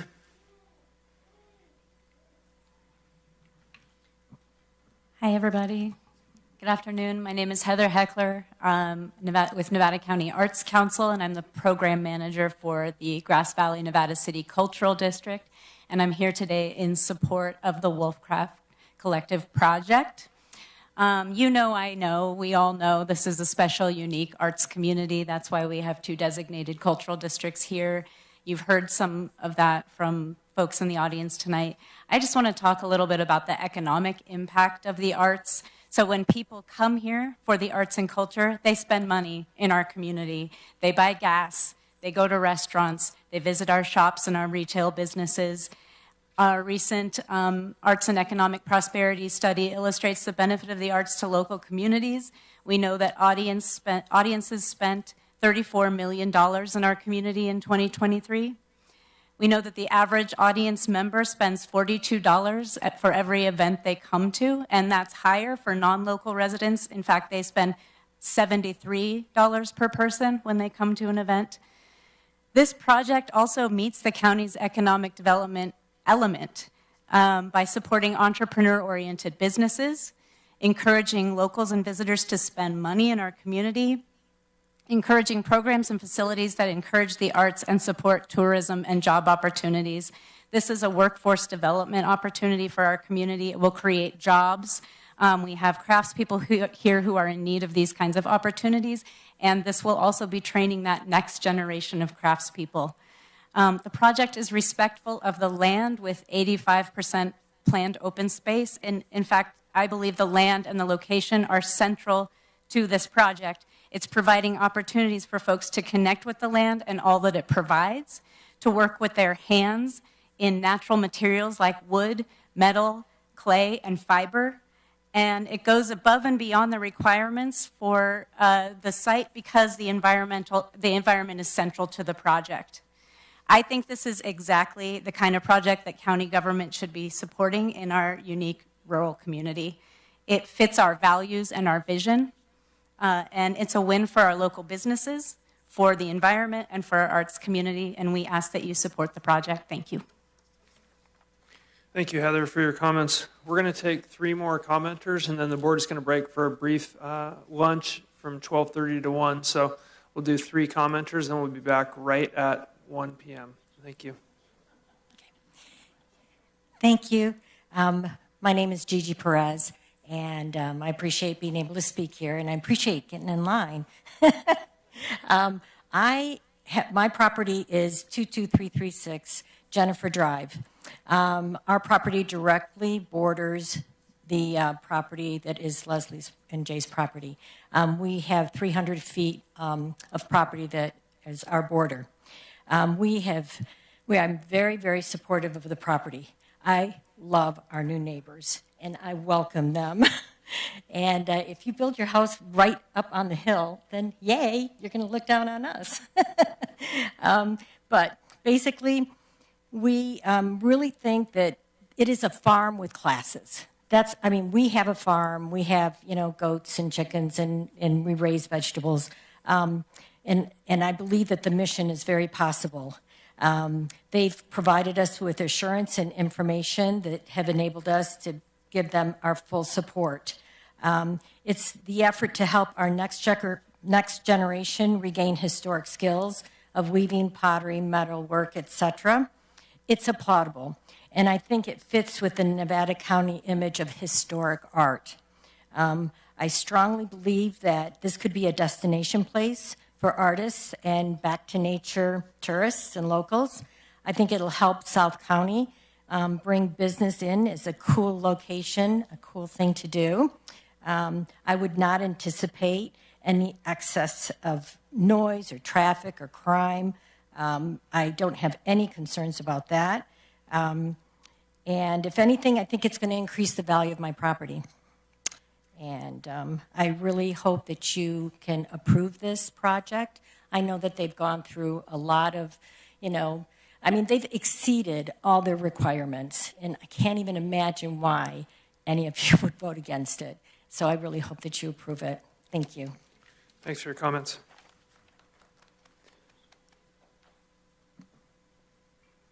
Hi, and thank you for hearing me.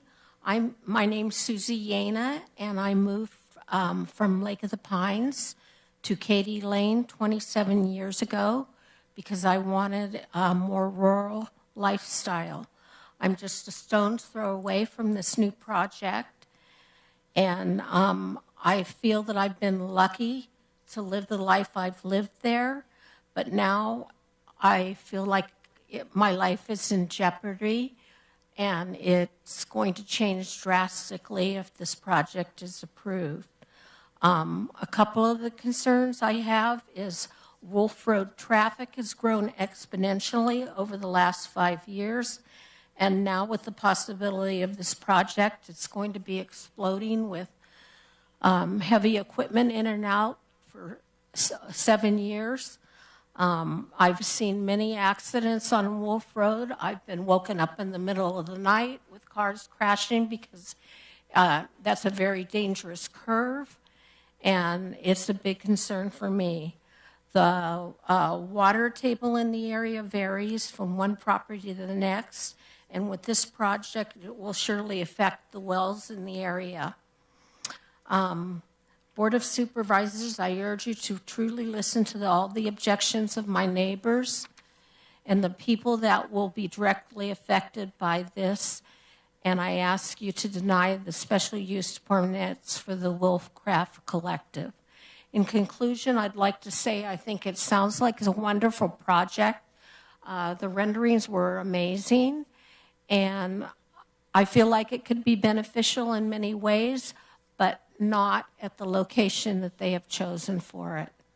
Thank you very much. Thanks, Susie. One more commenter.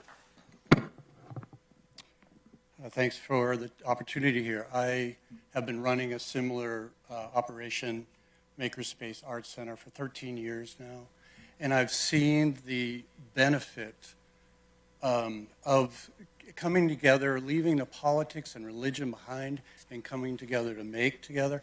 In fact, last night I had taught a welding class with 8 strangers when they walked in, and when they walked out, they were chatting, joking. They get to know each other. So that's the importance, and I won't mention everything that everyone else has mentioned on there, but I do want to say the Surgeon General and National Institute of Health have said we have an epidemic of loneliness. We're getting very polarized in our county as well. I have a couple of friends that are leaving the area because of the polarization and the political polarization.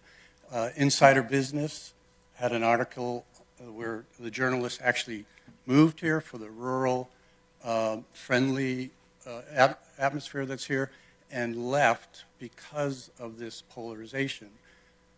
There's a man who runs one of the biggest parts stores for Volkswagens in the country. He's leaving because of that. So these are places that can bring people together in a apolitical way, and I think amend and heal the community, the rift that is here. I do want to address a couple of concerns. In order to support a space like the proposal, it will be active. I've been running my butt off to keep my space going. So I would say ensure that there's safety on the road. I saw there's a turnout. That's a good start, but that's going to be a concern. The other mitigation might be where the shops are. Those shops can be very loud. I think I've met with Jay and Leslie. Their integrity is top-notch. The place is wonderful. It's going to be a great addition if you can work on mitigating any noise that might come out of there, especially if it's after 5, because there is, table saws and all that are loud. But other than that, we need more of these places. Someone mentioned to me that there might be a competitor. I don't see that. I see it. We need more of these. I wish it existed when I first came, and then I wouldn't have to do the Curious Forge. So I hope I'm going to take advantage of that place as well myself. Okay, thank you very much. We'll resume public comment for a period when we return at 1 p.m. Yeah, that's certainly willing. Thanks for pointing that out. Please raise your hand on the number of people who still wish to speak. Okay, we may not accommodate everybody, but we'll do our best. We'll see you at 1.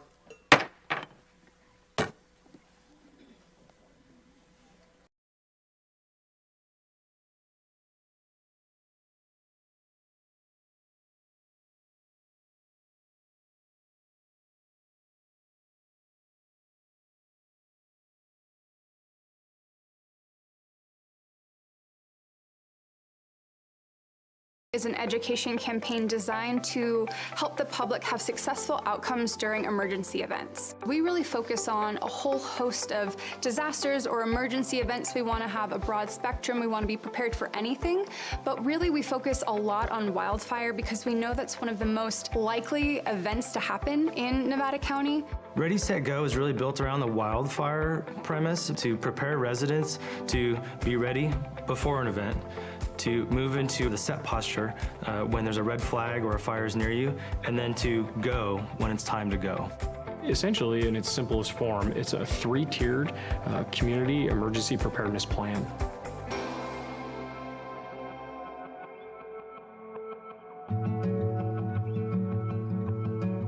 I have lived in this house, which we built, my husband and I, 26 years ago now, actually.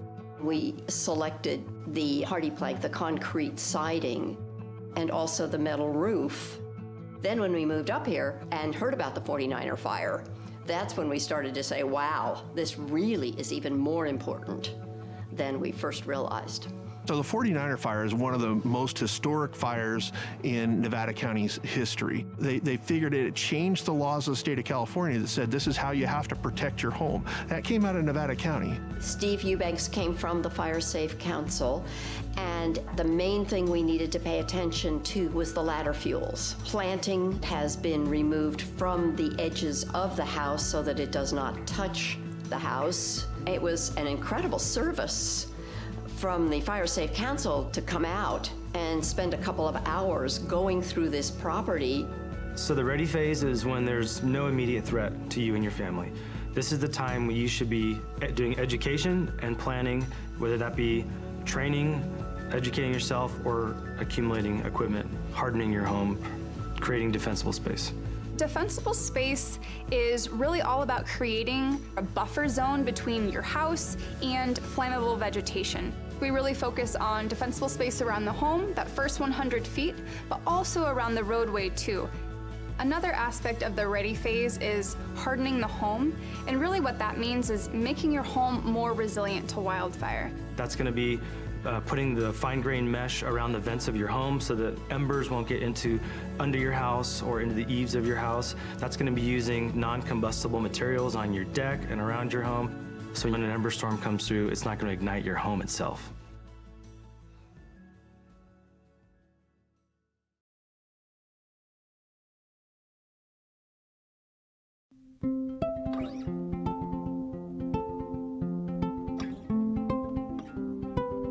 I currently live here in Grass Valley with my parents. All of us have sleep apnea, so we all have CPAP machines that require power in order to run. I also use a nebulizer, and that's used to disperse medication that I need to get myself breathing again.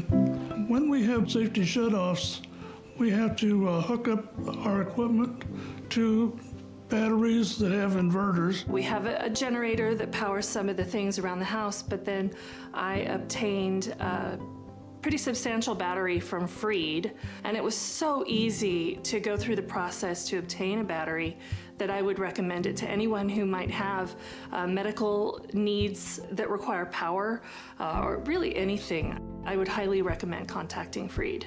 So whether it's a snowstorm or a public safety power shutoff, we really want folks to be thinking about, okay, what are the things I'll need on hand to weather the storm? Do I need to have candles? Do I need to have battery-powered radio? Do I need to have flashlights? So what are the things that you'll need to shelter in place or address the disaster at hand? So a go bag could be anything. It could be a backpack, it could be a suitcase. It's going to be something that you put together to sustain yourself, your family, your pets if needed.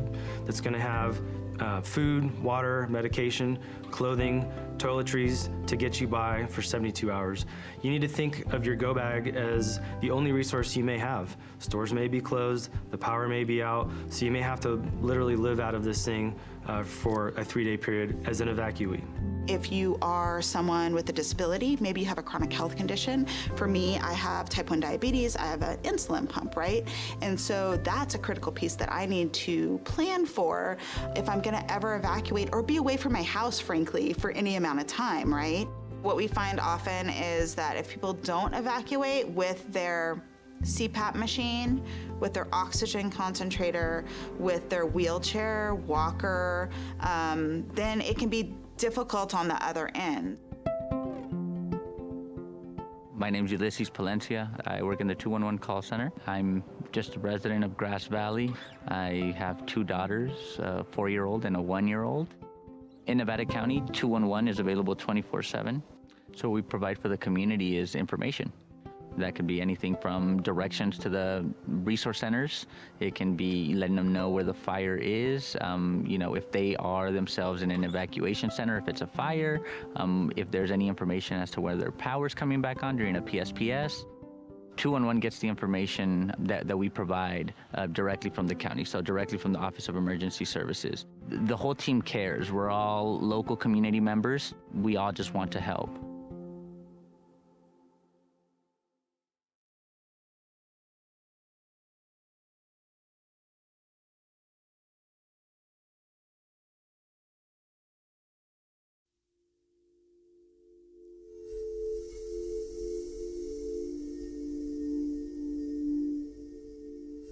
So we were all sleeping in bed on Thursday, November 8th in Paradise. And first the house phone rang. Picked up my phone. It was my sister who lived a block or so away from us. We were woken by a telephone call from my daughter. She said that we were being evacuated. I left sooner than them. I had everything ready. They were on the way out the door. There was not time to think about what you're going to take, what you're not going to take. The night before the fire, I knew it was a red flag warning, and I knew that it was a high risk. So on my way home, I filled up the tank. On our way out, we didn't get too far from the house, and we're watching fire coming down the hill. There was a machine shop right to my right there, and it had gas tanks and propane tanks. And I saw a lone ember kind of floating through, dancing through the air. And I watched it as it landed on the machine shop. In the time it took me to get my phone back into hand and to take a picture, it was engulfed in flames. And I knew that within moments it would start exploding and I would be dead. And just as I moved out of the range of the explosions, they started happening, and I prayed for the people behind me. 10-minute drive normally to Chico became almost 4 hours. So it was a long trip.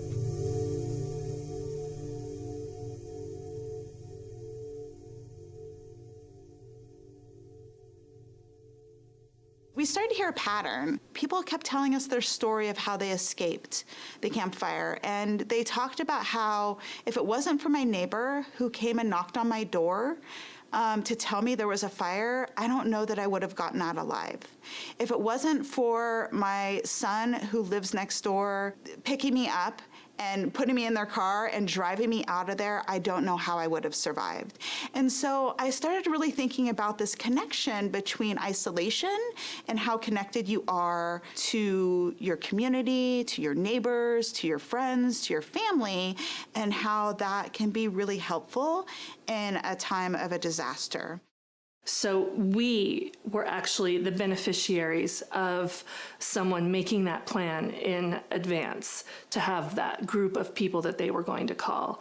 And that she saved my life that day. So absolutely having that network really saved lives. Find your five. The idea is that, find trusted allies that can be there and can be responsive and will check in with you if a disaster were to happen. So we recommend that you put people in your network that are down the street, that are maybe the next town over, that are outside the county, and maybe even outside the state.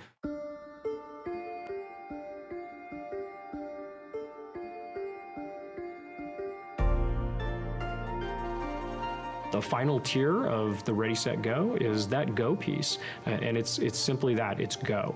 Evacuation information comes in two types. The first type could be an evacuation warning, This is essentially information that we're going to push out to the public, notifying them of a potential threat in their area where they may have to evacuate their home. An evacuation order is essentially that. We are telling people that it's time to go. There is an imminent threat to life, and we do not believe that you have much time to leave the area. Code Red is a opt-in alerting system that will dial your number. It'll send you a phone call, a text message, and an email notifying you of an emergency. That message is sent from our office, the Office of Emergency Services. It's going to be very targeted to your area, and it'll be specific to you. At 5:13, the phone rang with the Code Red call. And so as I was going up 49, I could look over to the left and see the flames in the canyon. The next layer is for staff to actually be out driving in the areas with a high-low siren. There's no other reason you'll hear that in an area unless we're putting out that evacuation order, not a warning, but an order. My day started routine patrol. Came in and I was notified by dispatch to respond out to the Jones fire. Houses that had evacuation tags made it so we could just pass by. We knew that the residents had already been evacuated. Residences that did not have the tags, we would have to physically go in, knock on the door, look in the windows, make sure there were no occupants inside. Once you've been evacuated, as you're leaving, put this tag somewhere very, clearly identifiable, whether it's a mailbox, a gate, your address marker, so that deputies and officers can quickly identify if your residence has already been evacuated.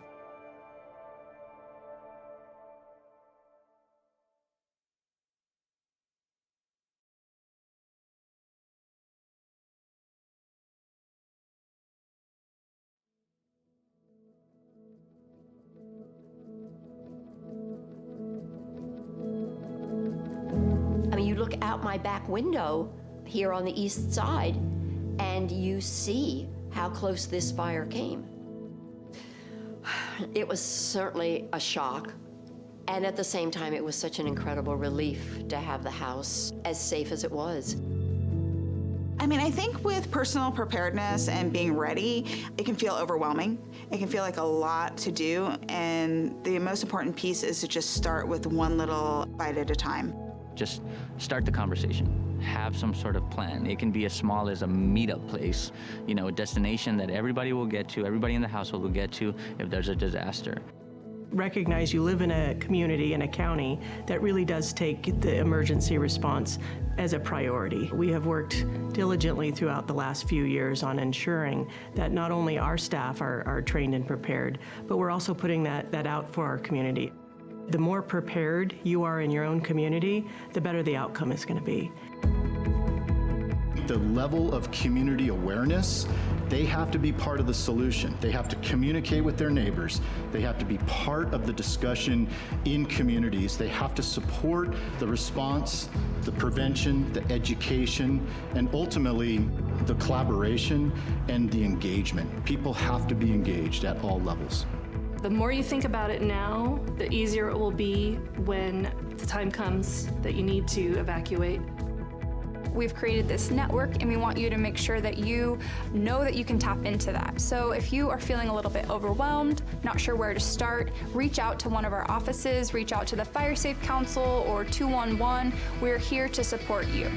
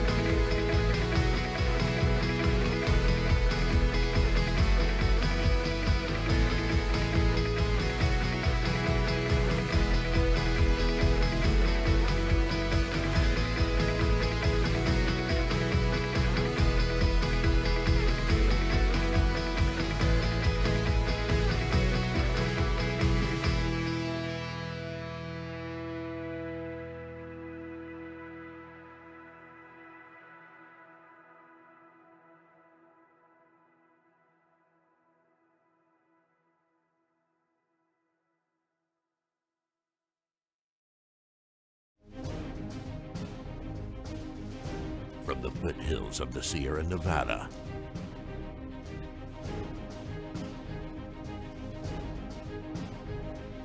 A new hero will emerge.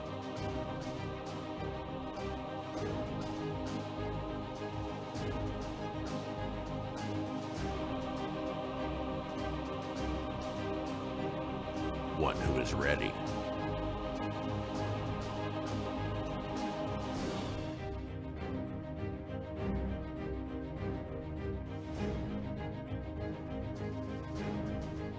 One who makes sure their friends and family are set.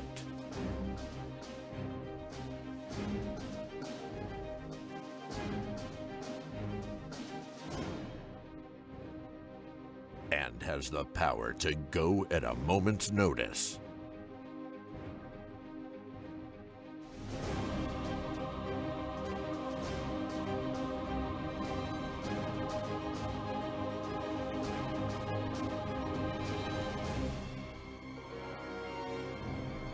This fire season, you're the hero. We are Ready Nevada County.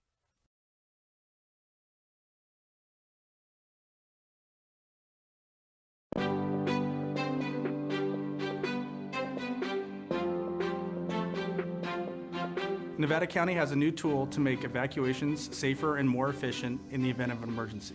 This new tool is called Zone Haven, and we need you to know your zone. In order to know your zone, you need to go to community.zonehaven.com, type in your address. Once your address populates in the pop-up window, take that information and write down the zone that is given to you where you know you'll find it in case of emergency. Zone Haven and knowing your zone does not replace Nixle and/or Code Red. It actually supplements them, and it makes those tools more powerful because you'll know what zones are being evacuated or which ones are being placed on advisory. And as a result, you won't have to do anything else other than listen to those messages and know if it's time to go. Even if you don't have internet, this could be done by word of mouth, it can be done by radio, or it could be us driving down the street, so please know your zone.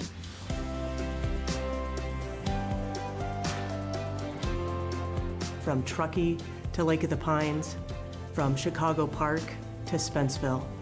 Every single square mile of Nevada County has a zone. And having a zone that you know for your neighborhood is going to help you save time to be able to evacuate and keep you and your family safe.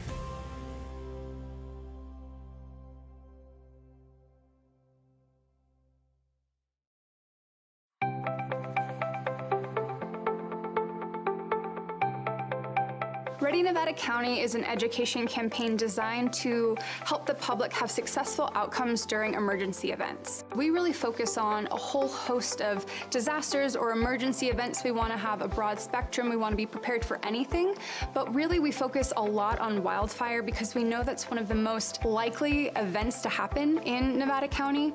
Ready, Set, Go is really built around the wildfire premise to prepare residents to be ready before an event, to move into the set posture when there's a red flag or a fire is near you, and then to go when it's time to go. Essentially, in its simplest form, it's a 3-tiered community emergency preparedness plan.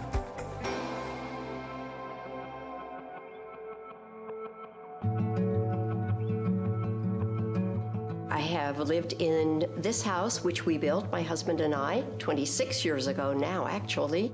We selected the hardy plank, the concrete siding, and also the metal roof. Then when we moved up here and heard about the 49er fire, that's when we started to say, wow, this really is even more important than we first realized. So the 49er fire is one of the most historic fires in Nevada County's history. They figured it changed the laws of the state of California that said this is how you have to protect your home. That came out of Nevada County. Steve Eubanks came from the Fire Safe Council, and the main thing we needed to pay attention to was the ladder fuels. Planting has been removed from the edges of the house so that it does not touch the house. It was an incredible service from the Fire Safe Council to come out and spend a couple of hours going through this property. So the ready phase is when there's no immediate threat to you and your family. This is the time when you should be doing education and planning, whether that be training, educating yourself, or accumulating equipment, hardening your home, creating defensible space. Defensible space is really all about creating a buffer zone between your house and flammable vegetation. We really focus on defensible space around the home, that first 100 feet, but also around the roadway too. Another aspect of the ready phase is hardening the home, and really what that means is making your home more resilient to wildfire. That's going to be putting the fine-grained mesh around the vents of your home so that embers won't get under your house or into the eaves of your house. That's going to be using non-combustible materials on your deck and around your home. So when an ember storm comes through, it's not going to ignite your home itself.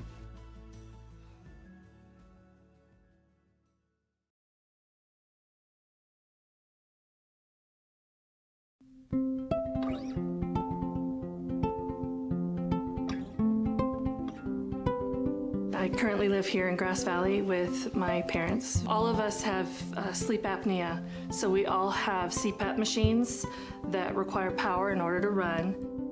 I also use a nebulizer, and that's used to disperse medication that I need to get myself breathing again.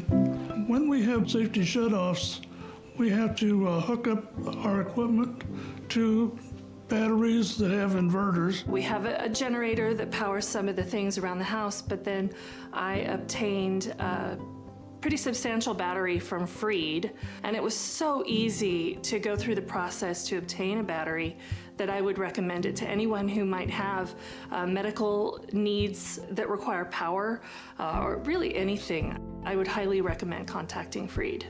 So whether it's a snowstorm or a public safety power shutoff, we really want folks to be thinking about, okay, what are the things I'll need on hand to weather the storm? Do I need to have candles? Do I need to have battery-powered radio? Do I need to have flashlights? So what are the things that you'll need to shelter in place or address the disaster at hand? So a go bag could be anything. It could be a backpack, it could be a suitcase. It's going to be something that you put together to sustain yourself, your family, your pets if needed.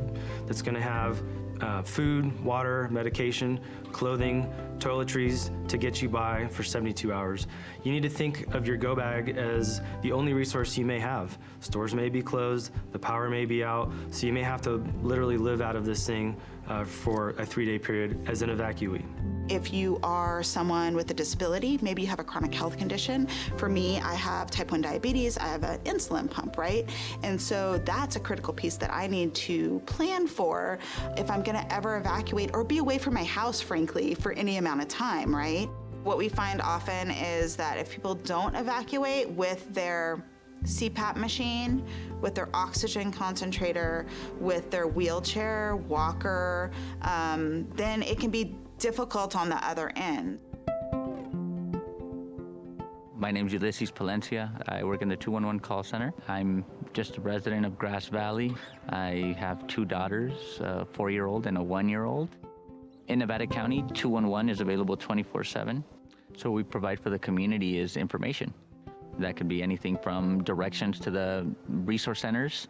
It can be letting them know where the fire is, if they are themselves in an evacuation center, if it's a fire, if there's any information as to whether their power's coming back on during a PSPS.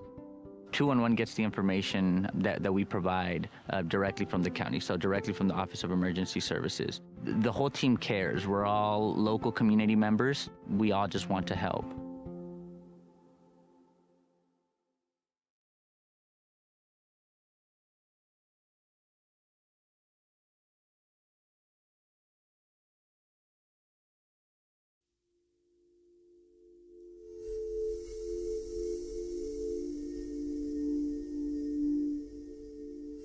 So we were all sleeping in bed on Thursday, November 8th in Paradise. And first the house phone rang. Picked up my phone. It was my sister who lived a block or so away from us. We were woken by a telephone call from my daughter. She said that we were being evacuated. I left sooner than them. I had everything ready. They were on the way out the door. There was not time to think about what you're going to take, what you're not going to take. The night before the fire, I knew it was a red flag warning, and I knew that it was a high risk. So on my way home, I filled up the tank. On our way out, we didn't get too far from the house, and we're watching fire coming down the hill. There was a machine shop right to my right there, and it had gas tanks and propane tanks. And I saw a lone ember kind of floating through, dancing through the air. And I watched it as it landed on the machine shop. In the time it took me to get my phone back into hand and to take a picture, it was engulfed in flames. And I knew that within moments it would start exploding and I would be dead. And just as I moved out of the range of the explosions, they started happening, and I prayed for the people behind me. 10-minute drive normally to Chico became almost 4 hours. So it was a long trip.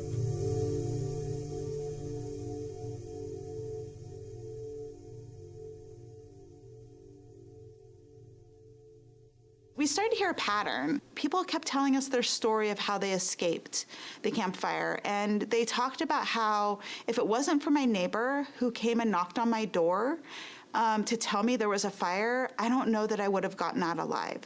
If it wasn't for my son who lives next door picking me up and putting me in their car and driving me out of there, I don't know how I would have survived.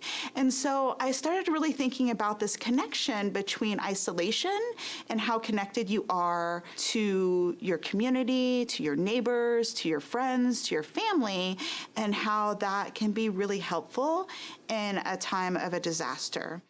So we were actually the beneficiaries of someone making that plan in advance to have that group of people that they were going to call. And that she saved my life that day. So absolutely having that network really saved lives.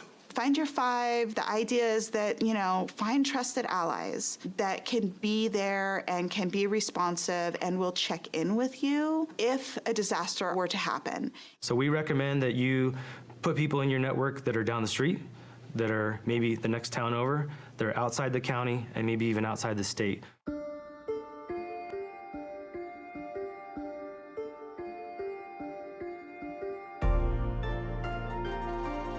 The final tier of the Ready, Set, Go is that go piece, and it's simply that, it's go. Evacuation information comes in two types. The first type could be an evacuation warning. This is essentially information that we're going to push out to the public, notifying them of a potential threat in their area where they may have to evacuate their home.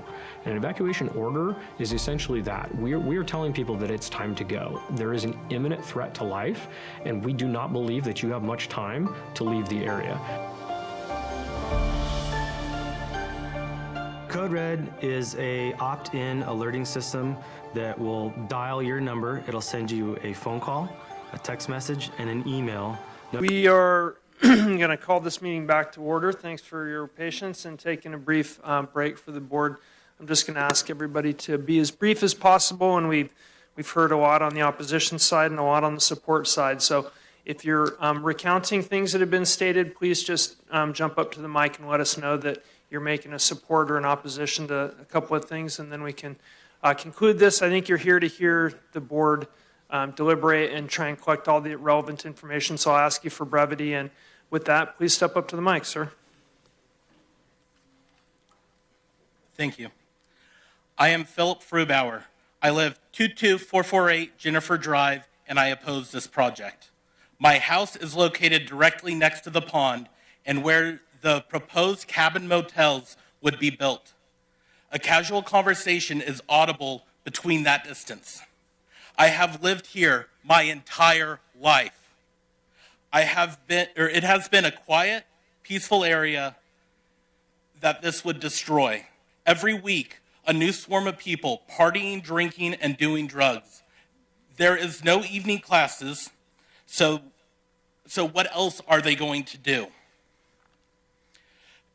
At the Planning Commission meeting, she said she intends for alcohol to be available to the people there, either through her sales or by them bringing it. Every evening, every night, my peaceful home will become an inescapable nightmare.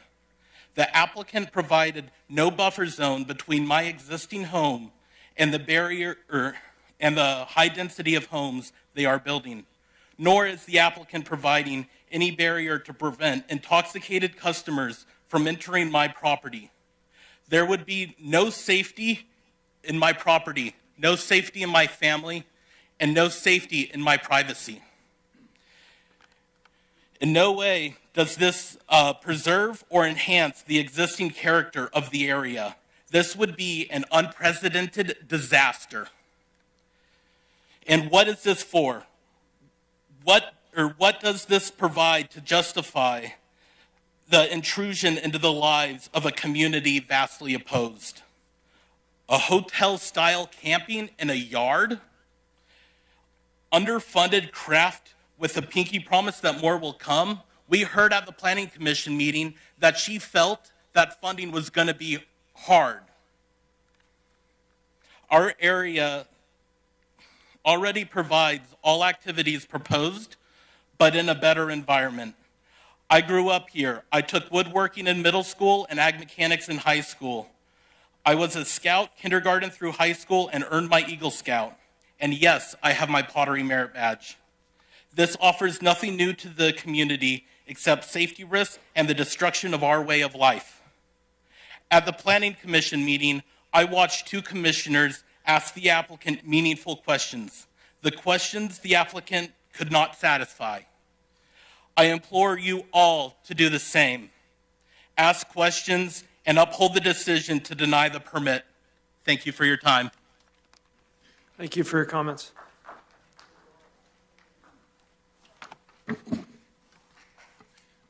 Hi, my name is A.J. Johnson. I live on Wolf Road, and I'm opposed to this project. I'm opposed to the project for several reasons. I understand the Nevada County Land Use and Development Code cannot cover every iteration of AG zone land use, and that's why we have development and use permits. Zoning should not be flexible. I heard that comment earlier that zoning should not be flexible. It is the responsibility of the supervisors here today to govern the development and use permits to adhere to the intent of the code, which is not for non-agriculture related commercial operations. The project is non-agricultural based and infringes on the rights of those in the area that do adhere to the code for an AG parcel. First, a reminder that any bias towards a project based on its perception should not be allowed in this proceeding. In the planning meeting, I heard more than once that we need more arts and crafts because that is a good-natured project. You need to interpret the land use code without bias. This is not a nonprofit operation. Whether it's arts and crafts, sports activities, or other social skills that can be taught, if I can make money that is non-agricultural, then it is not a non-AG commercial operation, period. A commercial art operation is good for the community when it is in a properly zoned area. If I hear a supervisor say, I think this would be good for the community, then I know you have bought into the sales pitch and that you're biased on decision making. And it's a great sales pitch. I guarantee you that at least 60 to 70% of the revenue will come from those 11 Airbnb cabins, and that's what I'm basically opposed to. That can yield an average $150 a night. That's $30,000 to $35,000 in revenue without being at capacity. So you have according to the code, conflicting provisions. If conflicts occur between different requirements of this chapter, the more stringent development requirement, greater restriction on the land use structures shall apply. That's what you're here to enforce. At the heart of this land use proposal is a huge stretch of the somewhat ambiguous low-intensity camp. You must rule against this project, comply with the more stringent interpretation of that code. So the cabins, got 30 seconds, this is hard. 11 cabins, 450 square feet, 22 by 22 feet. Do you realize this is about 19, 20 feet? Look at the ceiling. That's how big a cabin we're talking about, 11 of those. Easy to turn those into Airbnb commercial operations. There are no regulatory bodies in Nevada County that will ensure only craft school attendees are allowed to stay in these cabins. Remove the cabins or deny all of the project. Thank you. Thanks for your comments.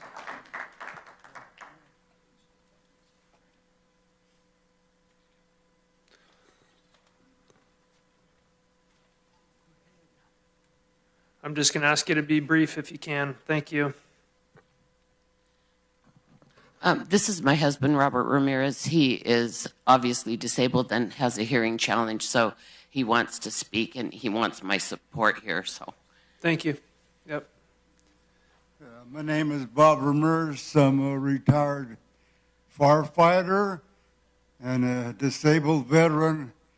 I just here to speak against this. What they want to do. That's all. Thank you. Thank you for your comments.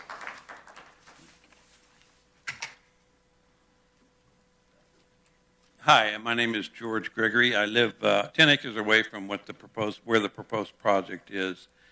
And I want to thank you guys for showing up and trying to decide on this issue. It's a difficult issue. I love the ideation of a craft collective, just not in this neighborhood. It's not just because of me and I live in this neighborhood.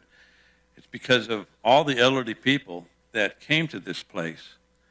And I can't believe I have to fight for the land that I bought 32 years ago, where it was a serene, safe, and awesome place to just chill.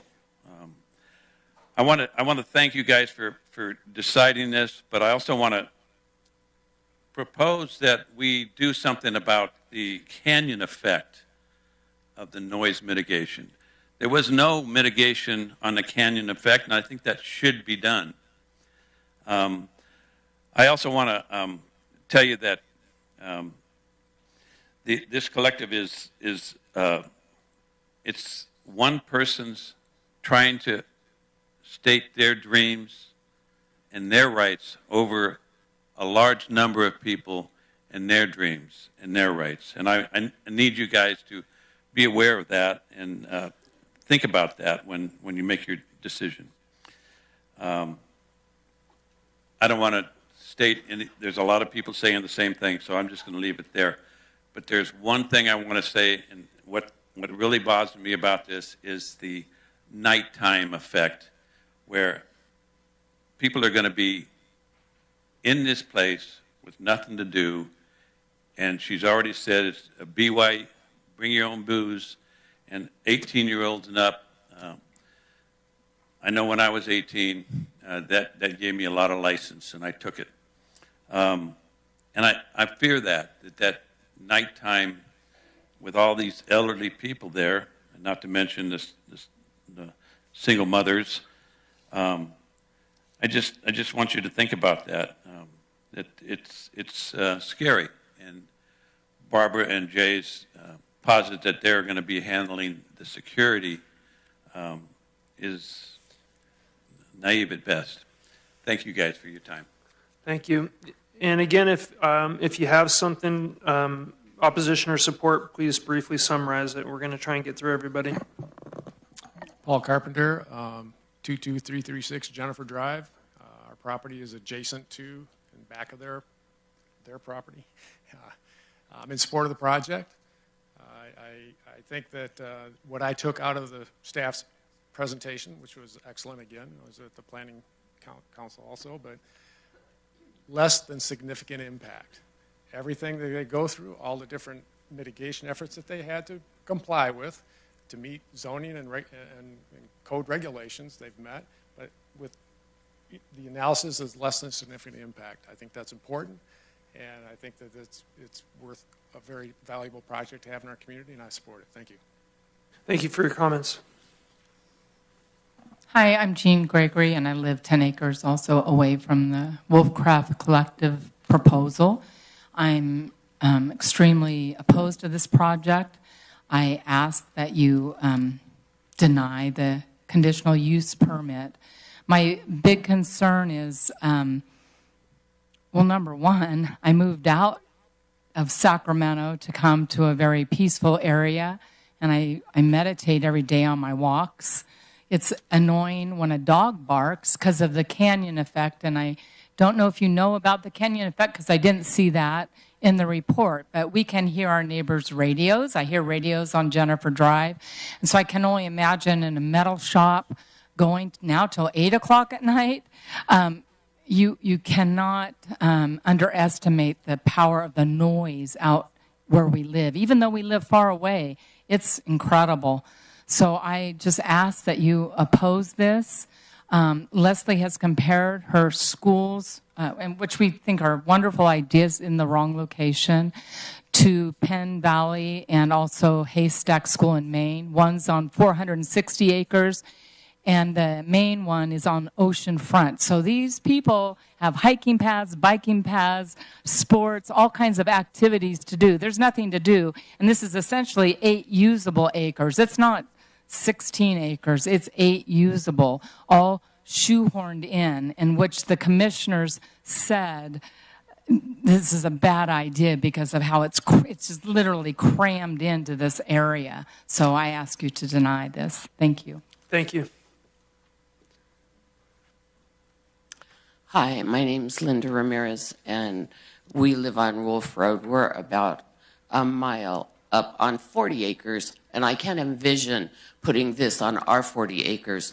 And we have big open pasture space. It's just a lot for the space.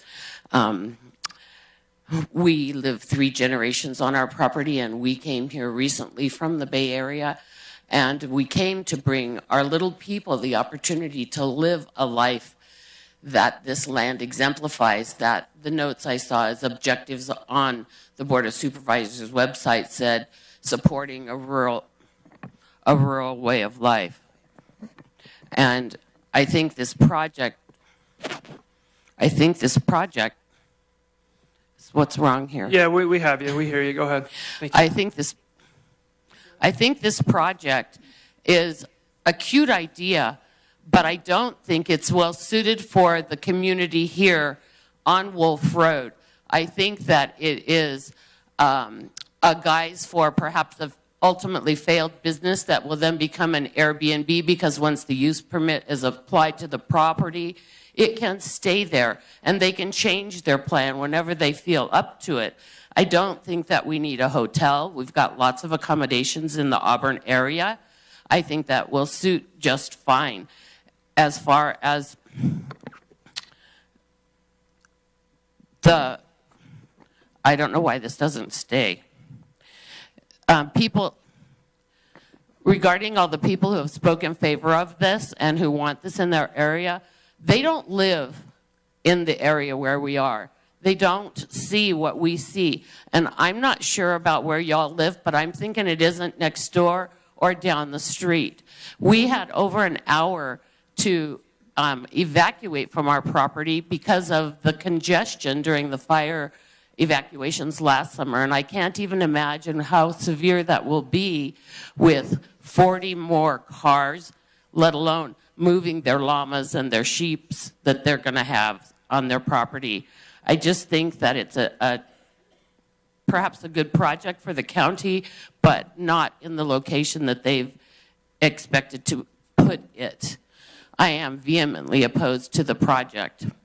I also have written comment from several people that I was told we can read into the record, and I'm wanting to know if those may be read individually or if they have to be fit within my 3 minutes.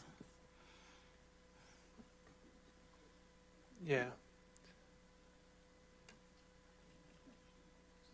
Go ahead. Yeah, give them to the clerk. Sorry. So can I read them then? I cannot read them into the record? You can hand them to the clerk.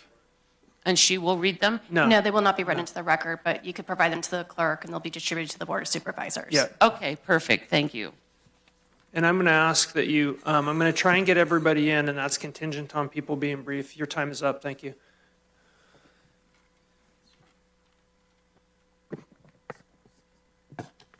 So tall. Okay, can everybody hear me? Okay.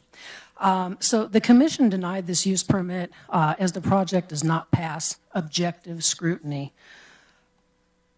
The planner stated this project is best the project best fit the permitted use of a low-intensity camp. Unfortunately, it fails to meet the criteria of a low-intensity camp as it lacks the organizational component required under the zoning ordinance. Under the definition of a camp, a person pays a set price for lodging, meals, and prescribed activities on site for a set period of time. A camp provides a cohesive, inclusive, organized experience for campers. The food, the lodging, the activities are for the exclusive use of campers. Anyone who is not a camper, they cannot attend the class, they cannot have lodging, they cannot eat the meals. Under this business plan, you have students, they can come and take classes. You have a food truck where people can purchase food. And then you have the lodging where you can reserve a room. So this is no different than someone reserving a room at the Holbrook, going to Curious Forge for some classes, and then having dinner at Sereno's. It's the same thing. This is not a low-intensity camp. A major concern of mine is that there's no requirement that this actual development be completed. Phase 1 is the hotel. It's the cabin hotel, using her words. The cabin hotel is also built on raised platforms because there's not enough usable space on the property to build it at ground level. So at the commission hearing, Ms. Barbizet indicated the purpose of the carports was so that people wouldn't see cars. The true purpose is to provide the foundation for the platform tents. So you have parking on the first floor and you have rooms on the second floor. Also, hotels are not zoned in rural ag land. They're zoned on commercial zoned land with use permit or development permit. So should she feel that she's developed enough in phase 1 with the hotel to use as an Airbnb, she can stop. Now you have a hotel built on rural land, and they've circumvented the zoning ordinance. I have a lot more to say, but I'll leave it at that, aside from the fact that the property cannot support the size and scope of this development. I spoke with a well driller who had boots on the ground on this property, and his unsolicited comment to me was, this is a pipe dream. Good luck finding enough water on that property with a Class 2 well to service the size and scope of this development. Thank you very much. I urge you to please deny the use permit. Thank you. Thank you. Madam Clerk, we're going to go to 1 minute on public comment. We have a lot of people to get through. You have 1 minute. Thank you. My name is Tammy. My property backs up to their parcel. I'm opposed to the use permit. I'm opposed to putting a commercial business in the middle of an agricultural area. A few days before the planning hearing, I took Leslie up on her offer to view the property and hear about her dream. One thing Leslie mentioned was that she was building the project in phases and that she hoped if she opened a craft school, people would come. But she had no way of knowing if people would really come. Once I heard that, I realized this is not about the craft school. This is about increasing her current Airbnb business with the tent hotels included in phase 1. And there's no guarantee that there's going to be a... Thank you. We understand the spirit of your comments, sir. My name is Celia Clover. I live at 21523 Cameron Way. My family and I have lived on that property for the last 50 years. It's just down Wolf Creek from this proposed development. Myself and other people in this room sat when we were doing the Greater Higgins plan. And one of the main things we wanted to get done was, and they talked about no commercial development past Jennifer Drive. And that's not what's happening now because this is a commercial development.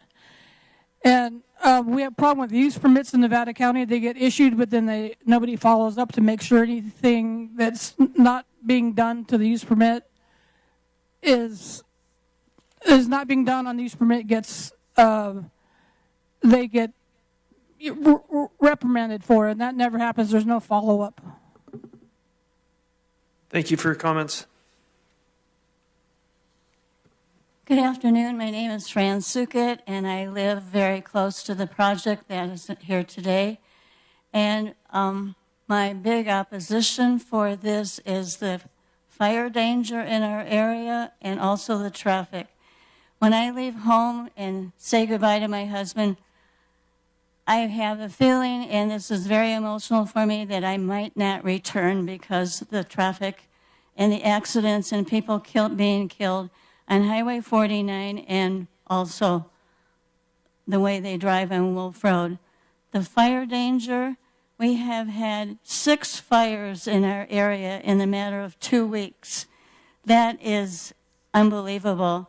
The traffic, I asked for the count for 3.5 days, was 4,350 cars traveling Wolf Road where that meter was. Thank you for your... Thank you for your comments. Hello, good afternoon, everybody.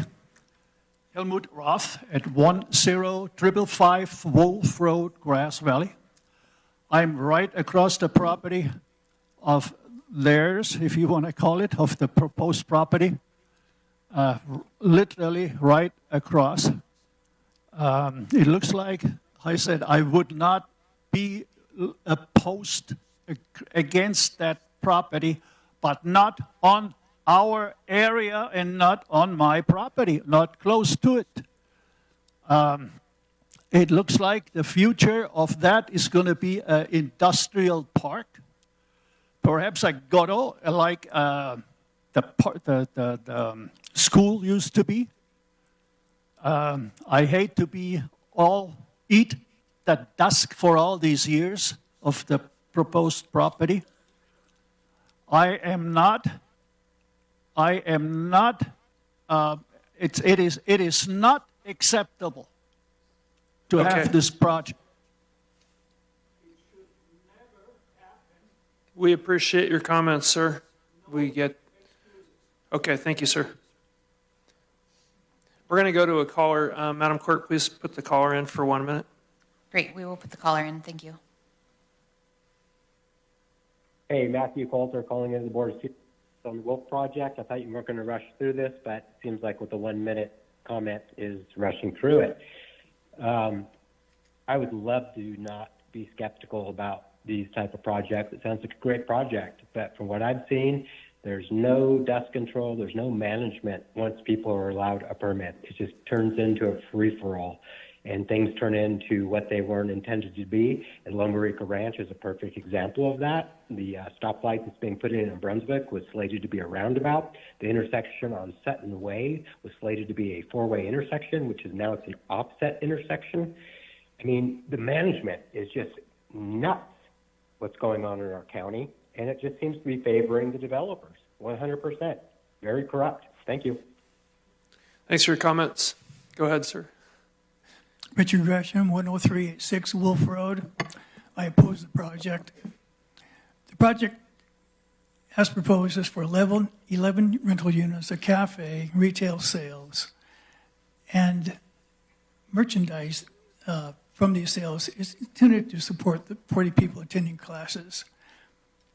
The negative declaration was based on the applicant's objective to offer these skills to students. If approved, these rental units will have power, full bathrooms, heating, air conditioning, most likely a small refrigerator, coffee pot. The cafe will serve these units with a commercial kitchen. So really what this looks like to me are rental units that function along the lines of Comfort Inn or Holiday Inn. I oppose the project. Thank you. Thank you for your comments. Hello, my name is Maria Herrera. I'm on Farmbrook Road, District 4. I'm a business development consultant who has had the privilege of helping establish several successful businesses here in the county and trade and advocacy organizations. many of which initially faced staunch opposition. And I think all of you know that through education, research, compromise, coalition building, we were able to approve and even change policies that eventually benefited this county. Nothing, however, has struck fear in my heart as much as pottery and knitting, based on some of the opposing comments. I have to say that putting all the fears aside, if you focus on the CUP as your enforcement mechanism, as the tool you have to approve projects that your staff, your knowledgeable staff, has recommended to you, then you can put all of this, just again, fears and emotions. Thank you. The Planning Commission voted 2 to 1. You guys are going to be the tiebreaker. They didn't actually turn this project down. They tied on it, which means that it doesn't get approved.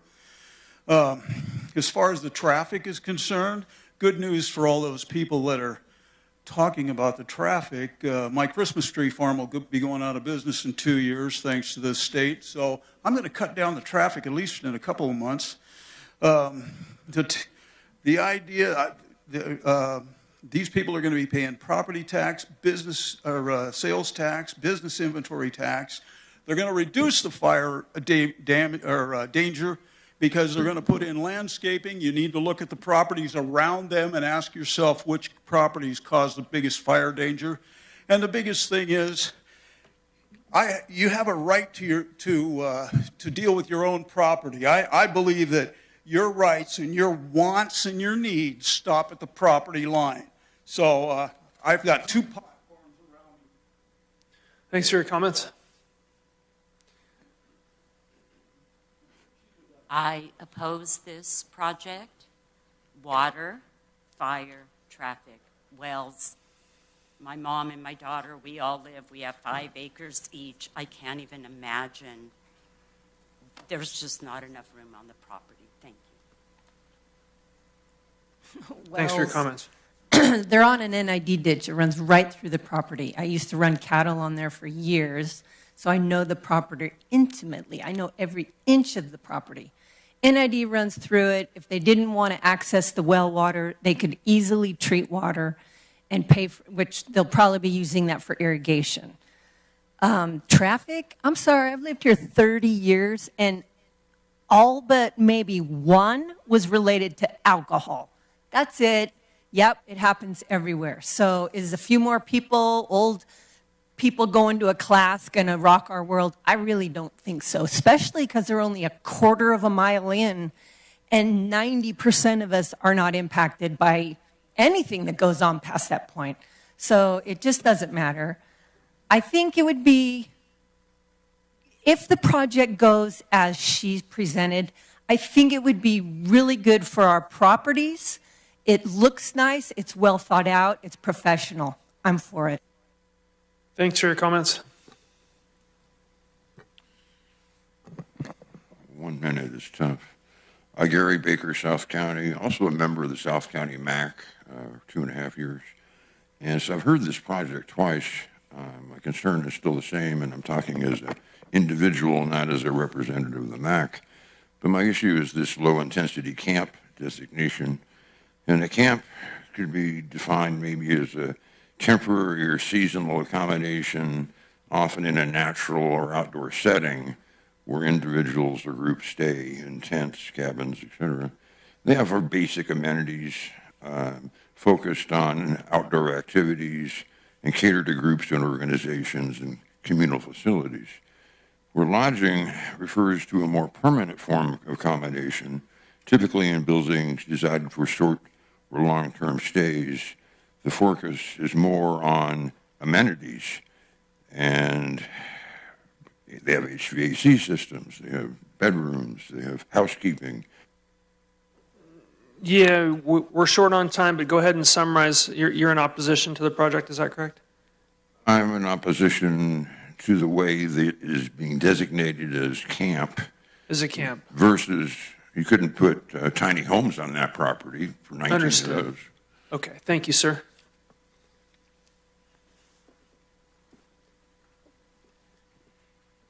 Good afternoon, Supervisors. I'll try to avoid excess repetition. I'm in agreement with a lot of the other folks who are here in opposition to this project. Largely, I guess to net it out, is our perception is that this project is a bit of a smokescreen for a hotel, right? And you can see why we wouldn't want a hotel in a rural environment. So I will probably just leave it at that because you've heard the details that come to mind at least several times now. But I would ask you earnestly to consider that maybe this craft school doesn't need lodging in order to be successful and contribute to the county. Thank you. Thanks for being concise. Thank you. Robert Wadman, 11477 Wolf Road. I'm an art educator. I've been an advocate for the arts for over 25, 30 years, and I have taught over 4,000 students. I know what it takes as a painter, a drawer, a sculptor, and a ceramist to bring students up to a level of high caliber. I do believe that's why this is called craft, and this is low craft. The images you saw were very beautifully rendered. The items you saw would have come from one of my advanced classes. My question is, what is the caliber of the objects or the creations on this site? There's just too many buildings, and how long are the students going to have to come, and how many more weeks are they going to have to pay for the ability to create something? This is a great idea, but I do believe the acreage alone doesn't account, and the buildings, for the amount of wear and tear that's going to be on the... Thank you. Hi, I'm Kathy Gresham. I live at 10386 Wolf Road, right at the second big curve. I have seen many accidents in the 49 and a half years I've lived there. They wake me up at night, they wake me up in the afternoon. But I'm going to spare all of your bottom sides and just say I am adamantly opposed to this project. It doesn't belong there. It doesn't belong creating traffic problems on Wolf Road. And we have enough trouble as it is getting out of our driveway safely, whether we turn left or right. There's traffic all the time now. Thank you. Thank you.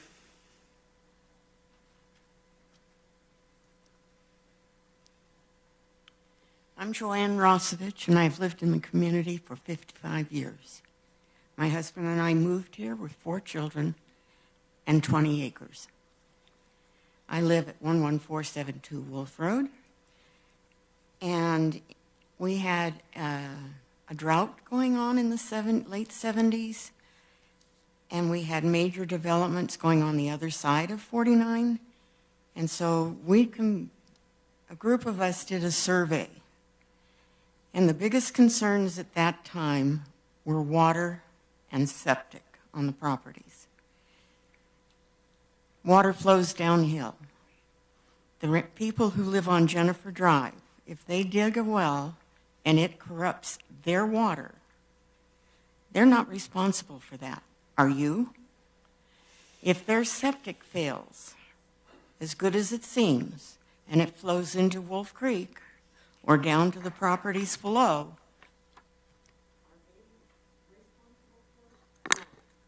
Okay. Thanks for your comments on the stormwater and water quality. We appreciate that.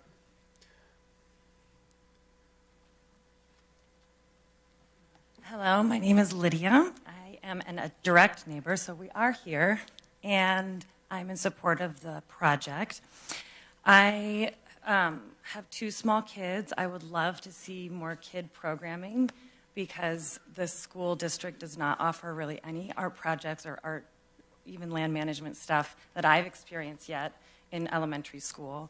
So I would love to see more of that, but also I love the idea of the community building, meeting my neighbors in a non-confrontational way and doing something artistic and fun. And I also think that some of the issues with traffic that have been brought up this week, are probably just issues that we need to deal with anyway, regardless of if 40 more cars are coming in or not. I do live on that corner, and it is scary. So I totally relate to that. And I also just wanted to say thank you for the flexibility for a lot of the adjustments that you have already made to the project. And it gives me hope that if some of the concerns are still heard today, that we could work with. Okay, thank you for your comments. I'll be really brief. My name is Richard Rogers. I live right off of Combi, right across the street, less than a quarter mile away. Supporter of the project for 3 reasons, and I think you've heard a lot of them today.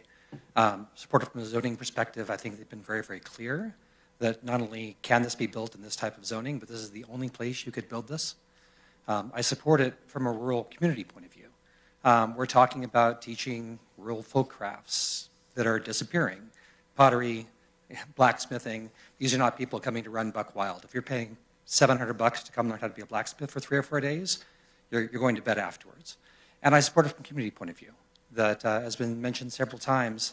The purpose of this is to bring people together and to bring people to enjoy Nevada County, which is what we hope to do. Thank you. Thank you for your comments. Madam Clerk, any callers on the line? No callers. Okay. I'd like to. Yes, go ahead. Yeah, thank you. My name is Edith Heller, and I live at 11212 Wolf Road with my husband, Bud Heller. And I drive up and down this road. It was so nice to see the cattle out there eating the grass and keeping it the property in line. And now the cattle are gone. And so the property needs to be mowed, which they have been doing. My other problem is the fact that Leslie, as nice as she does not live here. She lives in Los Angeles half of the time because her job is there. She also has worked for 9 other companies, and she's put them in the they had go from $4 million to $100 million. If this project does not make enough money, what is she going to do with it? And what are we going to be stuck with? Thank you. Thanks for your comments. Seeing no additional, one more, another public comment here. Good afternoon. Dan Rostovich. My kids are 7th generation Nevada County residents, 3rd generation ranching on the same land on Wolf Road. Sorry, they're the 3rd generation ranching on Wolf Road, 7th generation. We've been there. I have 76 acres. Today, we're here because Leslie and Jay had a dream. Today, you guys will make the choice. You have a decision to make. Your decision will forever impact not only our neighborhood and the rural communities, but everybody else in Nevada County. If you approve this project, they'll realize what they have today may not be what they have tomorrow. So you have to ask yourself, are you the ones to make that decision? And if so, you will impact the county.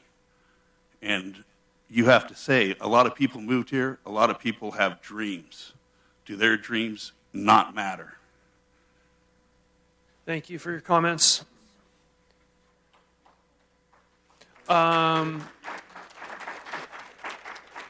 Any callers on the line? Seeing none? Okay. I'm going to close public comment and bring it back to the appellant, the applicant, for 10 minutes summation period in response. Thank you, everybody, for your comments. I really appreciate it. Make sure you put that right up to your mouth so we can hear you. I think first and foremost, what I want to address is the idea that this is going to be an Airbnb, and it's a hotel of some kind. I wouldn't have gone through this entire this process over the last 4.5 years and spent what I've spent to follow all the rules to then break the law, right? That's why I'm here. I'm here to follow the rules. And everything the opposition is saying about Airbnb in the property, making it a hotel, that's not my intention. If I was going to break the law, if I was going to do an Airbnb project, this is not the land I would have bought. I would have bought something that was much less visible and just built a bunch of cabins in the middle of nowhere and Airbnb'd them. Like, why would I go through this whole process if that was my goal? My goal is not to just rent out a bunch of cabins. So the reason I'm here doing this with my partner is because I have experienced what going to an art class can do. I used to work a 9-to-5 job, and on Wednesday nights, I had a pottery class for 4.5 years. And I'd be exhausted after my day, and I'd go to class, and within 20 minutes, like all my stress would be away, and I would be catching up with all the people that are in my class. I'd be my hands in the clay, and I'd be completely rejuvenated. And that is really the experience that I want to be giving the community, and that's what I'm doing it for. This is not a undercover corporation just for an Airbnb. It's the whole project. That's what I'm here. It's a camp. It's for organization, for classes, and a place to have an immersive experience for people to really have that whole transforming experience, get to know each other, and enjoy themselves. So that's what I'm doing here. As much as other people want to doubt that, I don't know what to say. That's not what it is. As far as fire safety, we had the fire marshal out to the property. He was very much aligned with thinking that we're going to be, we have enough water on the land, and the last thing we want to do is build this entire place and have it burned down or put the whole place in jeopardy. That's not what we're going to be doing. The primary residence will be built in phase 1, so it's going to be at the top of the land. That's one adjustment that we are making. We do live here. We moved here full time. We live on the property, and we are here to build it and run it. So we moved from LA in June. As far as density goes, the other craft schools that I've talked about are much bigger, but they also have hundreds of students at a time. We're going to have 40 students at a time. For the camp rules, you're allowed to have 4 campers on a 1 acre of property if you're doing a low-intensity camp. We're only asking for 4, so that could be 63 for how many acres we have. We're only asking for 40. So we're not maxing out the property. We have 85% open space. So we're staying under, so we're not going to have a huge, we're not trying to do this big, loud thing. If we were to take away lodging, that means we have to make up for that revenue to keep the site open by adding a lot more students. And that's a lot more trips. That's a lot more traffic. Having the students come in and stay, it means that it's fewer trips. There's much less reason for them to leave if they don't want to. Or, you could have 4 students get to know each other and they want to go out to dinner in Grass Valley. They take 1 car. But if it was back and forth and students coming in and out because they didn't have a place to eat or sleep, then that's a lot more traffic.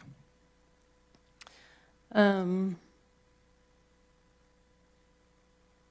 think that's all I had. Did you have anything else?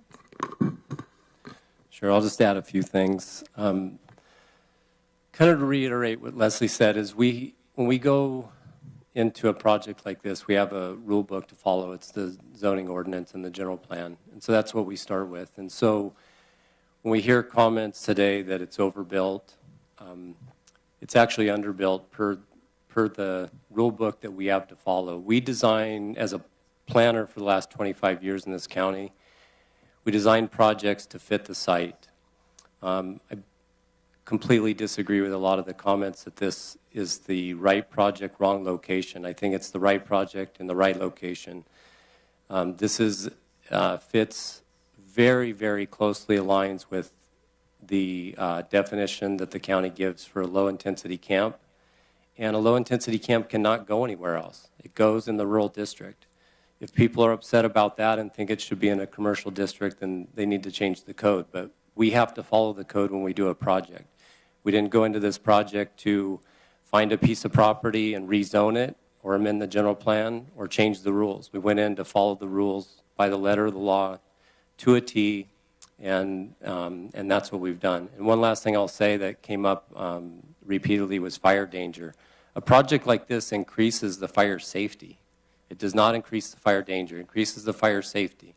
I know the fire marshal's here. You could speak to him about it. We met with the fire department out there. This is a project that improves the safety of the existing road up to an area that has a water source. We're also going to be putting in draft hydrants. So the fire danger is very real in this community. Everybody feels that every fire season. It's almost all year now that people are worried about that. They should be. But a project like this increases the fire safety with the infrastructure that we're putting in place. And I think the fire department would agree with that. So yeah, I think that addresses most of the comments. The last comment that I heard a few times was about the water. And I have some information on that. If your board would like to see it, I can pass those out. You know, now's probably the time if you want to do it briefly. Thank Can I you. give those to the clerk?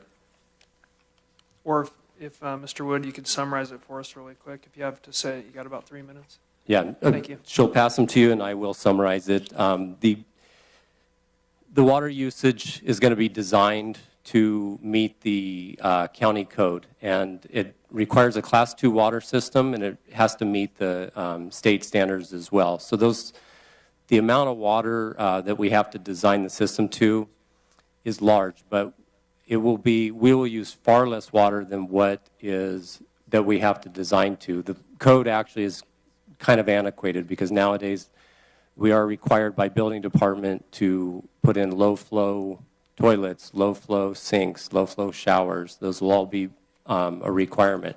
That greatly reduces the amount of water. And also we have to design the system to meet worst case scenario, which is 40 students every day of the year. Overnight students every day of the year. That's what it's designed to, but that's obviously not practical. So that brings the amount of water usage way, way down. And then the other things in there, the handout that I gave you, are in addition to water conservation measures, is that there will be behavioral adjustments and awareness, and I think the other one I talked about with the. So anyway, there's more information in there. I know that was a topic of concern that came up a few times. Yeah, so I think a culture of conservation, is that what you're describing? Yeah, exactly. Yep. Yeah. Okay, thank you. Yeah. Is that it for? Yes. Okay. Anything else? No. Okay, thank you for the summary. We're going to go back to Mr. Foss and Mr. Barrington. If you have any other summaries for us, we're listening. Thank you, Mr. Chair, members of the board. Just a few things regarding traffic. Again, this project was reviewed by the Department of Public Works and Caltrans. A traffic study was prepared. It's anticipated with the events, which are no longer a part of the project, that it would generate 53 average daily trips, approximately 7 peak hour trips in the morning and 10 in the afternoon. So those are pretty low numbers. Mitigation is provided and conditions are required to make the site have roads that meet the county's road standards, the turn lane, and signage to ensure that people know that driveway is there. Regarding fire safety, it has been reviewed by the fire marshal. The tents are required to meet a certain standard. The defensible space is required, and there is, again, a wharf hydrant. There was some question about whether this is compliant with the zoning and whether a commercial use in agricultural zoning isn't allowed in Nevada County. Per the county zoning regulations, a low-intensity camp would require a use permit and is allowed in this zoning district. Some other types of uses that are also allowed would be a bed and breakfast with a use permit. You could have a winery, just an allowed use with a building permit. You could have a retail plant nursery with a use permit, a veterinary clinic. Just an allowed use would be agriculture uses and structures, including but not limited to equipment storage structures, packing facilities. You could have a processing and a slaughtering facility with a use permit. Then there's a whole, a whole number of other types of commercial but rural types of uses, like wood yards that are allowed. A lumber mill could be provided with a use permit. And again, this falls within the recreational uses as allowed in the zoning district, and so it is compliant and doesn't change the zoning. Beyond that, I don't know that staff has any other direct responses, but if we're happy to answer any questions of the board. Okay, thank you for the summary. We'll bring it back to the board, and I'd like to start with you, Supervisor Schofield. Questions or comments? Just a question to start, Leslie. Could you give us an understanding of what your funding how you'll proceed with funding and how soon you could begin construction? Sure, no problem. So outside of a donation button that we've put on our website, we have not begun funding because we don't have the use permit. Approaching organizations to get grants or angel investors or loans, which are all things that we're looking at, we have to have the use permit in place. And so if we get it today, we begin that tomorrow. I'm working with a team of people that are experts in fundraising and have done this many, many times. And we'll begin construction when we have enough money to do it. Can I ask a follow-on question? Thank you. I think that's all the questions I have at this time. Okay, just one follow-on. So there was a $200,000 price tag mentioned in the planning phase of this. So you've financed that out of your own pocket to bring the project to this point, just to work through the process? Work through the process and finish the whole design of the progress of the project. Yeah. Okay, thank you.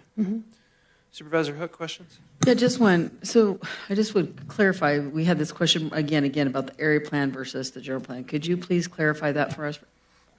So this project is outside of the. I'd like to. The Higgins area plan had nothing to do with this. I've heard that a couple times. The Higgins area plan was studied within the plan itself. It had nothing to do outside of the plan, other than those areas such as Lake of the Pines, which was an area of influence. Thank you, Supervisor. No, that's all right. I just wanted for the public to understand that there is language in there that defines that, right? Correct. Okay.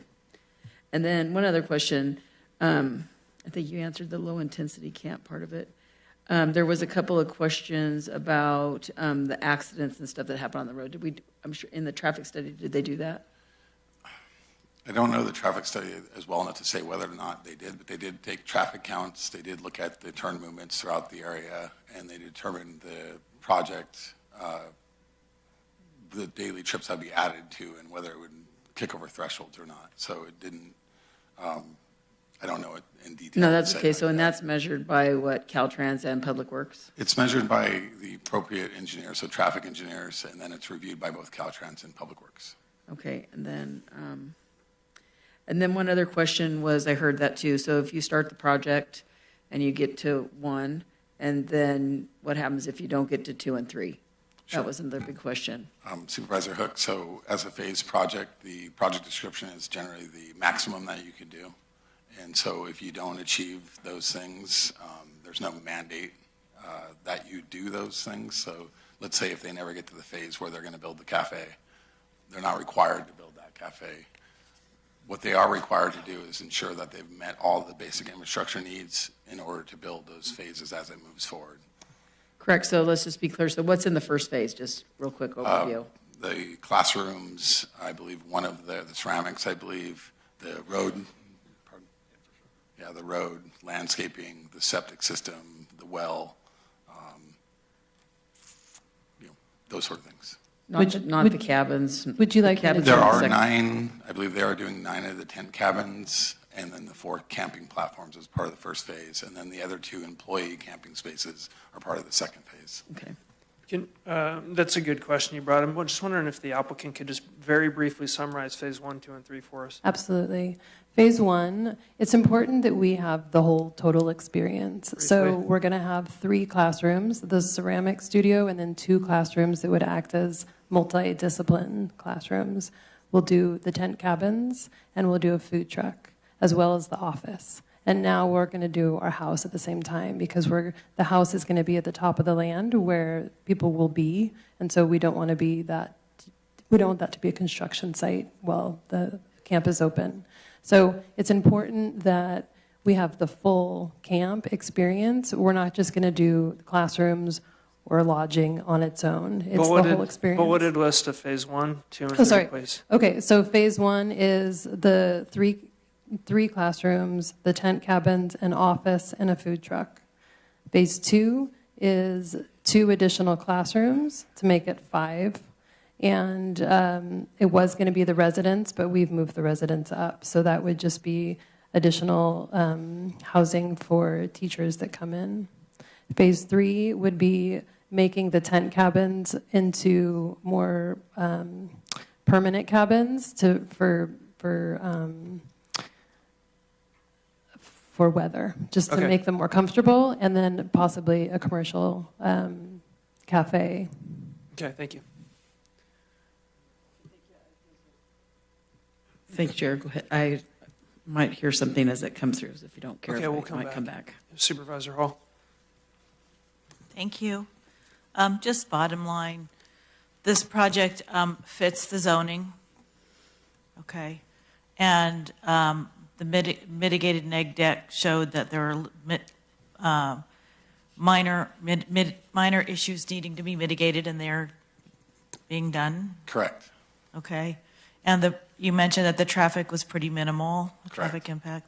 And in fact, the project as something that's allowed in this zone, you just named a bunch of other projects that there could be. This actually would have less impact than any of those other projects, it sounds like. That would be staff's summation, Okay. correct. And the low-intensity camping, the way they've laid it out, that meets our requirements? It's extremely consistent with the definition. Okay, thank you. Supervisor Swarthout. So just a question for Leslie. So I think there's a lot of concern about the Airbnb component of it, and I think that perhaps is a misnomer. So I just want to be clear, the cabins are for the people who are attending the school. Correct. Does that mean that you're not going to be promoting them to other people? You're not going to have this listed as an Airbnb on the Airbnb website or vacation rentals? No, housing will only be available to students. So in order to stay there, you have to be taking attending a class. Yeah, Okay. the only opportunity I could see is if a husband and wife came up and a husband's taking a blacksmithing class and his wife is with him and she wants to stay and go shopping. Something like that. That's the only, but you can't rent it if you're not a student. okay. You can't rent a cabin. So it's not your typical... It's not an Airbnb, it's not a hotel. So would you be willing to put in your conditions of approval that you can't have stays longer than 29 days or 30 days? Oh, that's part of the definition. Is that part of it? Yeah. Okay, because I know for county's purposes, one of the financial benefits to us is the TOT that's collected from your lodging facility. But if it goes longer than 30 days, it becomes a permanent rental and there's no TOT collected. So I Yeah. just want to be clear on that. Yeah, it's not going to go longer than 30 days. It's part of the definition, but we're happy to put it as a condition as well. All right. I think that's, at this moment, that is all that I had. I know I had one other thing, but I'm old. It will come to me. You need to change, and actually I will say you need to change your demographic, hold 25 to 55. You just left out 35% of the population of Nevada County by putting that They're in coming. there. They're coming. maybe change that to 25 to 100 and Yeah, cover all your bases for people. Absolutely. Thank you. Any other questions or?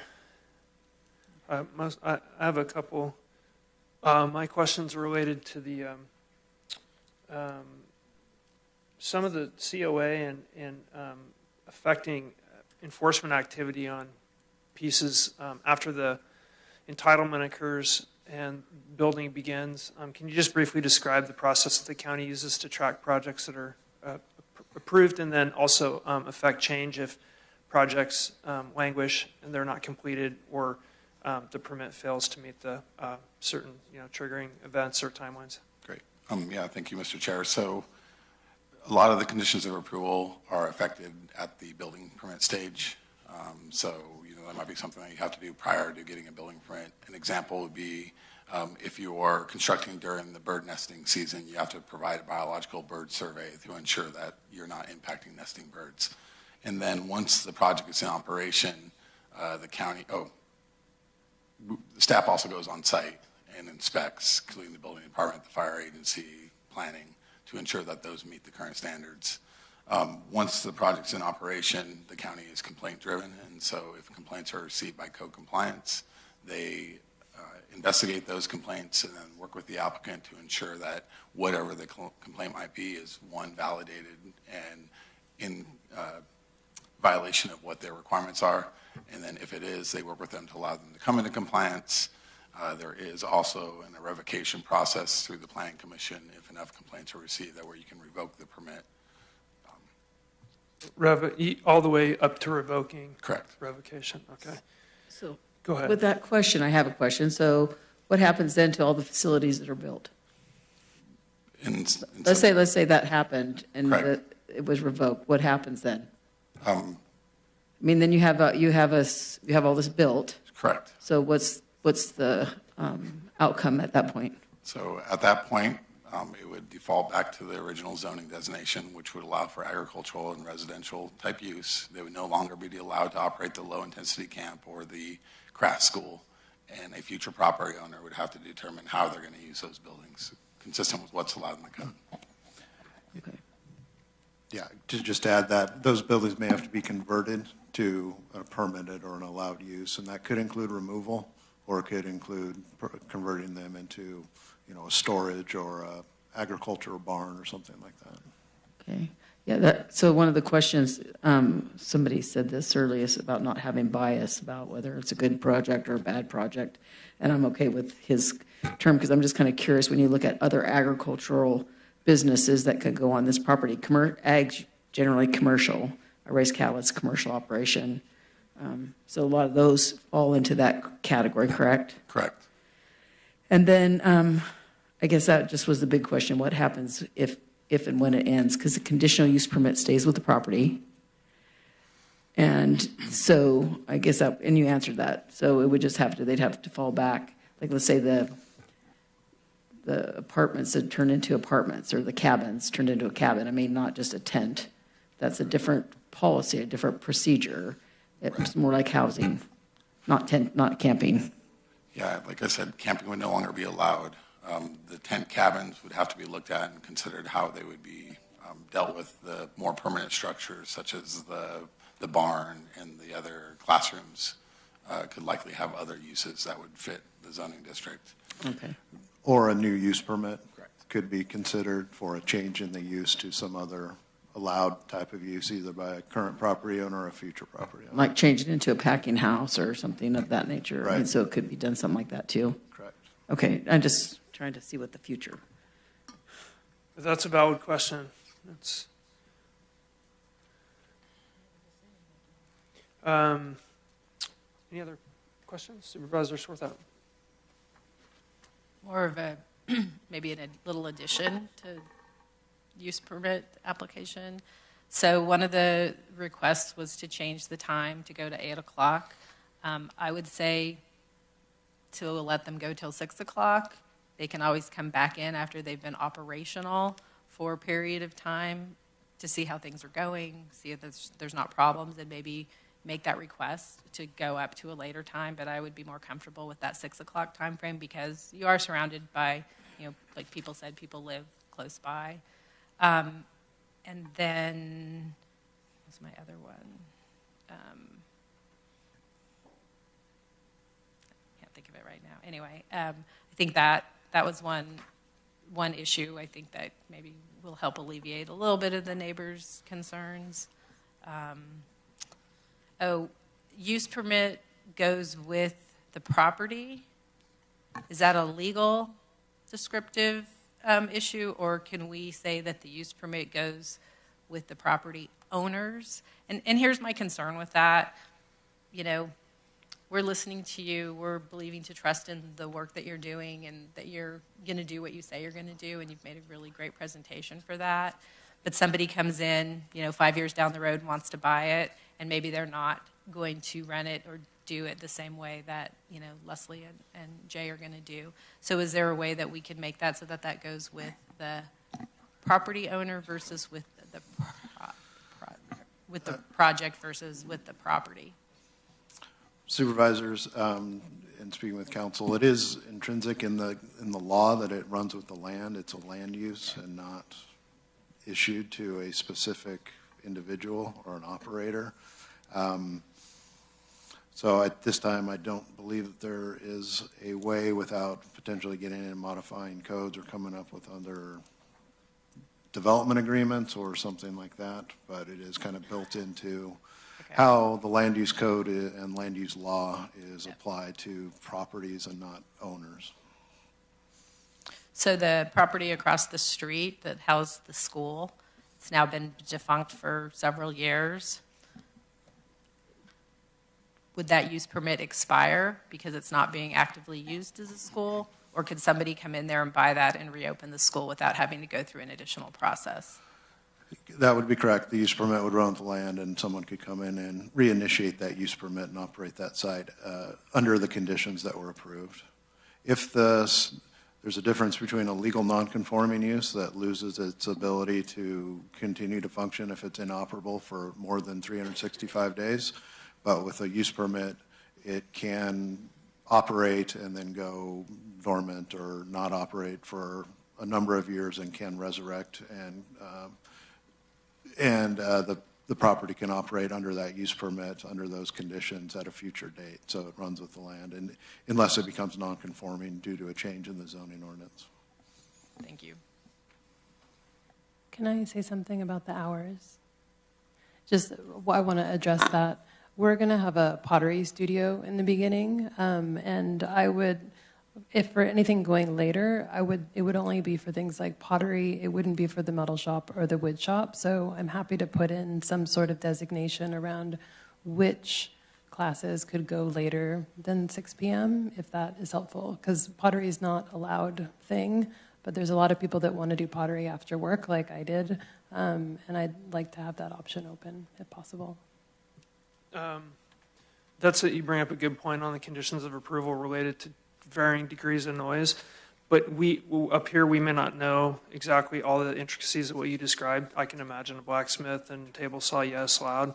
But maybe to give us some guidance if we want to make that part of the approval, then we would need maybe Brian or somebody to weigh in on the activities of your site and which ones are noisy and which ones aren't. I guess if somebody were to make a motion, maybe we could support that through your guidance, but there is some detail that we're going to need there. Any other questions from the board?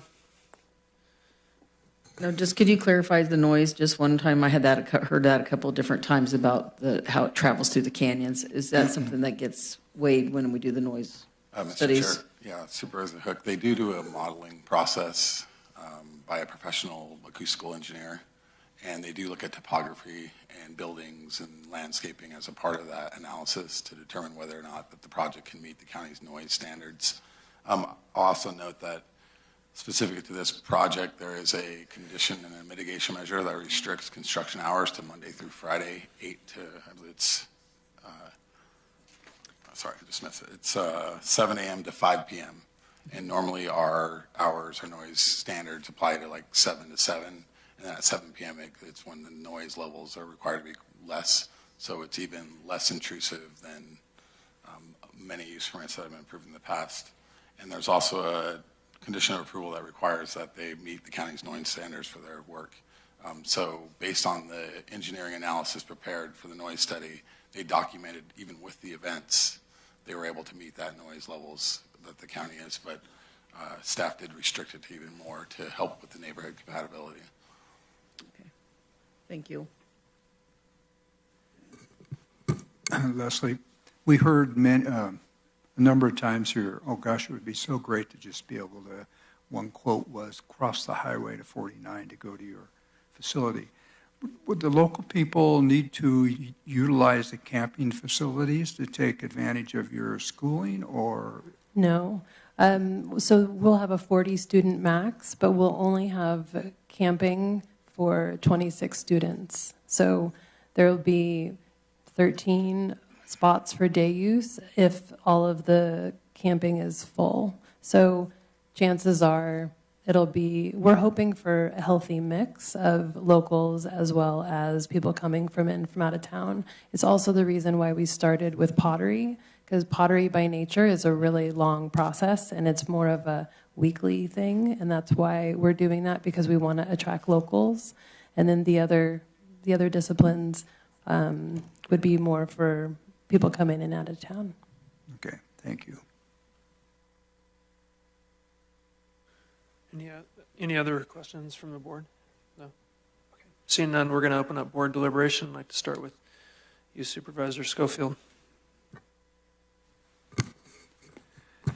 Well, as you guys can imagine, this has been a very, very difficult issue for me, and I've been back and forth the whole time on this, even today. But here's what I kind of come down to. I think the funding to me is such a huge issue. When I first came onto this board, I supported a project much more controversial than this one, and much bigger impact on the neighborhood. Once we got that through, it said that this was Rincon del Rio. Once we passed that, it ended up in court. The neighbors filed suit against it. Finally brought it back, and we did finally approve that project. It's a great project. It's a needed project. Still hasn't happened because even though they came in with a lot of money, they didn't have the money for the financing for the infrastructure. So now what we have is neighborhoods that are still very unhappy with the county of Nevada, and the applicant themselves thinking the county of Nevada caused all their problems. I look at the new RV park that went in out with the city of Grass Valley, and it appears to me that when that project went in, they must have had the funding for it because it happened pretty rapidly. They just put it together. Great project. I think it's and I know the fairgrounds was opposed to it, but it appears that it's a real asset to the city of Grass Valley. Another project that I look at down there that's had a huge impact on what your neighbors think of your project is the Montessori school. That's been brought up a couple times.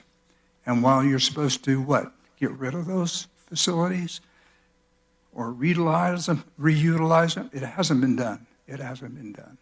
So I think that's a flaw that the county has put into place that really should be corrected. I just think for that purpose, Matthew even brought it up with the Loma Rica project.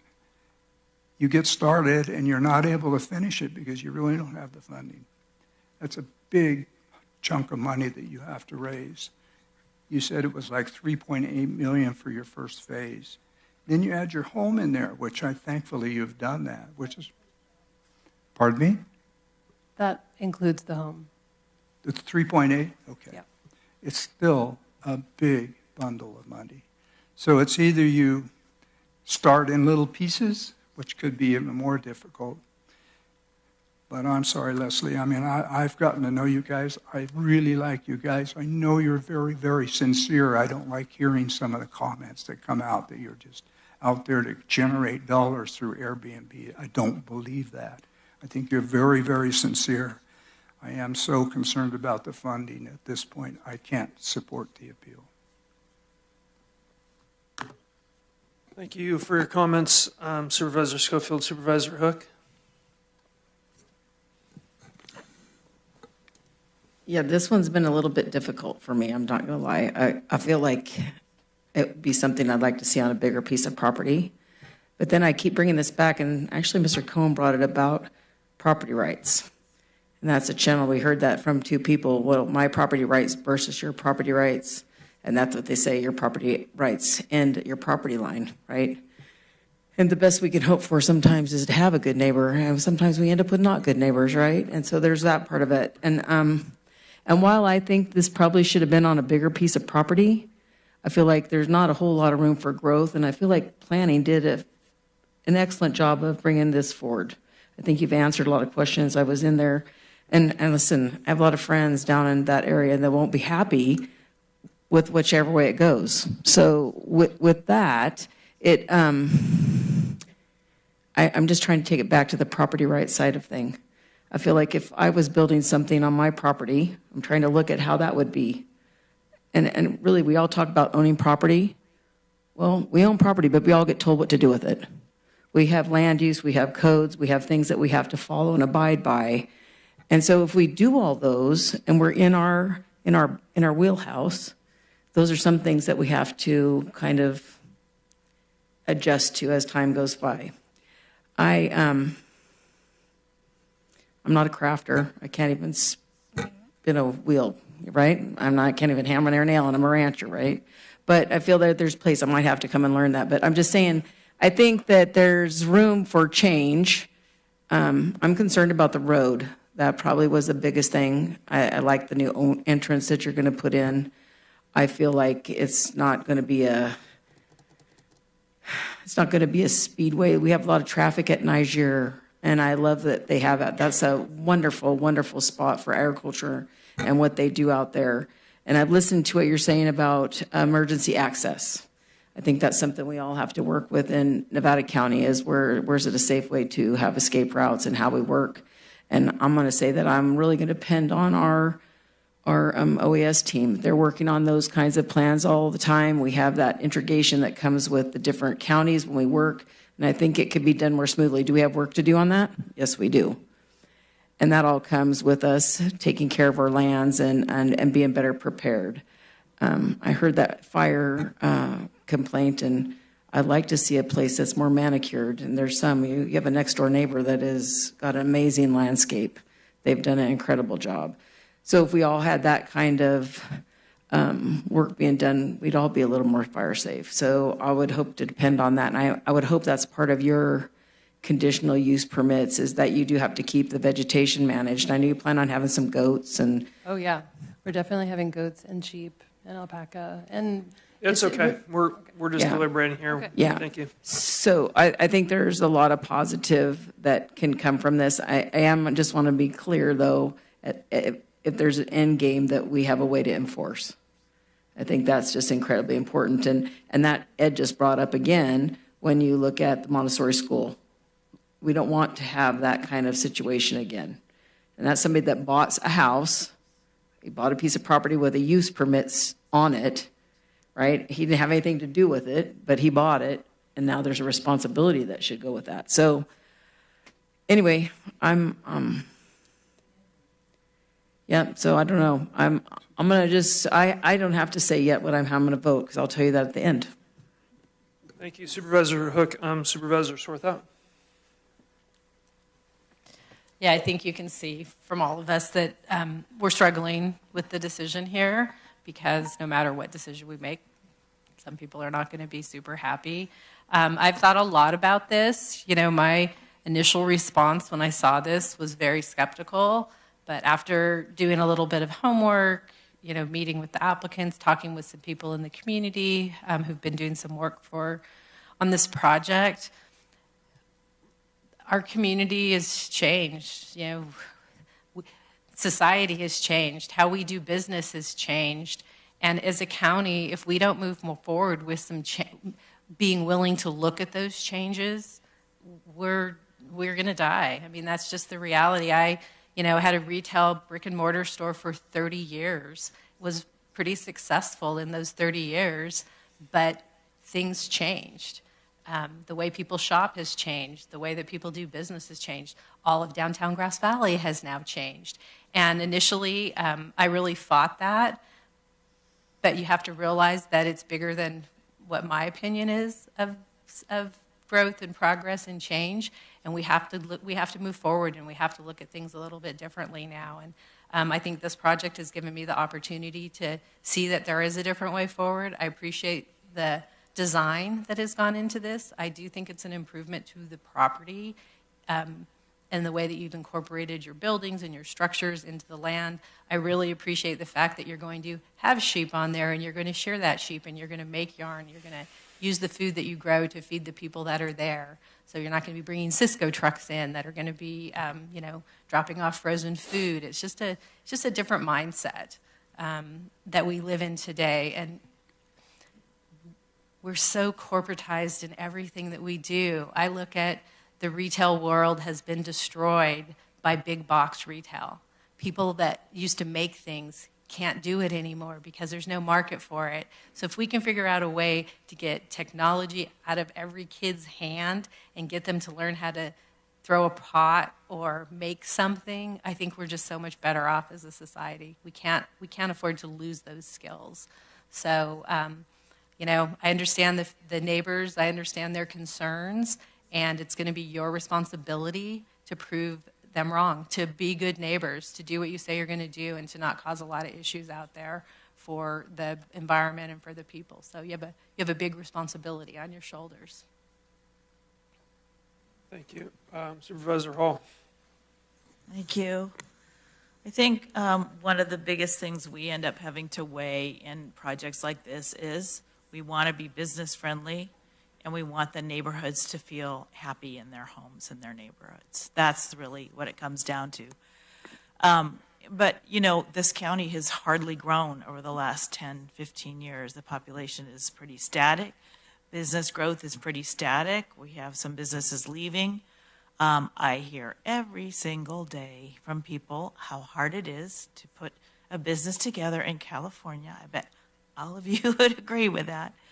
And so I do think it's our job to, you know, when somebody comes in and meets all the requirements and changes their plans based on the comments and takes into consideration the arts and culture part of our economic development plan and make sure it fits in that, it's not our job to be up here adding more requirements. I am not a fan of saying I want to know in 5 or 10 years you're still going to be there.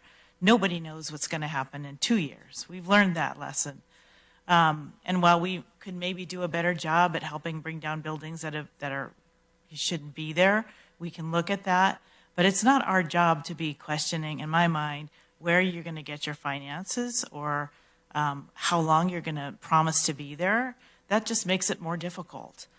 Those are going to be your challenges, and they are challenges, but that's not, you know, for us to have preconceived ideas about. I'm impressed with your plan and the way you've worked at it. I understand the fear of some of the neighbors about change. This is change for a lot of folks who've been there a long time and don't want to see anything change, but that's not the way the world works. And this project, honestly, of all the kinds that could be out there, this is small scale, minimum disruption. And I just, I can't even imagine saying no to something like that. That's been so well thought through. And obviously the mitigations have to be in place to protect the neighborhood. But I think you have a very exciting business plan. And I hope you succeed wildly and that the neighborhood is happily surprised to have you there. Yeah, thank you. A lot of thoughtful dialogue. I was just going to start, just really briefly, I want to talk about the Planning Commission process. It's not part of this, but I've spent 3 terms as a Planning Commissioner, and I understand how difficult it can be. And some of the criticism of the Planning Commission, I think, is just entirely unfounded. I think the system worked perfectly. You have thoughtful dialogue and deliberation, and there was difference there, and that's exactly how the process should work.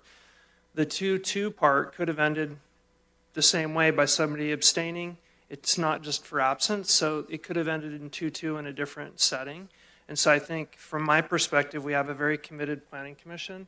They did the right thing. They did their homework. And it's really difficult to be a Planning Commissioner. I don't know if you've ever seen a Planning Commission book, but it's a foot thick. And so you have all this pre-reading, and then you need to go into the meeting and make community-based decisions informed in a quasi-judicial setting. It can be very difficult. And so I'd just like to say thanks to our Planning Commission for giving it the forethought, and then it comes to us, and that's the way the process should work, and I think it's been 100% successful. I do have some concerns. One of my concerns is for obviously the community character that's been brought up over and over again. I do spend time in that area, although I'm from Truckee, I spend time down there occasionally, and I really enjoy that rural character.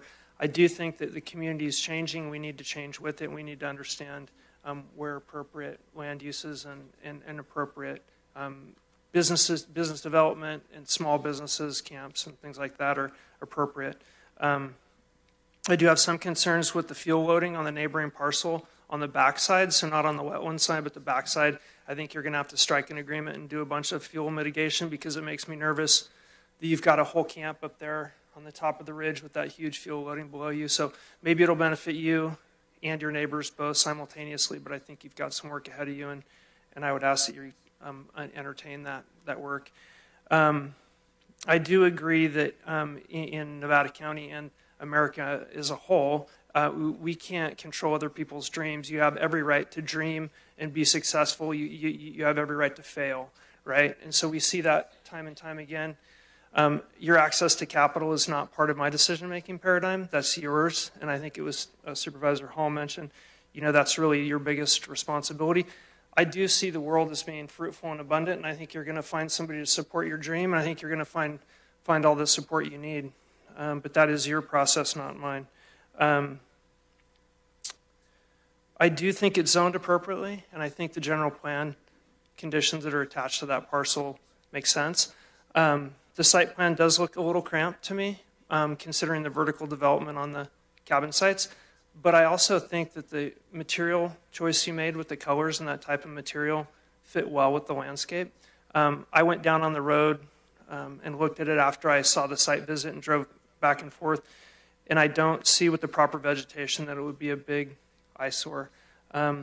Completely support the economic vitality portion and bringing different changing businesses. I think Supervisor Short, that was describing the changes, from retail and wholesale and big box and all those things. And I think it's where we want to head as a community, is having businesses that support the arts and culture and teach trade craft and things like that. So I definitely support it, and I'm looking forward to seeing you get it completed. I do have concerns about the phase development, and I understand the phases, but I would just say you have a huge community responsibility on your hands to conduct yourself both through the financing and construction portions with a lot of consideration for your neighbors and our community, and not leave it undone and finish it in a timely fashion, get it going and get it started. So those are my thoughts, and with that, we'll bring it back to the board.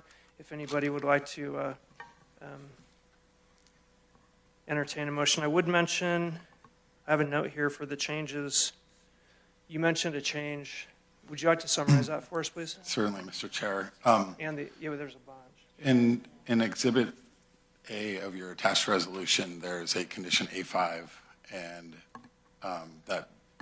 we're requesting, based on staff's memo dated today, that you revise your motion reflect the revisions to condition A5 to remove that reference to a variance requirement, and then also some direction on whether or not classes can go till past 6 o'clock, and staff has a draft condition of approval, if it would pleasure the board to read that into the record. Yeah, great. Will it include the types of operations that could occur after 5 to 8? I think that was the other question. Septic system. With Excuse me, it's F5 for the septic system, just for clarity. So there's two conditions of approval that talk about 6 to 8. Stand by just one sec. Do you have a question? I apologize. I know, I was just looking, we were just talking about that. It's not different than sawing wood in the afternoon. That's the only Exactly. thing. So I don't want to tie something way tight. And then summer Agree. hours, you're out till 8 o'clock, right? So Agree. the 6 and, Yeah, chainsaws all day long or any time of the day or evening. There's no restrictions on it. That's a very good point. So, no, not from 7 to 7. And no, it's not. You could weed eat at 10 o'clock at night if you want. You live in the city. I live in the city, You so live in the yeah, city. you're done at 9. yeah, so I mean, that came up, but in that I would support extending those hours. I would support extending the hours, but I think you understand what we're trying to say. Can you summarize it for us? Sure, certainly. So again, back to the environmental health conditions is F5. There's two conditions of approval that mandate the timelines. It's condition A1 and condition A5. And they both say that workshops should go till, or hours of operation are 8 to 6 p.m. Staff would recommend putting after 8 to 6 p.m. for significant noise generating classes such as metal and woodworking. Other non-noise generating classes such as ceramics and fiber studio may operate till 8 p.m. Okay. It sounds like you have the consensus up here. I would entertain a motion, but just really quickly, please summarize. Do you want the motion independently, each one? Because there's, I think, 4 items before us. I think as long as the board specifies that they're modifying conditions F5 and A1 and A5 in the Exhibit A, then that would clarify. Okay. Modifications to the agenda is noted. CUP, management plans, petition exemptions, NEIS, which is a mitigated neg deck. The motion should include those, so I'll entertain that. All in one resolution. I'll make the motion with the. Stand by. It's at 3-2. I'll make the motion with the modifications that you described, A1 and A5. Is that F5. And F5. And F5. Correct. A1, A5, and F5. Correct. Okay, I'll make that Your motion. motion. Before we entertain a second, I just have one clarifying question. This, just clarifying, this is not a four-fifths vote. This is not a four-fifths vote. A simple majority, correct. Thank you. I'll second. Motion and a second for the appeal. Madam Clerk, please call the roll. District 2, No. Overturning the appeal, I'm sorry, clarification, yep. Yep, You would be You're granting the, upholding the appeal and overturning the planning commission's decision. that, overturning the planning commission, upholding the appeal. Correct. Thank you. So No.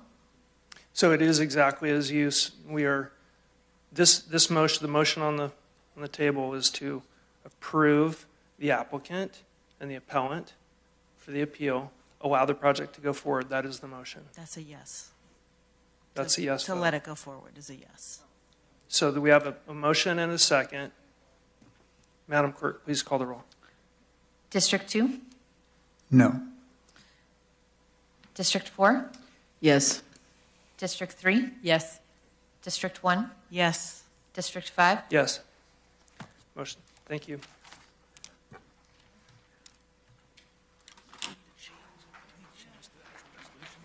Just sends it. I'll draft it up and I'll send it up.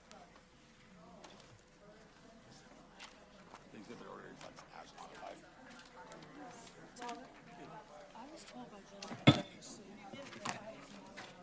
We're going to take a 5-minute recess.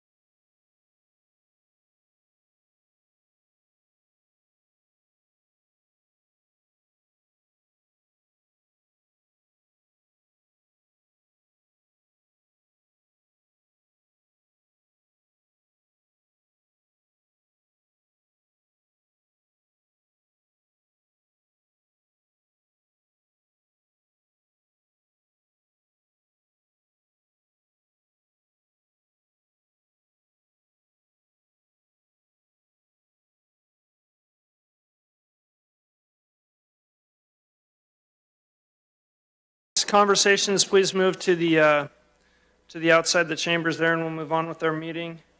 Thanks for everybody's patience today as we move through these items. We're going to move on to item number 25, the department head matter. Give us just 1 minute. We're just waiting for one more supervisor.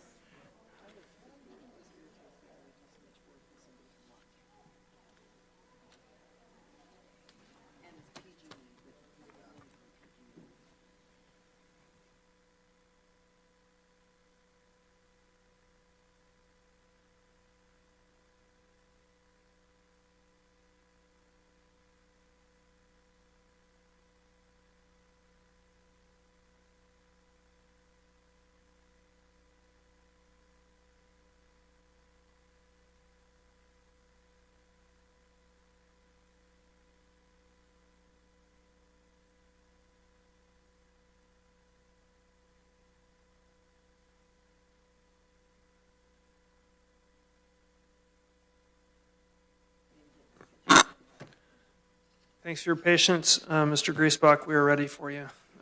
This is item number 25, Office of OES, and this is approving a professional services agreement between the county and Mountain F Enterprises for grappling truck services and some other items that you're going to describe. All right, good afternoon, Chair Bullock and members of the board. Craig Griesbach again in front of you this morning, or this afternoon. I'm the Director of Emergency Services for Nevada County. As our team in OES and the many community partners work towards making our community more resilient against the threats of wildfire, there's a great need for economical resources to dispose of this wood waste that is removed from our forests. Our team has been working on biomass solutions and investigating opportunities over the last several years. Through our investigation and work, there's a ton of new technology and theories on how to best address the problem of biomass. With that said, there has not been many projects that have actually been implemented in recent years, especially in our region. Our recent acquisition of the property on LaBar Meadows Road presented a unique opportunity to be innovative and really put some solutions in action and get some work done on the ground. The overall goal of the pilot project is to improve community safety by reducing wildfire risks and improving wildfire or climate resiliency, while at the same time creating a usable byproduct at the end of the process. Daniel Amazola, who is joining me for the presentation this morning, will dive a bit more into the processing details, but essentially we're taking large woody materials and processing them through a process of carbonization with equipment that creates a byproduct called biochar. This pilot project will build a strong foundation that we will really use as a force multiplier to build upon for biomass long term. This will allow us to evolve from lessons learned and forge strong partnerships along the way that we can leverage really in the years ahead that we'll be looking forward in the world of biomass. This project will help us process wood waste materials close to the source, reduce greenhouse gas emissions by reducing the road miles traveled, and find productive end uses of byproducts created through the processing operations. This project wouldn't be possible without the strong public-private partnerships with Nevada County Consolidated Fire District, City Grass Valley, City of Nevada City, Gold Country Senior Firewood Program, PG&E, Mountain Enterprises, and Earth Foundries. We have several of these representatives here with us today. We intend to launch this pilot project this month and will extend to June of 2025. This is located on our LaBar Meadows Road property, located in the city limits of Grass Valley, as I had mentioned, and as shown on the site plan shown on this slide. As I mentioned earlier, I'm joined this afternoon by Daniel Amazola, who is an administrative analyst in the Information and General Services Agency, and honestly has been carrying really the heavy load with this project to make sure it comes before you today. And he'll provide a little bit more detail on this project to you for this presentation. Daniel? Good afternoon, Chair Bullock and supervisors. So unlike an air incinerator, the carbonizer here takes wood debris and converts it into biochar. And biochar is a carbon-rich material that improves soil by retaining water and nutrients and this is supporting local farmers and gardeners within the area. It uses a process called pyrolysis, and this is heating wood in little to no oxygen, and it decomposes the wood, creating biochar. Now, more specifically, you take the untreated wood, you put it into the carbonizer, and then from there, it's heated with a controlled air environment, and then the decomposed wood falls through the grates and is cooled with water and then collected for productive end uses. Now, in order to optimize the operations of the carbonizers, there are certain program specifications. So we are looking for, or we intend to use clean and green wood, specifically from official forest health vegetation management projects, and no processed wood or construction or demolition material would hinder the or would contaminate the wood, because ideally the biochar would be going back into the soil. So clean in, clean out is what we're looking to accomplish. As far as accepted wood sizes, all wood sizes are accepted on site. However, Earth Boundaries as project managers will make sure to right size the wood before it meets the specific specifications for the carbonizers themselves. So that being 2 to 14 inches in diameter and 20 foot in length. Now, when working with the defensible inspection team, we identified key prioritized areas in accordance with the Nevada County evacuation study for cleaning up the county and taking this wood debris to get later processed. And on the left, there is an image that highlights a 20-ton truckload. And for this project, to give you guys imagery reference, we're looking to process over 5,000 tons. So this looks like somewhere between 400 and 500 tons, or sorry, 400 to 500 truckloads, as shown in that image, is what we want to transport and process as part of this project. So with this project, there are multiple stakeholder interests and relationships, and I wanted to highlight that with you on this slide. To begin with, this project was born out of a collaboration with the research and development team with PG&E.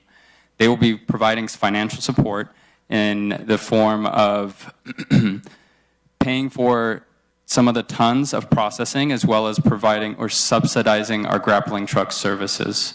This would be with Mountain Enterprises, which would be the vendor we would work with for grappling truck services. And then with Earth Boundaries, they're providing overall project management, worksite management, and the operations of the carbonizers. The Nevada County Consolidated Fire District and City of Grass Valley have been assisting us in making sure that we are in compliance with all safety regulations as necessary. For the budget, we're looking at an overall OES allocated amount of $233,592. Most of this, at approximately $121,000, is for site improvements in which we are planning to already conduct. The other remaining approximately $112,000 would go for the professional services for the grappling truck services, as well as the carbonizer wood processing. So with that, although we provided a holistic overview of the project to you this afternoon, the specific action for consideration in front of your board today is really to approve the resolution with the professional services agreement with Mountain Enterprises in the amount of $90,000 for grappling truck services that will support the biomass project. It's also important to recognize that we have executed an agreement through our purchasing agent that is below the signing authority already with Earth Boundaries to run operations on this site so we can get this project underway. With that, that concludes our presentation, and we'd be more than happy to answer any questions you may have. Thanks for the presentation. Looking forward to talking this through with you. It's an exciting project, and I learned something about biochar and the technical aspects of that. Questions? Supervisor Hall, do you have questions? Yeah. A couple questions. The biochar machine, is that already purchased? So, ma'am, we have a couple of representatives for the people who, or the organization that owns the carbonizers. I can have them up here in a second, but they own the carbonizers, and that's part of their business. Okay, and have we already approved, so that's already taken care of? That's already approved and moving forward? Correct. The partners we have with Earth Boundaries already have the ability and equipment to be able to process this, and in partnership with PG&E, we'll be helping subsidize some of these activities. Okay. And then I just noticed really quickly you said 18 days for use of the grappler. Is that correct? And why only 18? I mean, what happens to the other days? So Supervisor Hall, that is based on our budget that we have. We had allocated ARPA funding for green waste and biomass solutions from your board. That's something that, based on the site improvements, that's what we had available to be able to process and operate that based on our budget. So we hope to build from that. We're still in talks with PG&E for an opportunity to obtain a grant from them to extend the contract that will be coming before your board if we can make that happen.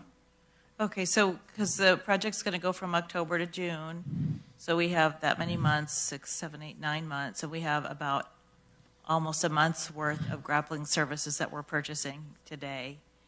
But then, without additional funding, it sits idle until we can get more funding for the use of the grappler? Correct. So this will fund our specific operations based on the map that Daniel had showed you up there. Right. Mountain Enterprises and PG&E will also be bringing material to the site based on vegetation clearing from their projects. So it's kind of a dual effort. Okay, so they'll be using it on those other days? Yeah, so we're maximizing in a partnership effort on both our initiatives and projects to make this project viable. Okay, very good. Just wanted to understand how that was working. And to clarify, as far as timelines goes, the carbonizers wouldn't be running throughout the whole 6 months. You're really looking at a lot of it being stockpiling of the wood, and then they'll come on and run 24/7 operations for a short amount of time and being able to process all that wood. Okay. And then you didn't say anything about air quality, but it did look like there was an air scrubber in there or something. Yes, so the carbonizer itself has a controlled air supply, and it emits a lot less than an air incinerator would. And everything as far as the air quality management district goes in terms of their compliance is exactly what we've been working with. Okay, great. I hope you invite us out to look at it the first day. Yes, ma'am. Question on the 18 days of service, 90,000. That's 5,000 a day. If you ran it for 10 hours, most trucking companies don't run for 10 hours because it's over the duty time for the driver, but that would be 500 an hour. Can that be right? So based on this is consistent with industry standards based on costs, and it's not just the grappling services, it's traffic control, everything associated to those operations in order to pick up this material. But it is very expensive, as we all know, to do all these activities, and the budget gets eaten up pretty quick. Okay, thank you. Any questions? I do. Supervisor Hook? So tell me who can bring their timber to this operation? Just PG&E and who? So as of right now, because of the budget, and that is a pilot project, it's PG&E, Mountain Enterprises in that partnership. Also, our efforts, where we're focusing specifically on evacuation routes and our evacuation study. So our goal holistically with this project is let's get some lessons learned, let's get this going on the ground, let's put some practice and action in place that where we can build on in years ahead to hopefully build community green waste programming into this. We can find and apply for additional funding opportunities to where we can build upon it. Our goal right now is to get this going, and so where we can actually expand programming in future years. Okay, so is this Mountain Enterprise doing work for us and PG&E? I guess I'm just trying to get to the fact is there's no real I've got people that have logs stuck in the front of their house that have no place to go with them. So this is not going to benefit them. So many of the pictures, Supervisor Hook, that you saw up there were from private parcels that were identified along those evacuation routes. So we'll be working with Firewise communities, direct landowners, as well as some other partners in the nonprofit world. So example, we're talking with Chris Friedel with Yuba Watershed Institute with their project in Nevada City and pulling material from that. So it's a mix of everything. Okay, it just sounded more like just Mountain and PG&E, and I was just having a problem with that. What's interesting is that PG&E, we've heard so many times from constituents that they want their woody debris picked up post utility line clearing. Witch Mountain is the contractor on PG&E ground. So I'm hoping that they go get all the things we've been talking about for 4 years. Well, me too, because that's not in their process anymore. So that's why I just want to be sure that it's going to work with our projects that we have going on, not just a benefit to PG&E. To your point, Supervisor Hook and Chair Bullock as well, the work they will be doing is along private residences, along their power and infrastructure. So it allows them to take that material to this site, and there is material that's locally sourced. So even though it is PG&E and their wood management team activities, it does come from private parcels, clearing efforts, and will reduce the wildfire threat. Okay, and I don't mean to be dogging this. I just want to be sure because PG&E doesn't have that vegetation clause anymore that they take the wood. So I just want to make sure that that is actually something PG&E is going to do. I just have had a lot of problems with that. So I've got a lot of people that have it all out in front, and they tell them we don't do that anymore. So, but you're telling me they're going to, and so I'm going to think that's hopeful. Yeah, I want to clarify, Supervisor Hook, is there's a lot of opportunity to be able to do that, and we're already doing that already. Our Defensible Space Inspection team has been working with them, and they've been removing some of those materials when they can.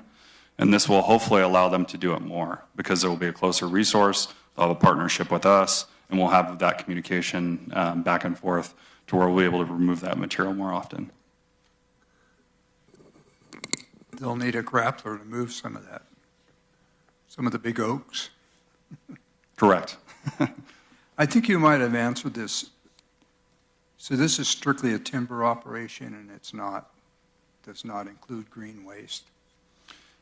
It has to fall within the size threshold, Supervisor Schofield, as shown on that slide that Daniel showed. So it's generally larger material for the carbonizing activities. Yeah. Right now, we hope to build on this moving forward again to where we can capture more of the debris, like the branches, the pine needles, things like that. But as of right now, it's larger woody material. Things that are basically being chipped now. Just one more question, because I see one of our partners is the Senior Wood Program. So are they out there as well? So do they get some of the premium wood that they can use for their project instead of it going into the biochar? Just curious, do we separate that? Supervisor Hook, that's something we need to continue those conversations. Right now, we're still trying to normalize them on that site. And some of the site improvements is actually an access road to where they'll have permanent operations there and ease of access. So it's sort of intermixed with a lot of different efforts and a lot of different projects, but there will be, I imagine, some opportunities there with some of the more premium oak hardwoods and things like that. One clarification. I heard you say clean and green. So if you had a dead ponderosa come in, is that still considered green? Dead wood, especially post-fire wood, are still accepted as far as clean and green. Really what I was talking to is treated, demolition, construction materials are the things you want to stay away from. I just want to mention, PG&E sent me an email that they wanted kind of at least to mention into the record, and they just, PG&E, Brandon Sanders wanted us to understand that this will allow for more expansive management of large diameter wood waste, which has obviously been consistent area of concern for our board in years past. So I just want to mention that on behalf of PG&E. They couldn't attend today, but they do feel it's a solution handling that large woody debris that you describe and that we've talked about before. So. I'm sorry. Okay. I was ready to make a motion. Okay. Public comment. We're going to open up public comment on this item. Anybody would like to make a public comment? Any callers on the line? No callers. Okay. We're going to close public comment, bring it back to the board, and entertain a motion. I'd like to make the motion. Second. Oh, go ahead, Ed. Second. Sorry, a motion and a second. Madam Clerk, please call the roll. District 2? Yes. District 4? Yes. District 3? Yes. District 1? Yes. District 5? Yes. And congratulations. I'd just like to support you in the concept of just, let's try it, let's get it going, let's start it, let's find the obstacles that are in front of us and do it. And I think you've got a board that supports that. So if there's other outside the box thinking things, and I'm looking at Steve because I know you've put a lot of effort into this too, please bring them forward. We're open to those suggestions, and just getting it started is an awesome approach. And so we support it 100%. And invite us out to see it. In operation. Working. Yeah. Okay, thanks. We're going to forego board member announcements today and enter into closed session. I'll turn it over to Chief Counsel Kit Elliott to read us into closed session. Okay, and we have a lot of closed sessions, so I'm going to make this brief. Item 24-1433 is whether litigation should be initiated by the county in two matters. Item 24-1483 is a matter where there's significant threat of litigation. Matters 24-1389 is lease discussion and as the properties listed in the agenda. 24-1488 is also a real property negotiation as stated in the agenda. And number 241502 is also real property negotiations as stated, and with the understanding that we may not get to all of the matters in closed, but we'll try. Okay, thanks. We'll reconvene here when we emerge from After closed we session. ask for public comment? And we'll take public comment. No Any callers, Chair. No callers, thank you. Okay, close public comment. Thank you.